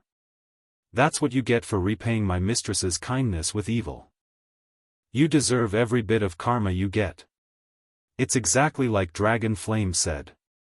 All those years ago when Bai Yan and Yun Ruoxi were still good friends, the amulet did do its part in sheltering the old witch with its miraculous powers. However, that all changed once it saw the fox cub being skinned alive by the old witch. Afterwards, the amulet went into a deep silencing slumber, refusing to activate itself again until this day. Freezing over the truth being pointed out, Yun Ruoxi flew into a rage of her own. Without a care anymore for her own image, she disgustingly snarls back at the old goat like it's some kind of joke. She treating me well? If she treated me well, then why did she not have that old coot take me in as a disciple? All she had to do was say a word and that's all. Why are all the good things taken over by her and I'm left with nothing?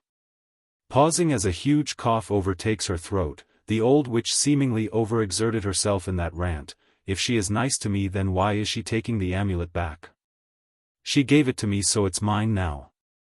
Why should I return it just because she deems it so? If I didn't scheme in delaying it, then she would have snatched it back months ago.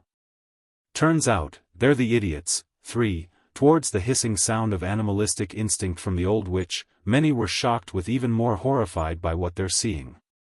It's beyond what many thought of the woman based upon the fake image she portrayed, thus causing their brains to clunk up into a stupor. Roshi, Keeper Zun was among the shocked individuals here. This kind elder got so overwhelmed that he had to take a step back to gain his footing and to let his mind work through the information. Still in her own world and snickering derisively at everyone, Yun Ruoxi continues to howl out her inner darkness. If she didn't want to steal away my amulet and stole the Lord's heart, I wouldn't have wanted to harm her either. Keeper Zun, you told me what the amulet can do and its amazing properties, so why should I give it back to her? If I did, my good days would be over. Don't you people get it? Ruoxi. Coming back from his initial shock like everyone else, Keeper Ling also lashes out in livid fashion. He's shaking extremely hard due to the swelling emotions of betrayal from within. Tell me this instant that what you said there is not true, tell me that right this instant. Among the many keepers that looked after her, Yun Ruoxi had the best impression of Keeper Ling, who was among the grumpiest. He treated her the best, so a level of warmth did become born within the witch's heart. However, right as she's about to respond in kind, a derisive and self-mocking laugh cuts her off. What am I doing? What's the point in even listening anymore when reality is in front of me? Yun Ruoxi, you witch, how dare you deceive us for 1,000 years? How laughable, to think I was just saying Bai Yan couldn't amount to an ounce of her goodness. Talk about a face slap I did to myself. Biting her own lips tightly, Yun Ruoxi started to quiver because even that flicker of warmth she had inside died off. Keeper Ling. Ruoxi, do you know how much of a crime you committed? We poured a millennium into you, forced the Lord to marry you, and killed Bai Yan for your sake. Now the Lord won't even return to the celestial palace because of that. Now you're showing us the amulet all heaven isn't yours to begin with. Do you know what you've done? What you've caused? You've doomed us all. Somber in the face, Keeper Ling the grumpy senior only had despair and pain coursing through those eyes. Yun Ruoxi, even if you die 1,000 times over, you still can't erase your own crimes. Others from the celestial palace are also very unstable in their emotions, all wanting to slaughter the old witch to satiate their anger. Yun Ruoxi naturally didn't get it still, of course, considering the sort of character that was herself. She's confused, not able to comprehend why all her former allies would turn so quickly and want her life after the truth came out. In her mindset, even if she's not the supposed savior, there should still be some sort of feelings in there since they spent a millennium together, right? Keeper Ling, I didn't harm the celestial realm, I did not, I only hurt Bai Yan. Instead of mounting a proper defense in her argument, that sentence only aroused a stronger level of hatred from the keepers. Turns out, they're the idiots, for, had it not been for the serious injuries they suffered by the hands of Winger, these old keepers would all be up in arms towards the old witch at this point. Worse was the fact that they could tell Yun Ruoxi had no remorse over her own actions, thus infuriating their hearts even further. Why didn't you tell us Bai Yan is the real owner of the amulet? Keeper Zun almost could hold himself back there despite his good kind nature. Why did you impersonate her identity? I didn't. She gave me all heaven, so that means I am its owner. I didn't impersonate her, ha. Keeper Zun's tone now got cynical and irate. Then did I ever tell you the amulet can only have one owner in this life? You said nothing despite that fact.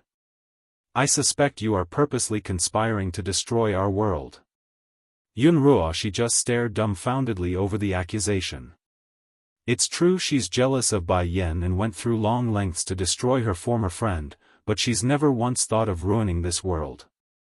Why can only Bai Yan get the good stuff in this world? We are both the same, born from the same area, lived similar lives, so why does everyone turn to her and give her everything while I get nothing? The celestial lord loves her, the demon king secretly loves her, and everyone in the celestial palace respects her. And she's not only talented, she's also more beautiful than I.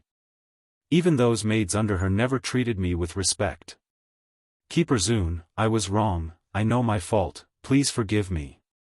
Climbing up to the old senior's leg and clinging onto it, I am simply too jealous of Bai Yan, that's why I didn't dare tell you any of those things.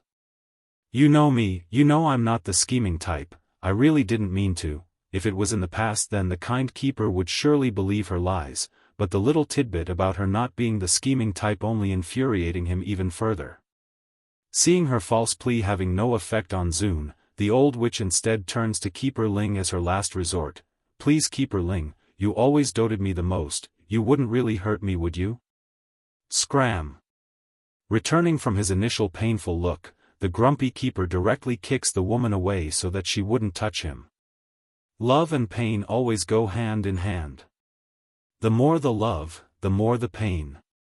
He's fond of Yun Ruoshi, that's true, but that's only under the premise of her being the savior.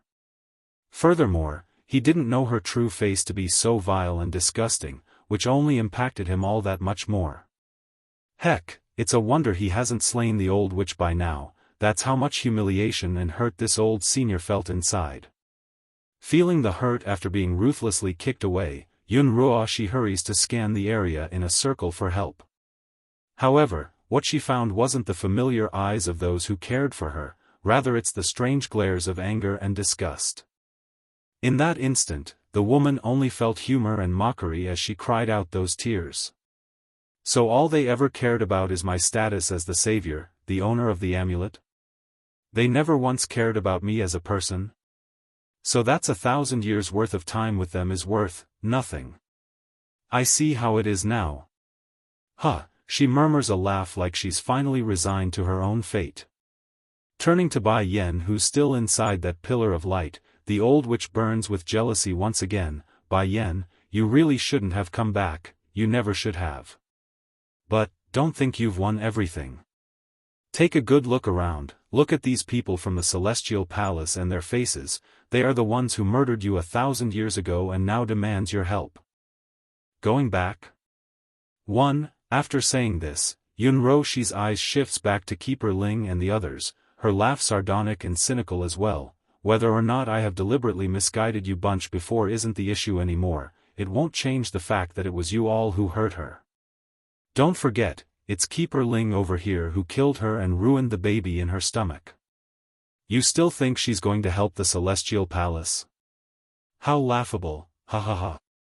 Rage spewed out of Keeper Ling's eyes at being called out. You shut up. Unfazed, the old witch merely closes her eyes in anticipation for what's to come. She's fearfully frightened inside, but no matter what, she's not going to let them see that. Of course, out of grudging smite she knows, this time, she had lost everything. Status, pampering, and him. Bai Yen, looking embarrassed, Keeper Zun speaks first after resolving the struggle in his heart. Before we allow us to sincerely apologize for what we've done. Indeed, we did a lot of wrong things under Yun Ruoshi's deceit, but even so, I hope you can return to the Celestial Palace with us. His eyes are full of guilt because as long as the thought of Yun Ruoshi tricking them into doing all those things continue to hover in his head, he would gnash his teeth in frustration. Bai Yen did not respond though. She's silently staring at the glowing amulet in her hands like she's hypnotized into a different world. Keeper Zun only got more embarrassed as he got ignored. Wanting to do something, the old senior forces himself up from the ground to walk closer to the woman despite the pain, yet right as he did so, a small body of a child gets in his way to block the path. You're not allowed to come near my mother. My mother hates you, and I want to kill you. In the previous life I wasn't born yet, so that allowed you villains to hurt my mother, but no more. I am here now and won't let anyone make a move against her. There's extreme wariness in the little guy's face when glaring at Keeper Zun, which only reinforced the idea of how much wrong these supposed men of righteousness have committed over the years. And sure enough, of the many individuals who came today from the Celestial Palace, not one could keep a straight face that indicated they were free of guilt. For example, Keeper Ling had always been the most arrogant and stubborn of the bunch due to his grumpy nature. However, not even his thick skin could keep himself from flushing red due to shame. He's got an attitude, that true, but he's not an evil vile individual who did everything out of selfish desire. He really did want to save the celestial realm. It's one of the main motivations for his past crimes. Bai Yen, the grumpy keeper, slowly steps forward like his peer, those eyes gaunt with pain and guilt. I know what I've done. What we've done can never be redeemed. I ask for nothing for ourselves, but for the world that we live in. In order to combat the great calamity that's to come, we need your help. If it's our lives that you want for that help, then, we will offer our heads as the price. Compared to the long-term survival of all living things, they as the protectors must take responsibility.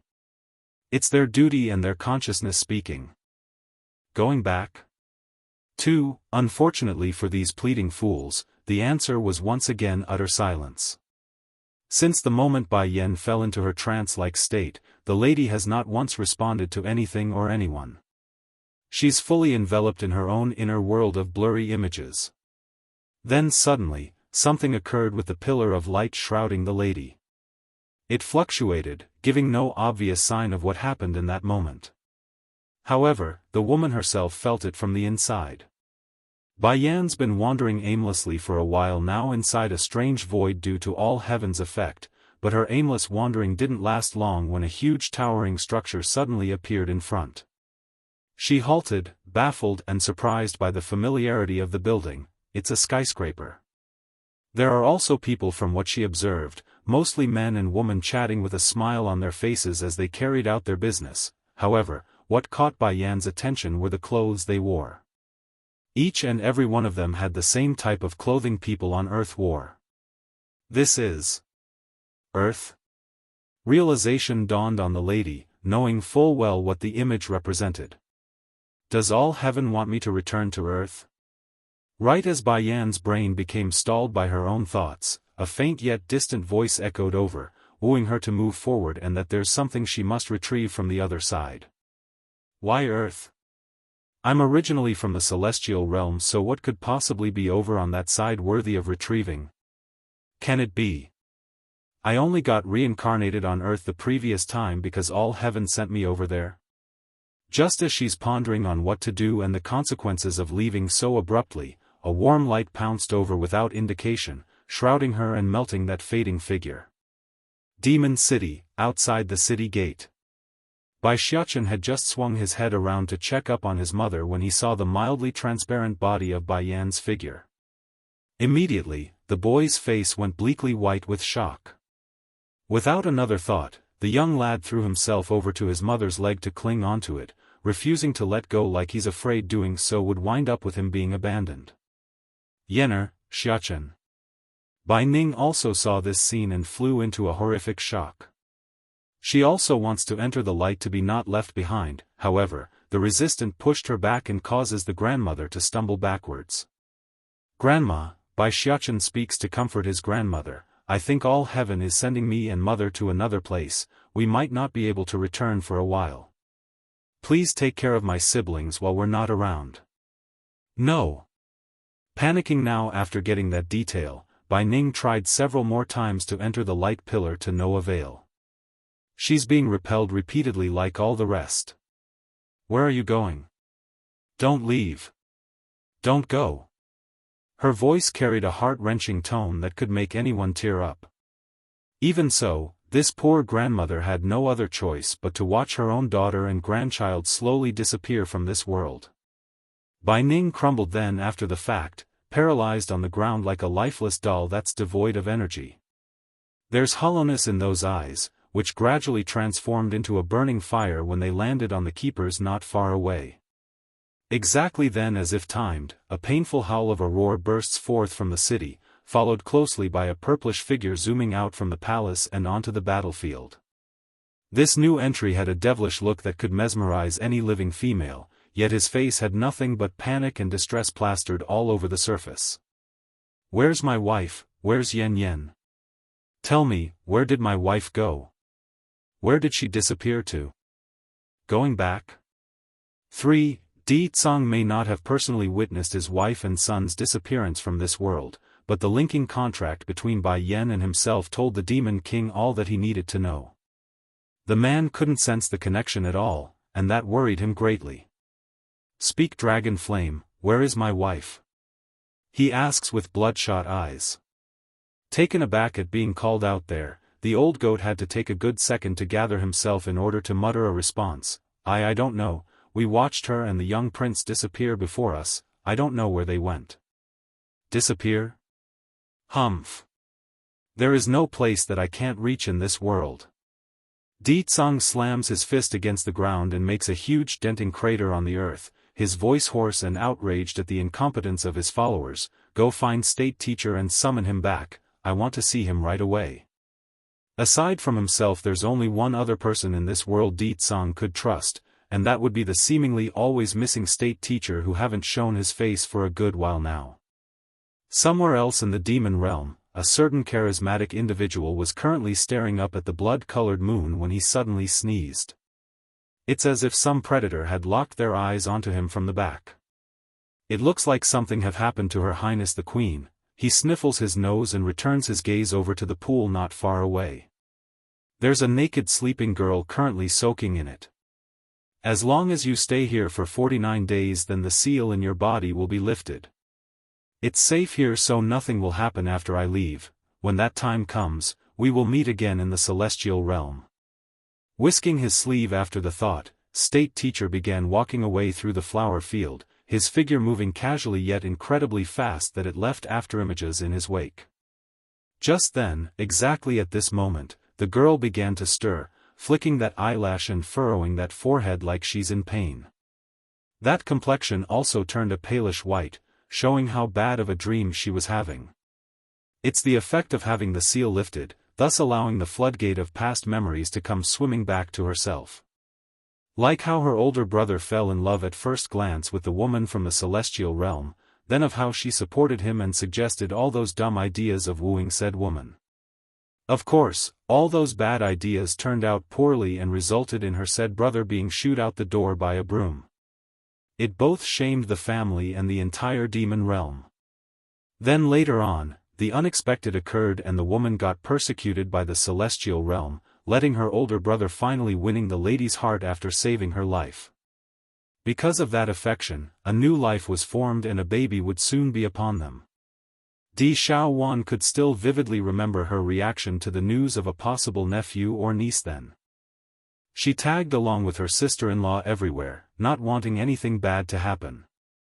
Sadly, in the end she failed and the unborn child was lost as well as her sister-in-law. So my past is like that. Older brother and sister-in-law had long known each other and it's only in this life that they can be together. Celestial realm, it's all because of the celestial realm that everything happened in the past. They persecuted her and forced the family apart. Shooting her eyes open, there's anger and hatred filling the beautiful girl's face. 49 days? Fine. I'll stay here for 49 days. Afterwards I will definitely go to that celestial realm and find those bastards. I don't care who will stop me, nothing will in my way. Earth, 1, atop a towering snow peak without a hint of civilization, pristine and white due to the shimmering cold substance which blanketed this ground, Bai Yan slowly comes to after being thrust into the light. She rubs her forehead, feeling the stinging pain of crossing over time and space. The lady had no illusion about what she experienced there. The uncomfortable sensation that's throbbing in the forehead told her all that it needed to confirm the fact. However, what did catch the lady by surprise was the familiarity of the place she's landed herself in. Is this the Merry Snow Mountain? According to her old memories of living back on Earth, this Merry Snow Mountain was the exact place where she attempted that feat of concocting a 9th-grade Dan pill, and also the very place where she got struck down by the lightning bolt due to her own carelessness and rash act. I'm back. Hurrying to glance down to her own clothes to confirm this wasn't all just a huge ruse by her own head, perhaps the other world was all just a dream maybe? Anyways, Bai Yan saw the familiar red dress she wore before coming, for that, she's relieved. Looks like my original body did get destroyed by the thunder back then, so this time my body is the new one from the other world. But where's my son, where's Xiaofan? Searching the nearby vicinity, the mother couldn't find any traces of the boy. That could only mean one thing, the lad got transferred to another location other than the mountain here. I will need to get off this peak and look for him, I'm sure he's worried with me not around him. In this region where Bai Yan lived in her previous life, there are 4 small hidden clans that wielded a lot of influence. The Bai clan was among the ranks before she died, it's also where her mother hailed from. Following that was the Wen clan, Fu clan and the Tian clan. Under normal circumstances, Bai Yan should technically be called Wen Yan due to her father being part of the Wen clan. Unfortunately, that coward Wen Shan abandoned his wife during the crucial moment when the Fu clan and Tian clan attacked the Bai clan as a united front. The man claimed that the other 2 parties had the rumored support of the Water clan, the head boss of them all, so he didn't dare move against the foe out of fear for the risks involved.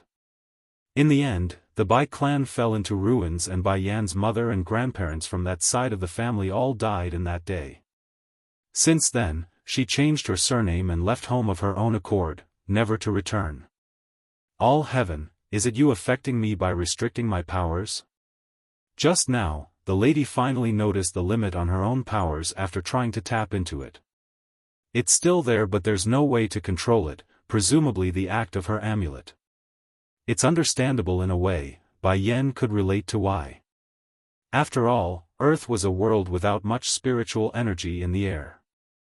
Imagine a celestial-ranked cultivator descending upon this world. It would cause catastrophic damage to the ecosystem.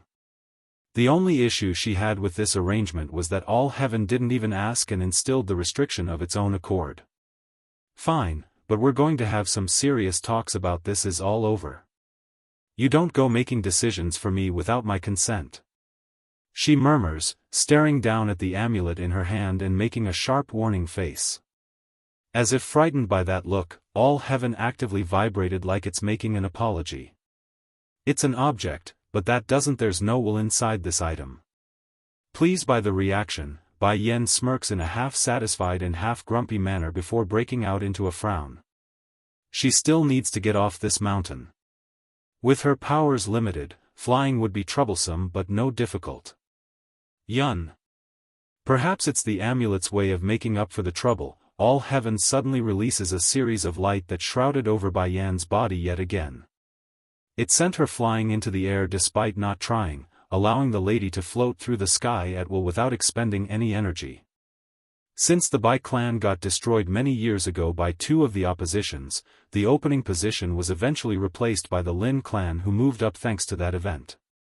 Therefore, the balance of power within the Wuxia world remains intact, merely a change in name and people, with the Water clan continuing to act as the head boss of them all. It's just that everyone has desires. If it's in the past era where the sword reigned supreme, then they would continue to remain in hiding. However, it's the modern age on Earth. Who wouldn't want some flashiness in their life? They're tired of the boring seclusion of the past. That's why all four clans have now moved their base into the cities. Furthermore, their influences have now expanded past the Wuxia world and into the regular people's lives, like businesses and the military. They are not the government, nor a dictating force in a country, but the manpower and positions these four families wielded couldn't be underestimated. Bai Yan could care less about those details right now, of course. After she got off that snowy peak and into human civilization again, the first order of business this lady did was to undress herself and to replace those ancient-styled clothes with something more modern. Earth, too, mommy, that sister is so pretty. Is she a star or something? She's dressed differently from us.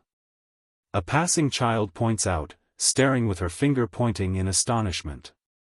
Probably sweetie, she's likely making a film by dressing in those ancient-styled clothes.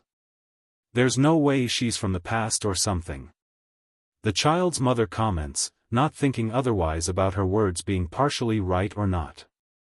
Bai Yan heard the conversation from the pair, of course, and couldn't help but make a helpless smile at that. It's undeniable that her outfit was standing out like a sore thumb in this city filled with people from this modern world. I wonder if my son is going to be able to adapt to this place by himself. I'd better find him soon, otherwise who knows what would happen with that face of his. After contemplating her options, Bai Yan didn't linger and continued on her way to the nearest clothing shop she could find. From initial inspection, the store didn't sell any outrageously expensive item, the average product that most common citizens could afford. The issue here though was the lady herself. She didn't have any earth money. No matter how thick-skinned someone was, trying to make a purchase without actual money was still an awkward situation. To remedy the problem, she shyly reached into her own pocket and pulled out a very nice-looking jade. Let's be clear, Bai Yan may not have any money for this country to use, but that doesn't mean she doesn't anything of value in her possession. This jade she pulled out was one of them that those three silly shifis of hers gave over the years. If sold at an auction, it would easily fetch millions. Hello there, miss, mind if I use this jade to pay off what I for the clothes I chose? The saleswoman helping her paused at the proposal, clearly hitting a kink in her brain over the idea. Despite that, the lady retains a decent smile while most would start getting angry at being stringed along. Miss, we also accept cards and checks if you don't have cash on you. Using a jade too. Please don't tease me, okay? Bai Yan knows her proposal was also against the norm and making things difficult for the saleswoman, but waiting until her jade sells at an auction would take too long, thus further delaying her mission of finding Bai Xiachen. Wait! Seeing that Bai Yan was about to turn away, a hollering cry suddenly came from the rear and roused the lady's attention. It's a handsome young man who called out. Boss, the saleswoman readily greeted the person and stood to one side, clearly letting the shop's owner to take over. I agree to your idea, we will accept the jade to pay for those clothes you chose. The man locks on like a fox at the object in her hand, donning a greedy smirk like he's found the deal of a century. So a jade for a set of clothes. Don't you think you're taking advantage of me with your deal? The corner of the man's mouth stiffened. Oh beautiful, didn't you say you want to trade the jade for the clothes anyway? Why are you changing your mind now? I'm not changing my mind.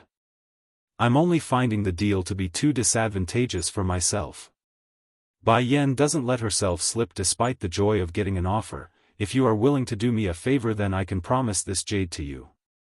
For a split second, her smiling face actually bedazzled the handsome young man. This owner of the clothing shop had a reputation for being flirtatious with the opposite sex, often bringing women to various establishments, but he could say in honest truth he's never met someone so unique and special from initial view. At this moment, Ling Lang, the owner, actually found his heart thumping uncontrollably with monkeys egging him to move that dumb brain of his.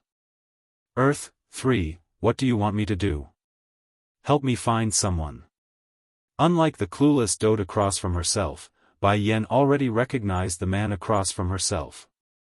Ling Lang, the grandson of General Ling Kaiyuan, an important military official of this country, also the son of Bai Yan's young aunt. Based on their relationship, these two here are considered cousins due to their mothers being sisters. Sadly, such a close tie didn't help in their familiarity due to the unfortunate demise of the Bai clan all those years ago. To be clear, Bai Yan did spend years in the wilderness by herself training, but that doesn't mean she was informationally blocked off from the regular world.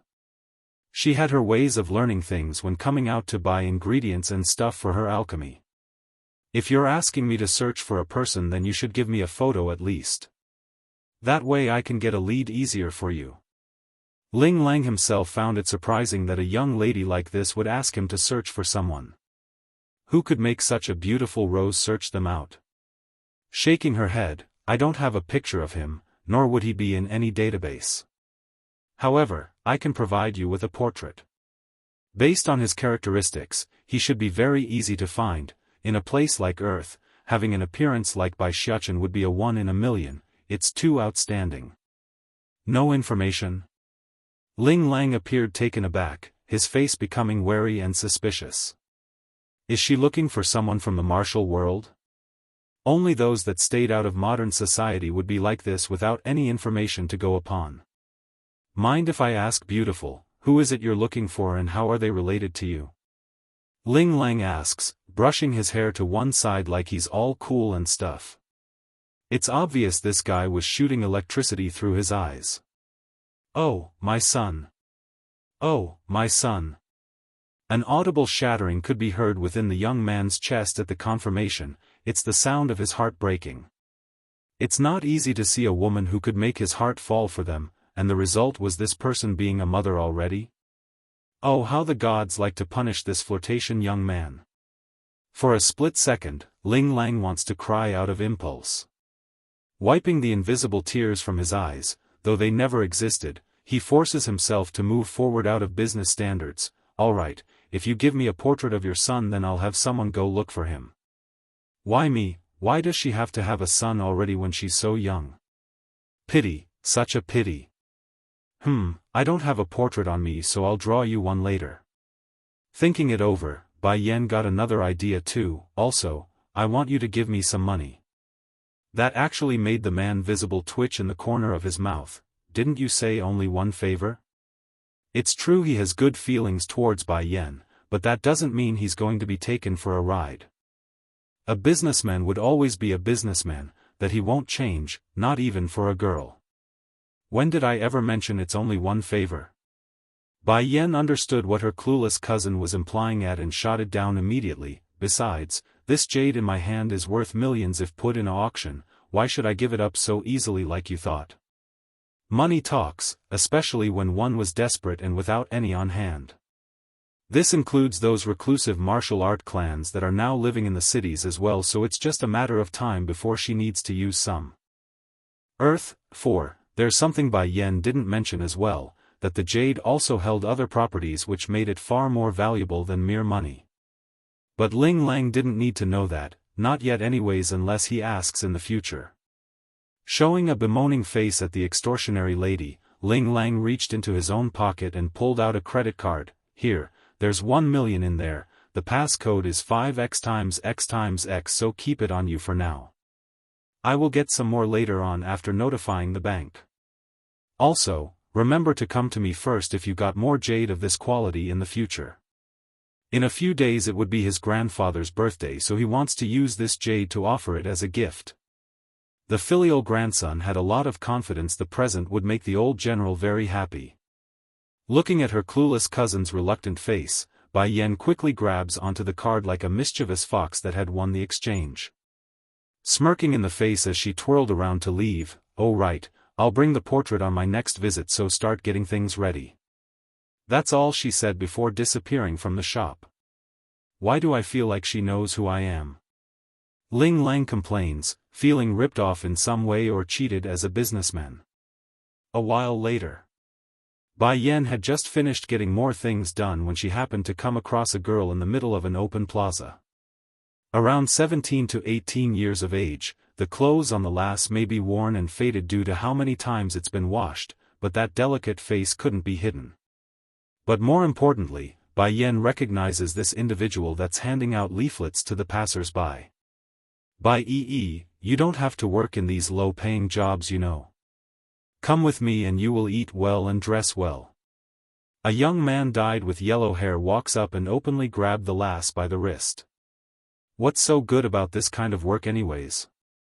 With your appearance, I can get you a better job, okay? Biting that small lip, Bai Yi showed resentment and hostility towards this person. Leave me alone, I will not betray my own body. I can make a living perfectly with my own ability, why should I sell my own body out? You're asking for it, Bai Yi. The yellow-haired thug grew irate and attempts to drag her away by using force. There are of course onlookers nearby in this busy street, they could see the struggle between the pair. However, right as one of the pedestrians wanted to help and break up the scuffle, the most unexpected thing happened. What are you looking at? She's my wife. She ran away with another man and left our baby at home, now I'm taking her back. You're talking nonsense.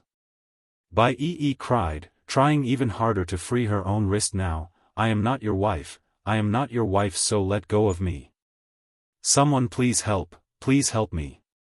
She starts whimpering, tears muddling her own words.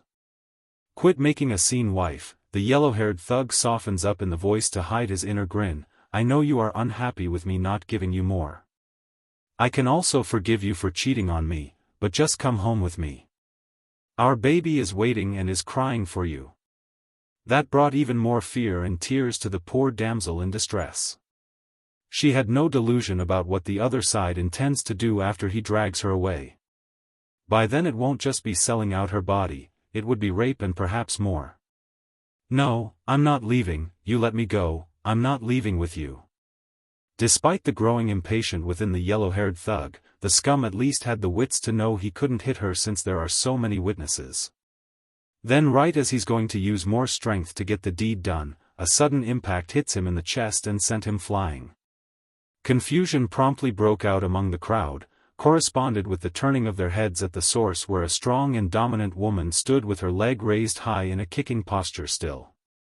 Earth, 5, who are you? The yellow-haired thug angrily asks, his face still white from the stinging pain in his chest. Bai Yan smiled at the person. You say you are her husband? Then why don't you recognize me when I'm her sister? Everyone became stunned. That's right, if he's really her husband, then why doesn't he recognize his wife's own sister? Forget about the crowd, even Chu Yi herself was stunned there. Turning to look at the woman that vaguely gives off a sense familiarity, the lass couldn't quite pinpoint where though. Nevertheless, it won't stop her from playing along to save herself. Pouncing over to Bai Yan's side with tears still flowing, "Sister, I don't know him, I really don't know. He just came up to me and started to claim he's my husband." Only now does the crowd understand what's happening and found a chill running through their spines. Imagine letting the thug get away with this, what would happen to the young lass then? Human traffickers are no joke, they're criminals that deserve to be punished heavily. Understanding he's been caught and exposed, the thug didn't want to linger anymore and made himself scarce, but not before shooting a glare in Bai Yan's way. A criminal knows not to stick around at the crime scene because he won't be able to leave anymore if the cop shows up. I'm back, I'm Bai Yan. Bai Yan says after getting everyone to disperse. You? Sister Bai Yan? Bai appeared shocked and taken aback. Yes, I'm back. Though they are addressing each as sisters and family, but make no mistake, Bai wasn't biologically related to Bai Yan in any way. The lass was an orphan adopted by the family, and since she didn't have a last name, the lass was given the Bai surname and became the apprentice of Bai Yan's mother. Back then Bai wanted to follow this older sister of hers for sure, sadly, perhaps it's immaturity working, but the lass got left behind as well when Bai Yan stubbornly departed on her own. Why are you handing out leaflets on the street? What about the money I left you before I left? The amount should be plenty for you to live a comfortable life even if you splurged. Bai Yan asks after finding the situation odd. Meek and depressed, Bai hangs her head in shame before answering. Sister Bai Yan, shortly after you left, your stepmother and her daughter deluded your father into taking everything back. They said I'm not a daughter of the Bai clan, so I have no right to inherit that wealth. Sister Bai Yan, I'm sorry, I'm so useless and could protect Shifu's belonging even after she's gone. Bai Yan's heart shook at the news. Slowly closing her eyes, a cold frost filled her soul. Tell me, why is your strength all gone? How did it become like this where even a thug can bully you? Bai Yi's body visibly stiffed over the inquiry. Hanging her head even lower, the lass didn't even dare to look up anymore. His daughter? Her hands pulled into a clawing grip around those sleeves, indicating the lass didn't like what she's going to say. I know I've brought shame to Shifu, I'm sorry. I'm sorry Sister Bai Yan. Bai understands that it's a great fortune on her part to be taken as an apprentice by Bai Yan's mother, therefore, it's a great humiliation that she couldn't protect the things left behind for herself. You don't have to apologize to me. Seeing how hurt and pained her own foster sister was acting, Bai Yan hurries to pull the lass into a hug to reassure her it's alright. The one who needs to apologize is me, it's me. Back in the other world, Bai Yan had no choice but to leave Bai Xiao behind due to how urgent the matter was. While over here on Earth, leaving Bai behind was a deliberate and ignorant choice on her own part. That's why the fault doesn't lie with the lass but herself who didn't think things through. Then again, Bai Yan did have good reasons to not bring her foster sister along though. The woman wanted to grow strong, meaning the journey ahead at the time would be perilous and uncertain. Furthermore, she herself didn't think her own father would be such a bastard to steal the inheritance from under his own deceased wife's student. Just thinking about that idea infuriated Bai Yan to no end because it wasn't meant for him. Once upon a time I disappointed a lot of people because I wanted to become strong. Loosening her hug, Bai Yan stares into her sister's eye to get the point across, but the heavens let me live again, let me understand affection and the value of family. The mistakes I made before. I won't make it again. That's saying it mildly. Technically it's not the heavens, it's the lightning bolts from that day striking her brains out and knocking her soul into another world. Guess that could even be called retribution for the mistakes on Earth if it got down to the details. But enough about me, I want to know what's happening here. That thug, who is he and why is he pestering you? Bai Yan asks after noticing her own rambling. Bowing her head again, Bai Yi still had the dejected look of a failure. It's your stepsister, they were called here by your sister. They want me to go work in the nightclubs to act as a escort. I always refuse them, my sister. Bai Yan pricks her brow in confusion. Your father and your stepmother's daughter, and, she's about the same age as you. Bai Yi timidly explains, not daring to look up. Bai Yan felt like someone just punched her guts out in that split second. True, she's heard of how flirtatious those wealthy heirs on Earth are, but she always thought her own father was different based on the old memories they had together. What love and being faithful. In the end he's the same as everyone else, and also a coward that abandoned mother in the last moments. Wait, hold on, you said she's around my age. You don't mean? Bai Yan asks again, trying to make sure she's not overthinking it and getting the wrong idea. His daughter? She's your father's blood. Bai Yi's careful reply hits her sister like a hammer, sending Bai Yan twirling from dizziness. Undoubtedly, hearing it firsthand and making speculations are two different things. Back when she got tossed into the other world and became the Bai Yan of that side, she didn't feel any hurt due to it not being her true life. However, this here wasn't the case. All those memories from her childhood, the memories of her mother and father doting on her, they're all shattered now in full like a deceptive lie from her closest kin. Darkening in the face, Bai Yan's eyes revealed a flicker of frost that she only used against those foes that wronged her. Lead me to their home. At the request, the young girl only hung her head and made an uneasy posture. You don't have to be afraid, just show me the way. I'm not going to let them steal the things I gave you. They don't deserve what was my mother's. Bai Yan says, her smile reassuring and powerful. But, despite her own worries, Bai Yi still nodded after meeting her sister's gaze. Okay, I'll take you. Ever since that incident, the lass here has never wanted to step foot into that dreaded home again. However, if it's her precious sister Bai Yan who wants to go, then she's going to take her there regardless of the lass's own woes. The former Bai mansion, an estate that's neither overly luxurious nor extravagant, a perfect unity between modern and traditional style in its construction. Mom, it's not easy for us to finally climb up to this position. I'm so happy. Speaking was a girl by the name of Wen Fei, Bai Yan's stepsister, who currently had her head cuddled against the woman that sat next to herself on the sofa. But I heard Papa talking with someone over the phone earlier. He's still looking for Wen Yan, that bitch. She's already left home for so many years, I bet she's dead somewhere out there by now. Chai Moon's gaze was all gentle and kind when smiling down at her own daughter despite the foul words coming out of that mouth. Fei, she is still your papa's daughter, so how can he not want to find her? A tiger wouldn't hurt their cub, let alone your papa who is human. He's not the type to abandon their child. That only roused a new flare of anger in Wen Fei's heart instead of soothing it. If that's the case, then why did he disregard us for so many years?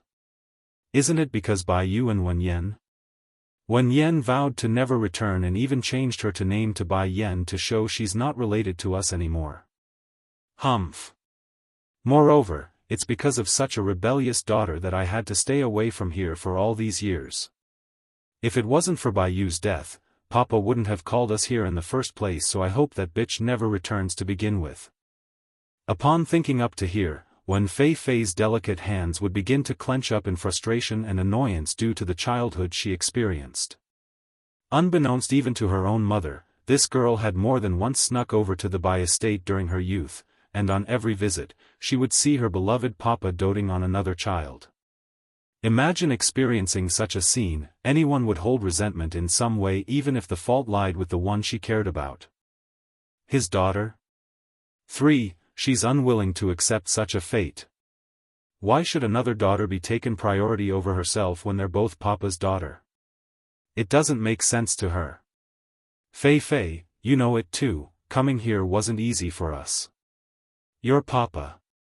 Although he is selfish, but his love for Bai Yu is still sincere, it's just that he loves himself more. Also, the things we snatched from Bai Yi, your papa only had us temporarily keep it for now. I estimate he's going to give it back to Bai Yan once she returns in the future. Back then the only reason Wen Shan would agree to giving them the privilege of taking care of those properties and assets were because of Bai Yi's status as an outsider. If it wasn't for that crucial point, no level of coaxing from this pair would matter in the eyes of that cowardly man. Fortunately for the mother and daughter here though, the selfish man didn't bother to check on the contents even after forcing Bai Yi to hand it over. As a result of that fact, some of the assets had been moved and secretly used by Chai Moon and her daughter here. For example, the Dan pills Bai Yan left behind were consumed by Wen Fei, thus allowing her average constitution to grow exponentially compared to others of her age in the clan. Mama, do you think that Bai Yan is stupid or what? If she had those Dan pills then her strength would have improved greatly, yet instead she left it all to that outsider Bai Yi. Now it all benefited me. The lass snickers a laugh, holding her older stepsister in contempt. Unbeknownst to her though, Wen Fei's speculation wasn't exactly wrong, those pills were given to Bai Yi by Bai Yan herself. However, they're not assets left behind by Bai Yu, they're all personally concocted by Bai Yan during her younger years. As to why this fact wasn't made public, it's due to the tragic event all those years ago that stopped it. Back then, Bai Yan had just come across an old alchemy book in one of the old storage units of the Bai clan. Then through trial and error of her own, the young girl was able to grasp her own way through the ins and out of alchemy and produce those Dan pills. Though inferior in quality for a first attempt, they were still plenty valuable on Earth. Coupling with the fact that the old Bai clan's head was about to celebrate a birthday event soon, she thought it'd be best to wait until that day to offer it as a present. By the way Mama, you know how Papa doesn't let us go into his study, right? Not long ago I secretly snuck in there and saw a portrait placed along his table. Painting? Is it a painting of Bai Yu? Chai Moon asks with raised eyebrow but quickly shot the idea down by shaking that head. It's too unlikely in her opinion. For one thing, who still uses a painting when there are plenty of photos around? No, it's not. That painting, it's like a tortoise. No wait, that's not right either. It has a body like that of a turtle with a snake's tail, and I'm not exactly certain, but the head is similar to that of a dragon's as well. I only took a glance and I already wanted one. Imagine having such a mighty creature as my pet, wouldn't that be good? Oh you, Chai Moon gently pokes her daughter on the forehead as a tease, that painting is just a painting, don't think too much of it. Also, don't go asking your papa lest he be unhappy. No matter how extravagant their lifestyle was right now, it's still taken from someone else so it's not as stable as others think. After all, she's the one who lured another woman's husband into her own bed and then gave birth to his child, that fact would never change. What a shame, if only Bai Yu left behind some more of those Dan pills. If she did then Fei's strength would be much higher than she is now. We've already used all of it from the batch we took from Bai Yi, from now on it will only get harder for my child to grow. Upon thinking up to here, Chai Moon would always lament a sigh due to how far they've come. Her only hope doesn't lie with the selfish husband, rather it's her own daughter. As long as the girl grows stronger and become a pillar of the Wen clan then they wouldn't have to worry about being shoved out the door at any moment. Chai Moon and her daughter, Wen Fei makes a disgruntled face as she attempts to say some more, however, that thought quickly got cut off by the sound of the nearby door being swung open. Your papa is back, don't say any more while he's home. Chai Moon orders, her voice growing stern. The girl maybe have complied by shutting that mouth but it's obvious the resentment in those haven't receded in the slightest. They're still full of anger, right up to the point where a middle-aged man walked through the doorway and into their view. Papa, you're back. Considering how elated and sweet Fei said it there, one would find it hard to believe the lass could make such a mean face from earlier. The welcoming scene was the very first thing Wen Shan came home to. A sweet kind daughter, a gentle and mature wife, the perfect scenario for any successful man who had a family. However, not even this lame duck of a man would be so ignorant as to forget his previous family with Bai Yu and Bai Yan. Bai Yu was a strong female with a strong personality, never would she ask him for anything or demand anything.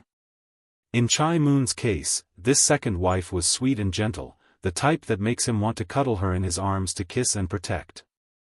It's also the reason he couldn't control himself and make that blunder all those years ago. The woman stroked his manly ego in so many ways that he couldn't resist. "It's been hard on you," Wen Shan says after remembering how poorly he's treated them both. He's never made any promises to Chai Moon, yet this woman would still stand behind him and not ask for anything. This includes the insults thrown their way. That's how much they endured. And what have he done as a husband and a father? Nothing really, aside from ignoring them and turning a blind eye to the house attendants' behavior. Brother Shan, Chai Moon moves closer to her husband after that comment, her eyes radiating light when speaking. "It's nothing, I really didn't suffer much. As long as I have you and can be together, then I'm willing to bear any bad names coming my way." When Fei Fei clearly thought otherwise and spoke up in protest, "Papa, you don't know how much of a money's person Bai Yu is.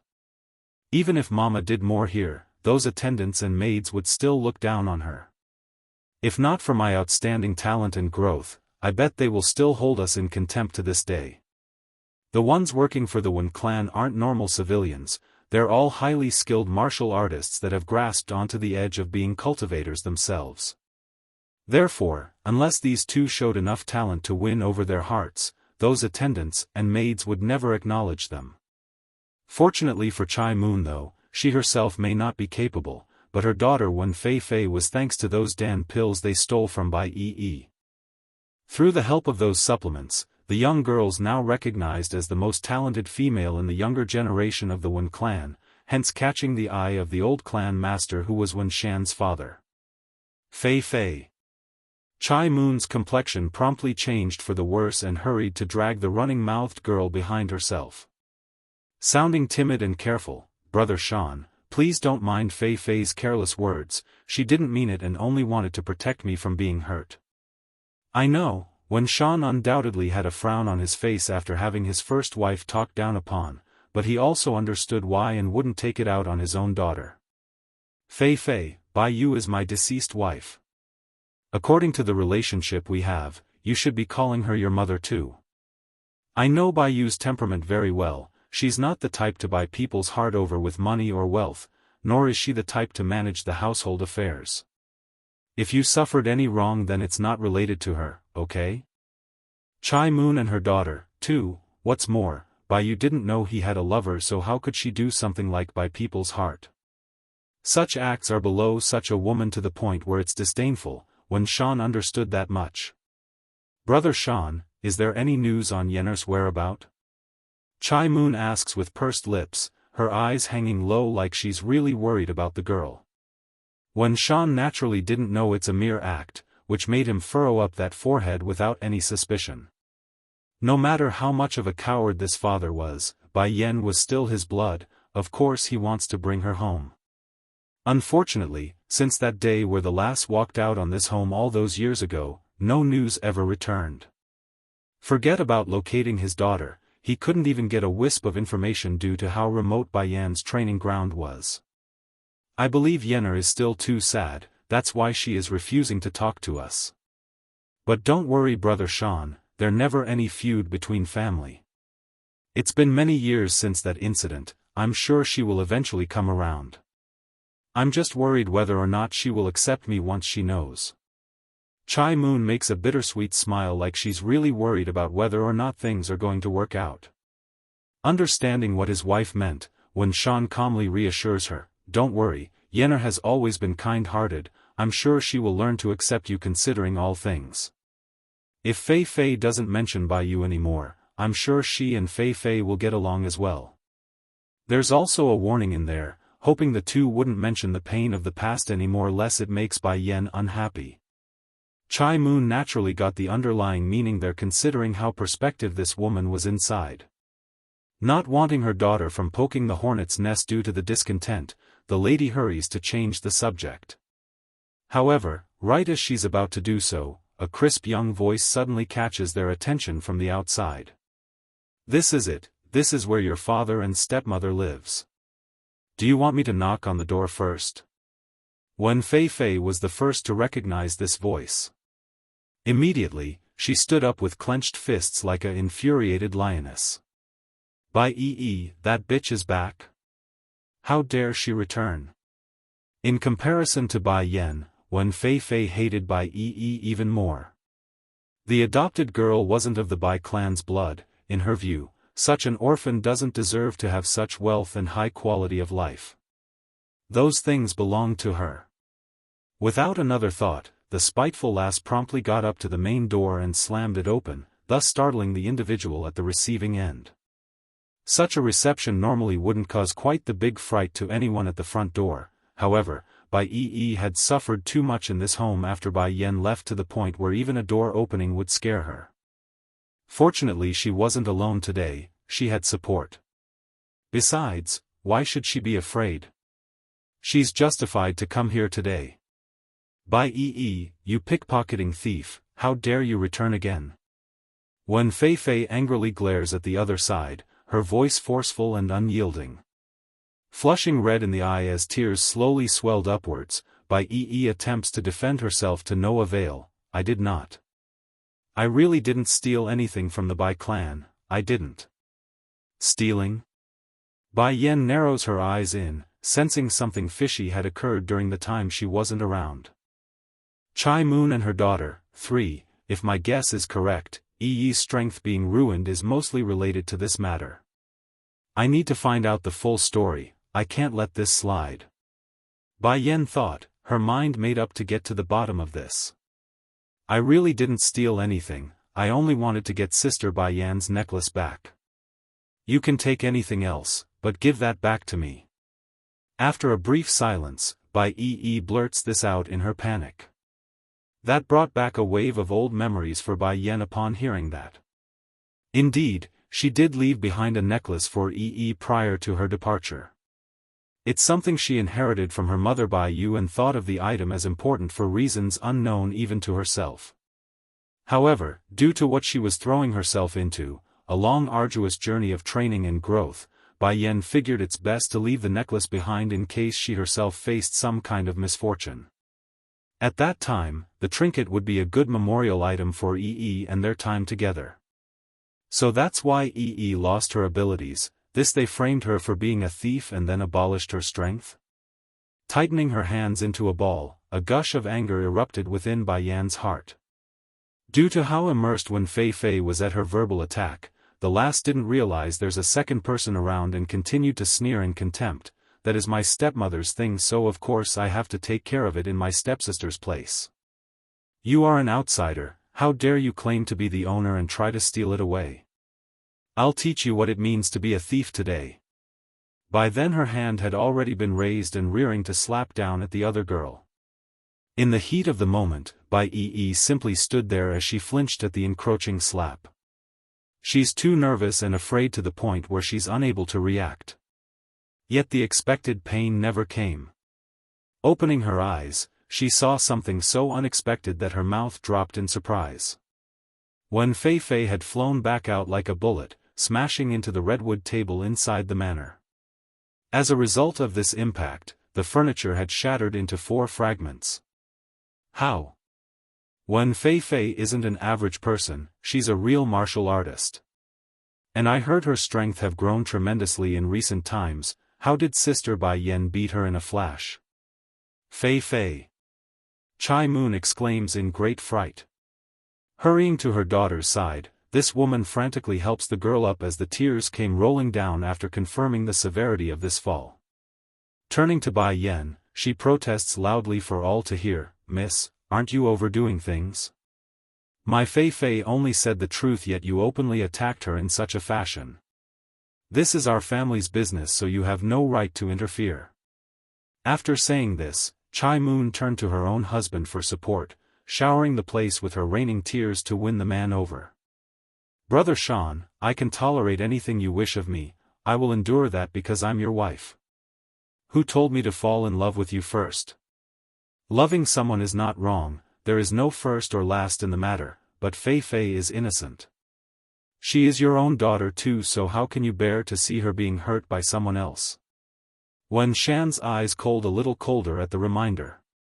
Turning over to the one responsible, Miss, how do you want to compensate us for hurting my daughter? Bai Yan merely smirked in reply, not saying a word to this stranger in front of herself.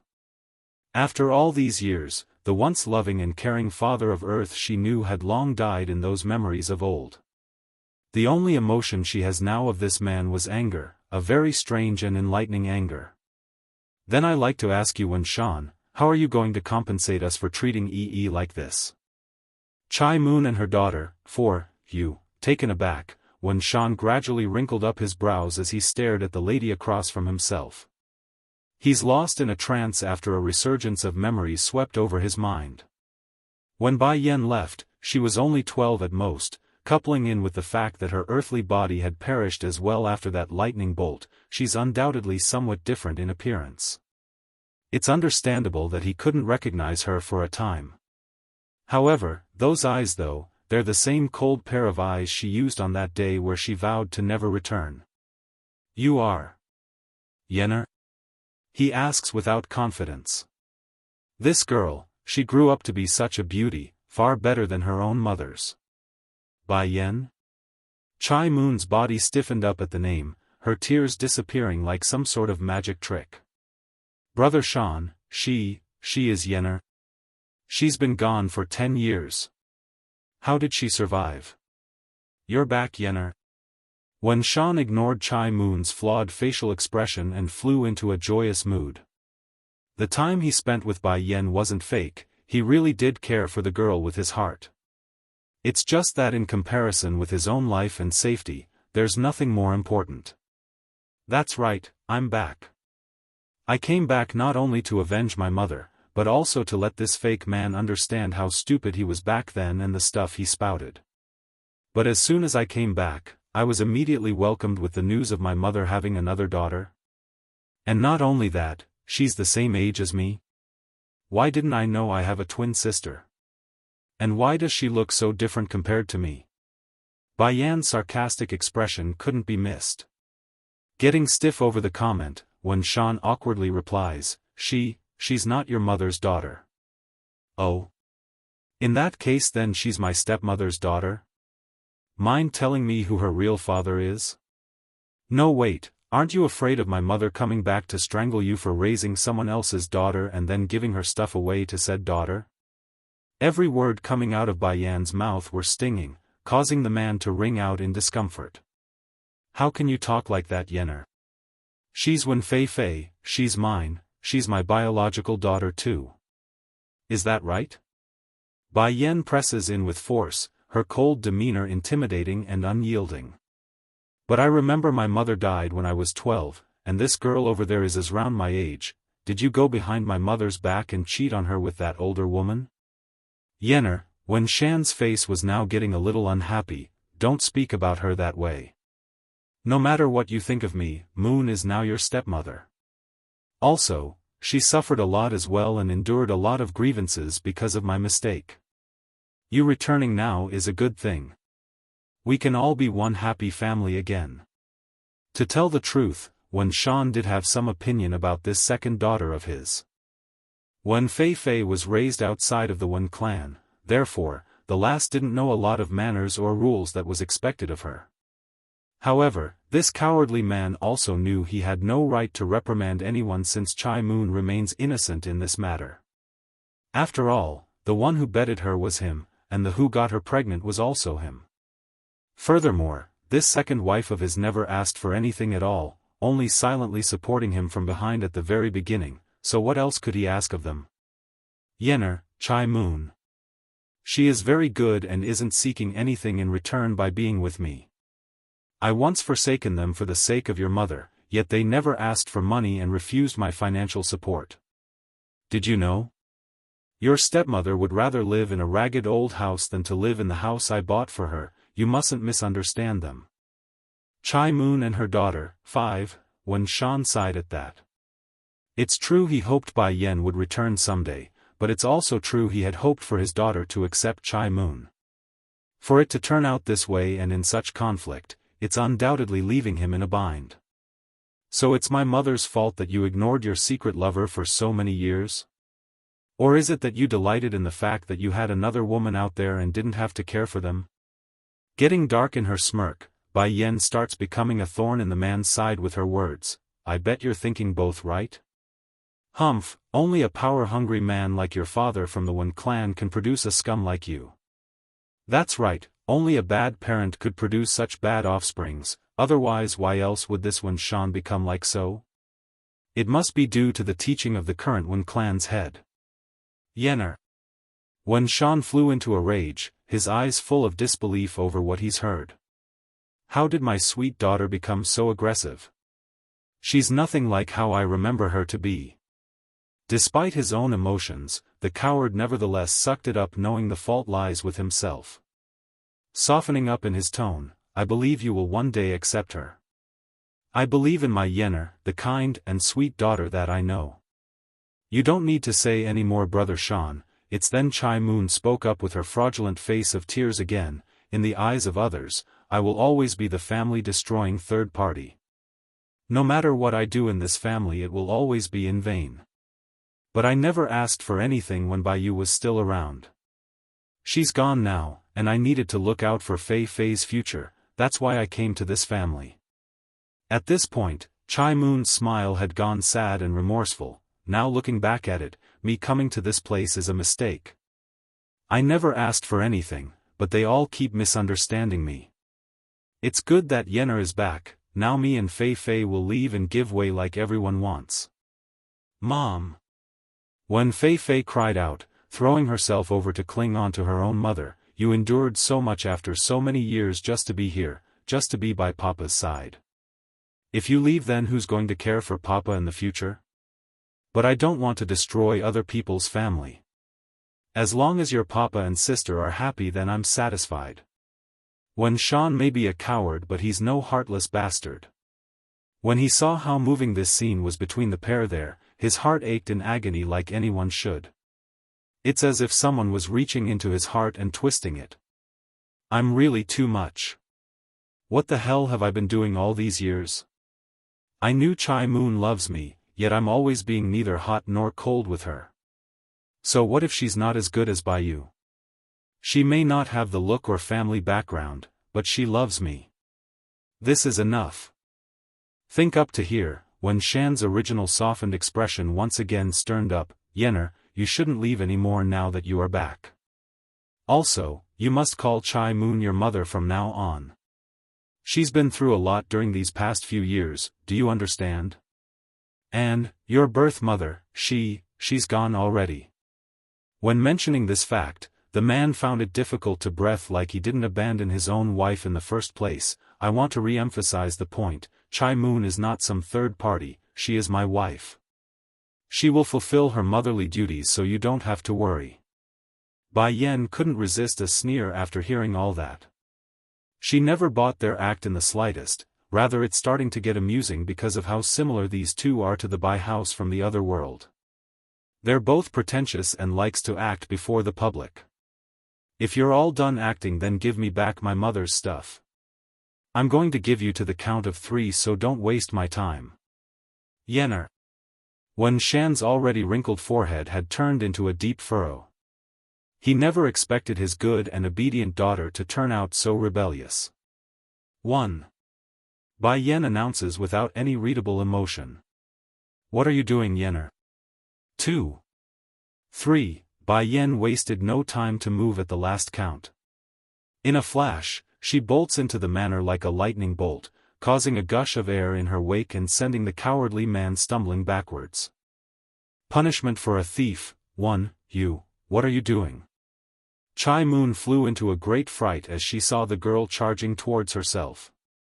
In the momentary lapse of panic, the woman backpedals against the nearest wall without a second thought. Bai Yan's aura was simply too strong and oppressive, similar to Di Tsang's, hence the reason why this mortal human would react so strongly. It's downright suffocating for those unprepared. Speak, where is my stuff? Stammering in the lip, the pretentious lady nervously answers without any forethought, in my room's cupboard. That's all Bai Yen needed to hear. In a flash, she disappears from view and onto the second floor of the manor. This sort of speed amazed Chai Moon and her husband.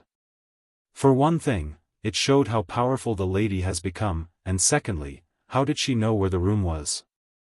Before long, Bai Yen returns to the main entrance with a box in hand.